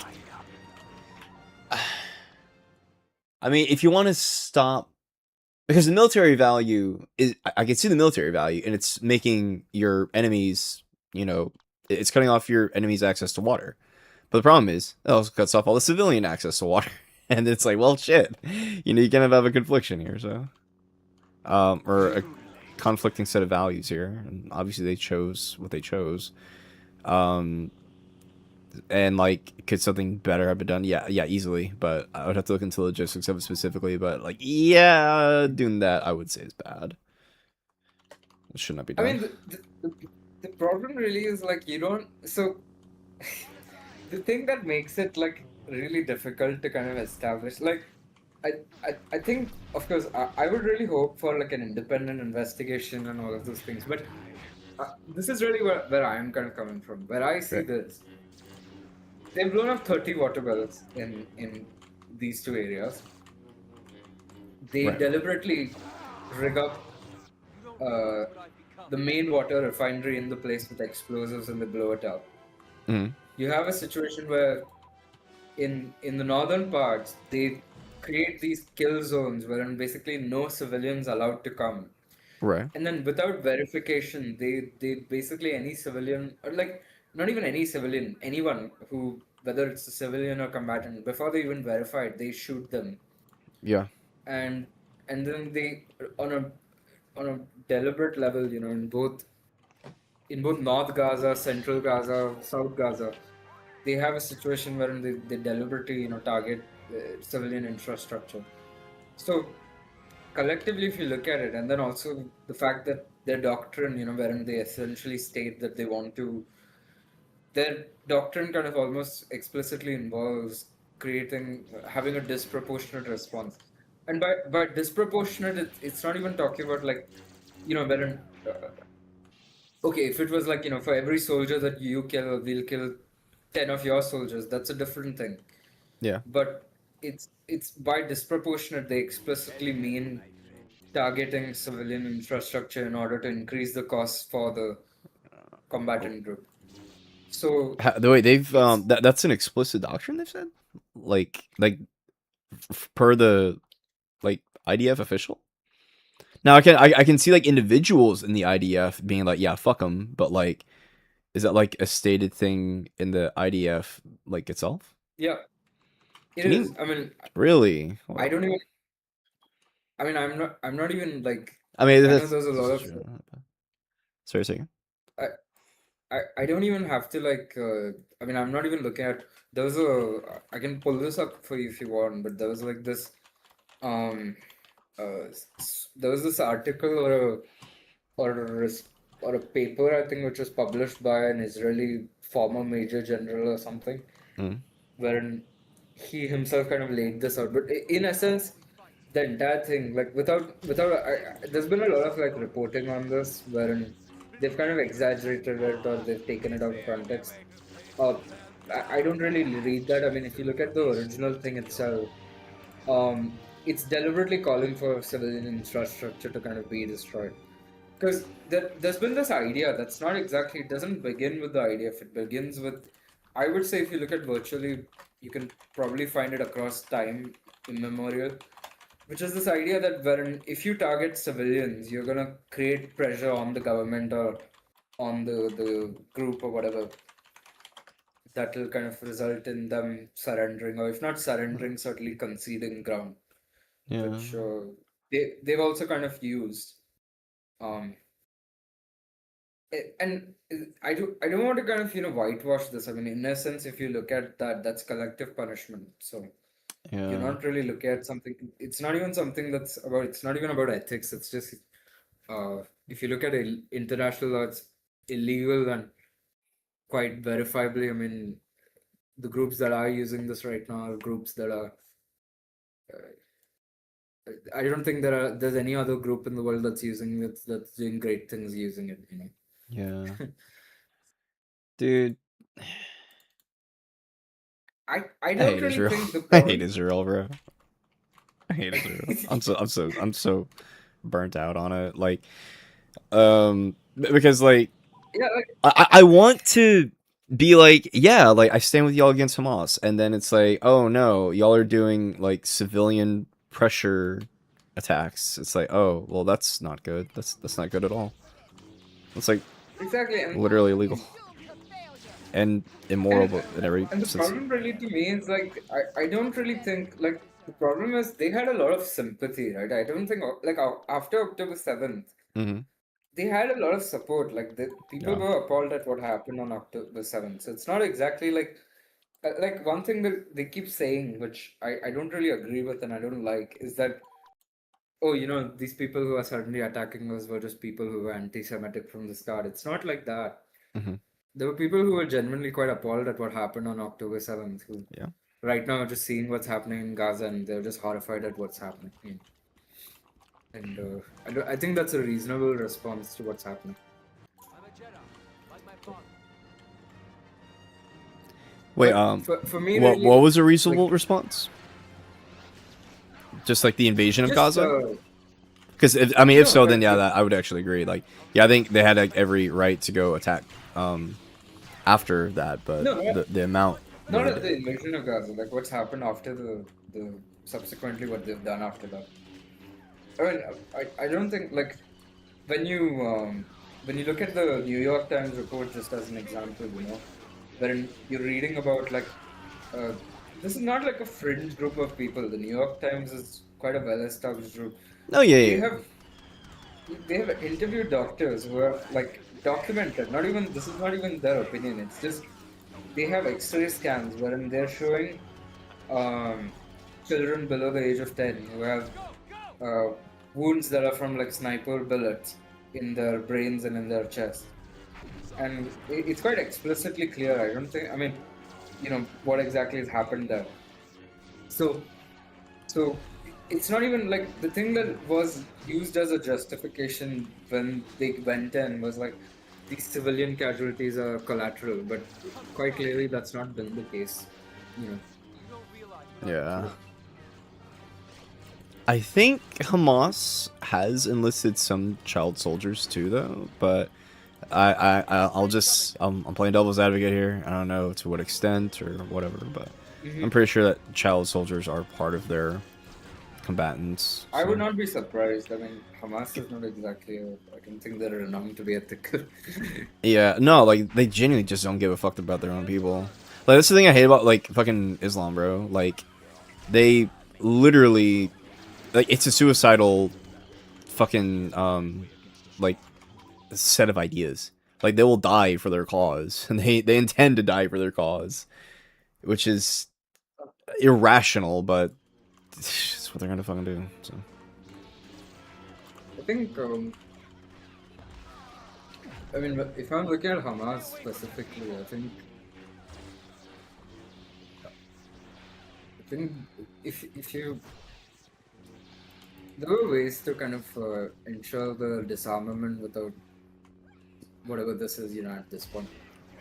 So, Yeah. And coming back to the child soldiers thing, I mean, yeah, there's a possibility there were children who were recruited.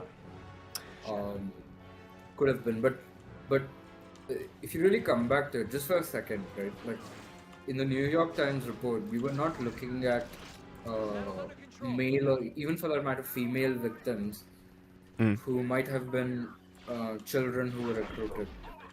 You were looking at, I mean, at one point there was a case of a 5-year-old, and then there was a case of another, So you were looking at cases of people who were quite clearly just not some people who were, I mean, children below the age of 5 who were not exactly recruitable, and even, children below the age of 15.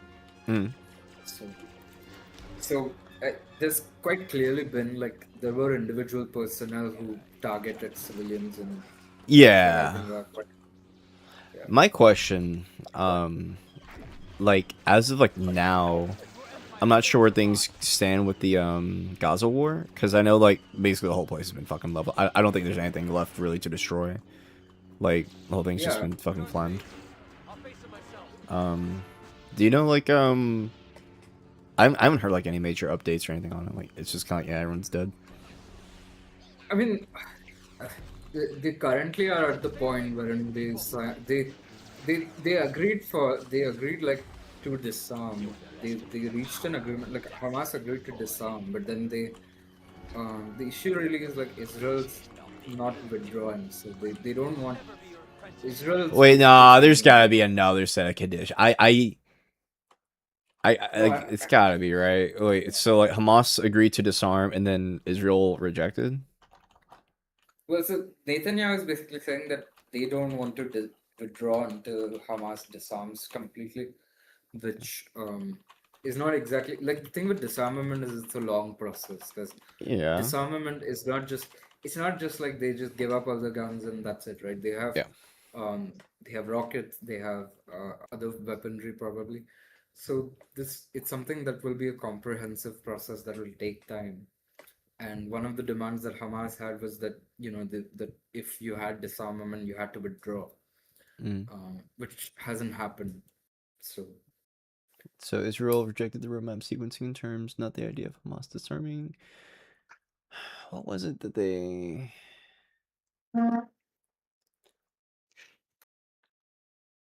Oh, okay. Wait. So Israel will not withdraw from its current position until disarmament is complete. Oh, okay. I think that's why. Broadly, though, I don't like so. As an example, I have a book right now which I'm currently reading through, which is called War. Basically, it's written by this guy who's like a journalist who's quite well connected. He was interviewing. I don't know if he got it through interviews or through other people, but there was this one instance wherein there's a guy called Brett McGurk who was in power, who's in control of Middle East policy under Biden. He sort of, once there was a time where basically Netanyahu walked into, they were in like a cabinet meeting, and in the cabinet meeting Netanyahu quite loudly said they would not agree to any of it. But then he stepped out of the room, and when he was alone with Brett McGurk, he kind of said that, he agreed to it. So a lot of it is for PR and a lot of it for like domestic show. So I don't think I would take this as any signal that's like definitive. But yeah, I think this is one more thing. I think the problem is because news is like available so easily, people just jump on the smallest of things and they panic. And I can understand why, because it's right now we're not living in a very nice world, but there are things that there are things that you just have to give it a week or two, just to let it play out.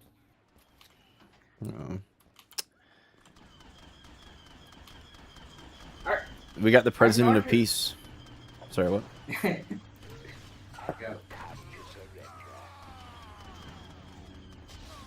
I think there's a lot of questions though that need to be like dealt with Plaza. I think that will be difficult to answer because, like, the problem really is people are not predictable, and a lot of it is on how Israelis and Palestinians evolve. So you can look at all kinds of historical examples, but it just could be different. Really. So it'll depend a lot on how things can happen. I think anyone who's like saying that they can definitively predict anything is just lying. Predict what? Like anyone who claims they can definitively predict what's gonna happen in the future. Like there was this crazy Chinese professor who was like going off on, I don't know where he was, but he was for the last few months he's been very popular because he's doing something called predictive history. Mm-hmm. But he's claiming that he can like predict, like he's taking game theory and he's predicting all kinds of strange and weird things. I mean, that sort of thing I think I would recommend you kind of avoid it. I think I know the guy you're talking about. I can't remember his name, but I've seen him before. And to be honest, I mean, it's just, well, the thing about like, I don't know, like when it comes to something like, actually, let me ask instead of like speculating on anything. How accurate have his predictions actually been?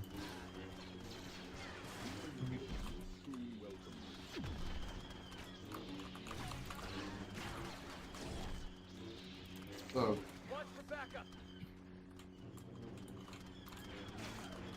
That's some Jedi. Are those actual players or are they NPCs? These are NPCs. No NPCs. Yeah, I try to avoid playing multiplayer for the most part because it makes me want to kill myself. I think the thing really is that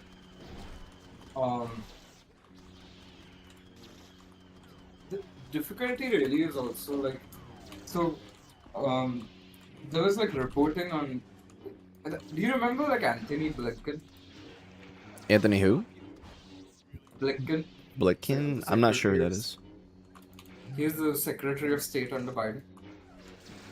Oh, I wasn't that versed, unfortunately, at the time. Oh, okay. So yeah. Blinken Do you want? was like he was like Secretary of State, and there was internal reporting that took place. Like basically, the media kind of reported on this. It was there were 2 audits that were done. I think 2 audits or like 2 tests which were done. I have to remember which one, but I think it was by one of the organizations within the Department of State, the State Department, on they have to do these like internal reviews in order to ensure there's a compliance with domestic law. And they found twice, I think in 2 instances, they found that specifically in regards to aid, that certain laws had been violated, which would have necessitated some restrictions on arms sales. But Blinken kind of ignored those. He didn't exactly heed those. That even led to, I think, there was one quite a senior figure who had resigned over that. Can't remember the name though. But yeah. So, I mean, if I look at it like, you had the situation wherein there was like an institutional failure when it came to this particular thing. Didn't they actually end up restricting things on Israel though? Did U.S. restrict weapons sales?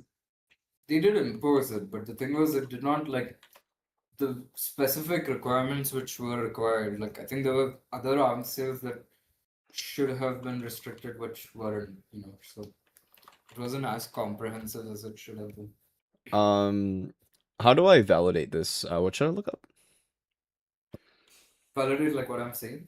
Yeah, I just want to look more into it. I mean, I could send you the article itself.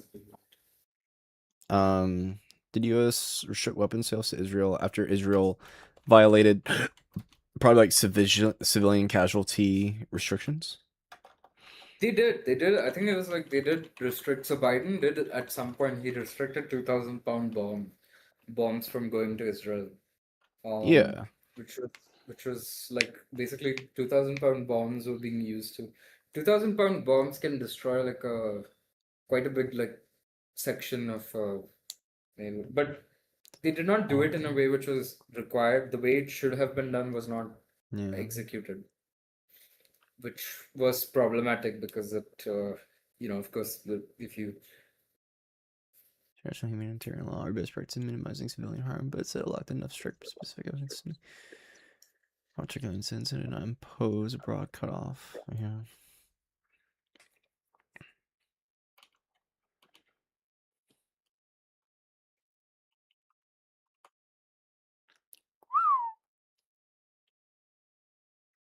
Obviously, Trump comes in and says 5 gajillion to Israel, bro. Sorry? I just read as soon as Trump came in, he undid the hold, of course. But I'm trying to find like good sources on this. I don't want to send Al Jazeera. Okay, yeah, I found the original article itself.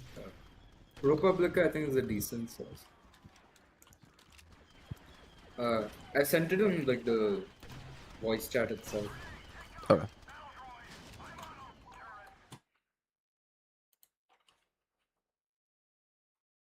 Okay.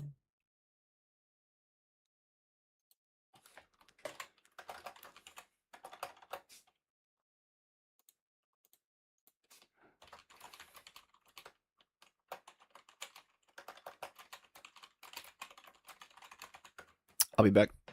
I'll be right back. Yeah.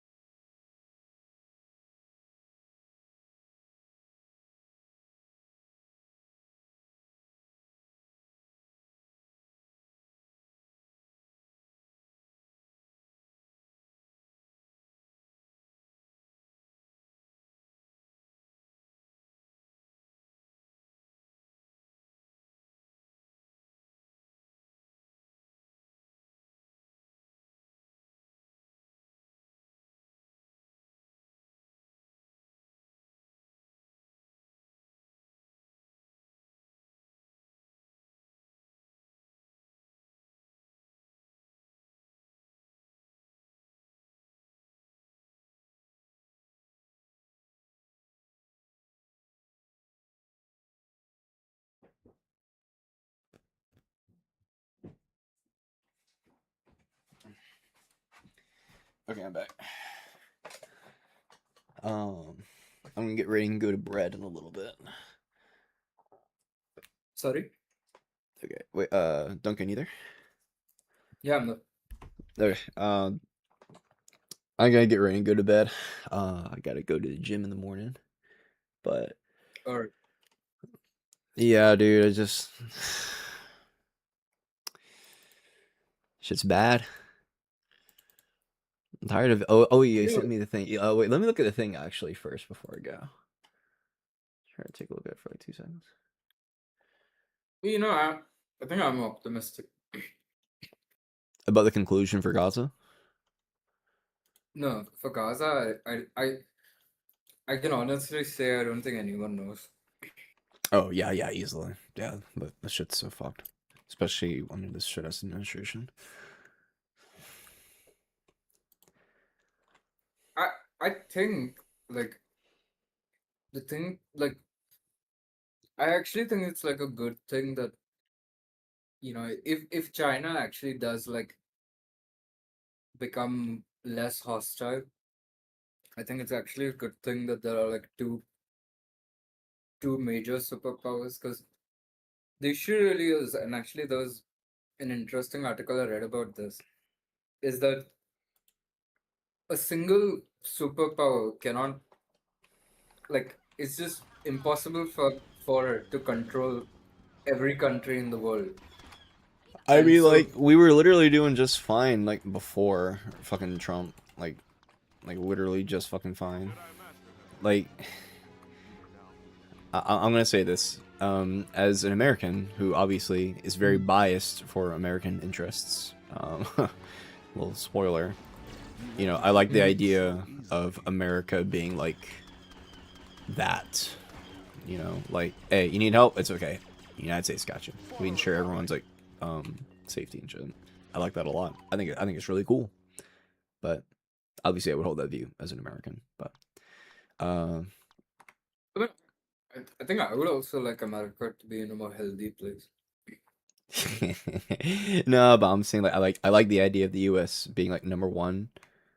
You know, I as mean, opposed to like China and the US being like 1 and 2 together. I don't know. Shut up here. I just don't like this might sound a bit biased, but I just like the thing is both with like because of what they've been doing up north in India and just generally I don't trust China as much as I would like to because like the thing is that they have like encroached on land, they've done some very like sly stuff, so I'm like suspicious, but I think like if America like stabilizes and they kind of are like okay, then I think the obvious preference for even in like we have more similarities with America than we do with China, as in like both countries are like democratic, diverse, secular to some extent. Yeah. Like, and even for that matter, built off of even though India is like nominally socialist, not really socialist. It's now free market. So, I gotta I gotta get ready to go to bed. There's something I need to commit to before I go to sleep. But so sorry to cut off so abruptly though. yeah, no problem. All right, I'll see you later Yeah. then. All right, take care, man. Thanks for stopping by, and everyone who's watching stream, thanks for stopping by. Y'all have a good night. All right, bye. Alrighty, y'all. I cannot wait to post on Maddie looking fucking goofy, bro. That shit was so funny. All right, night, everyone.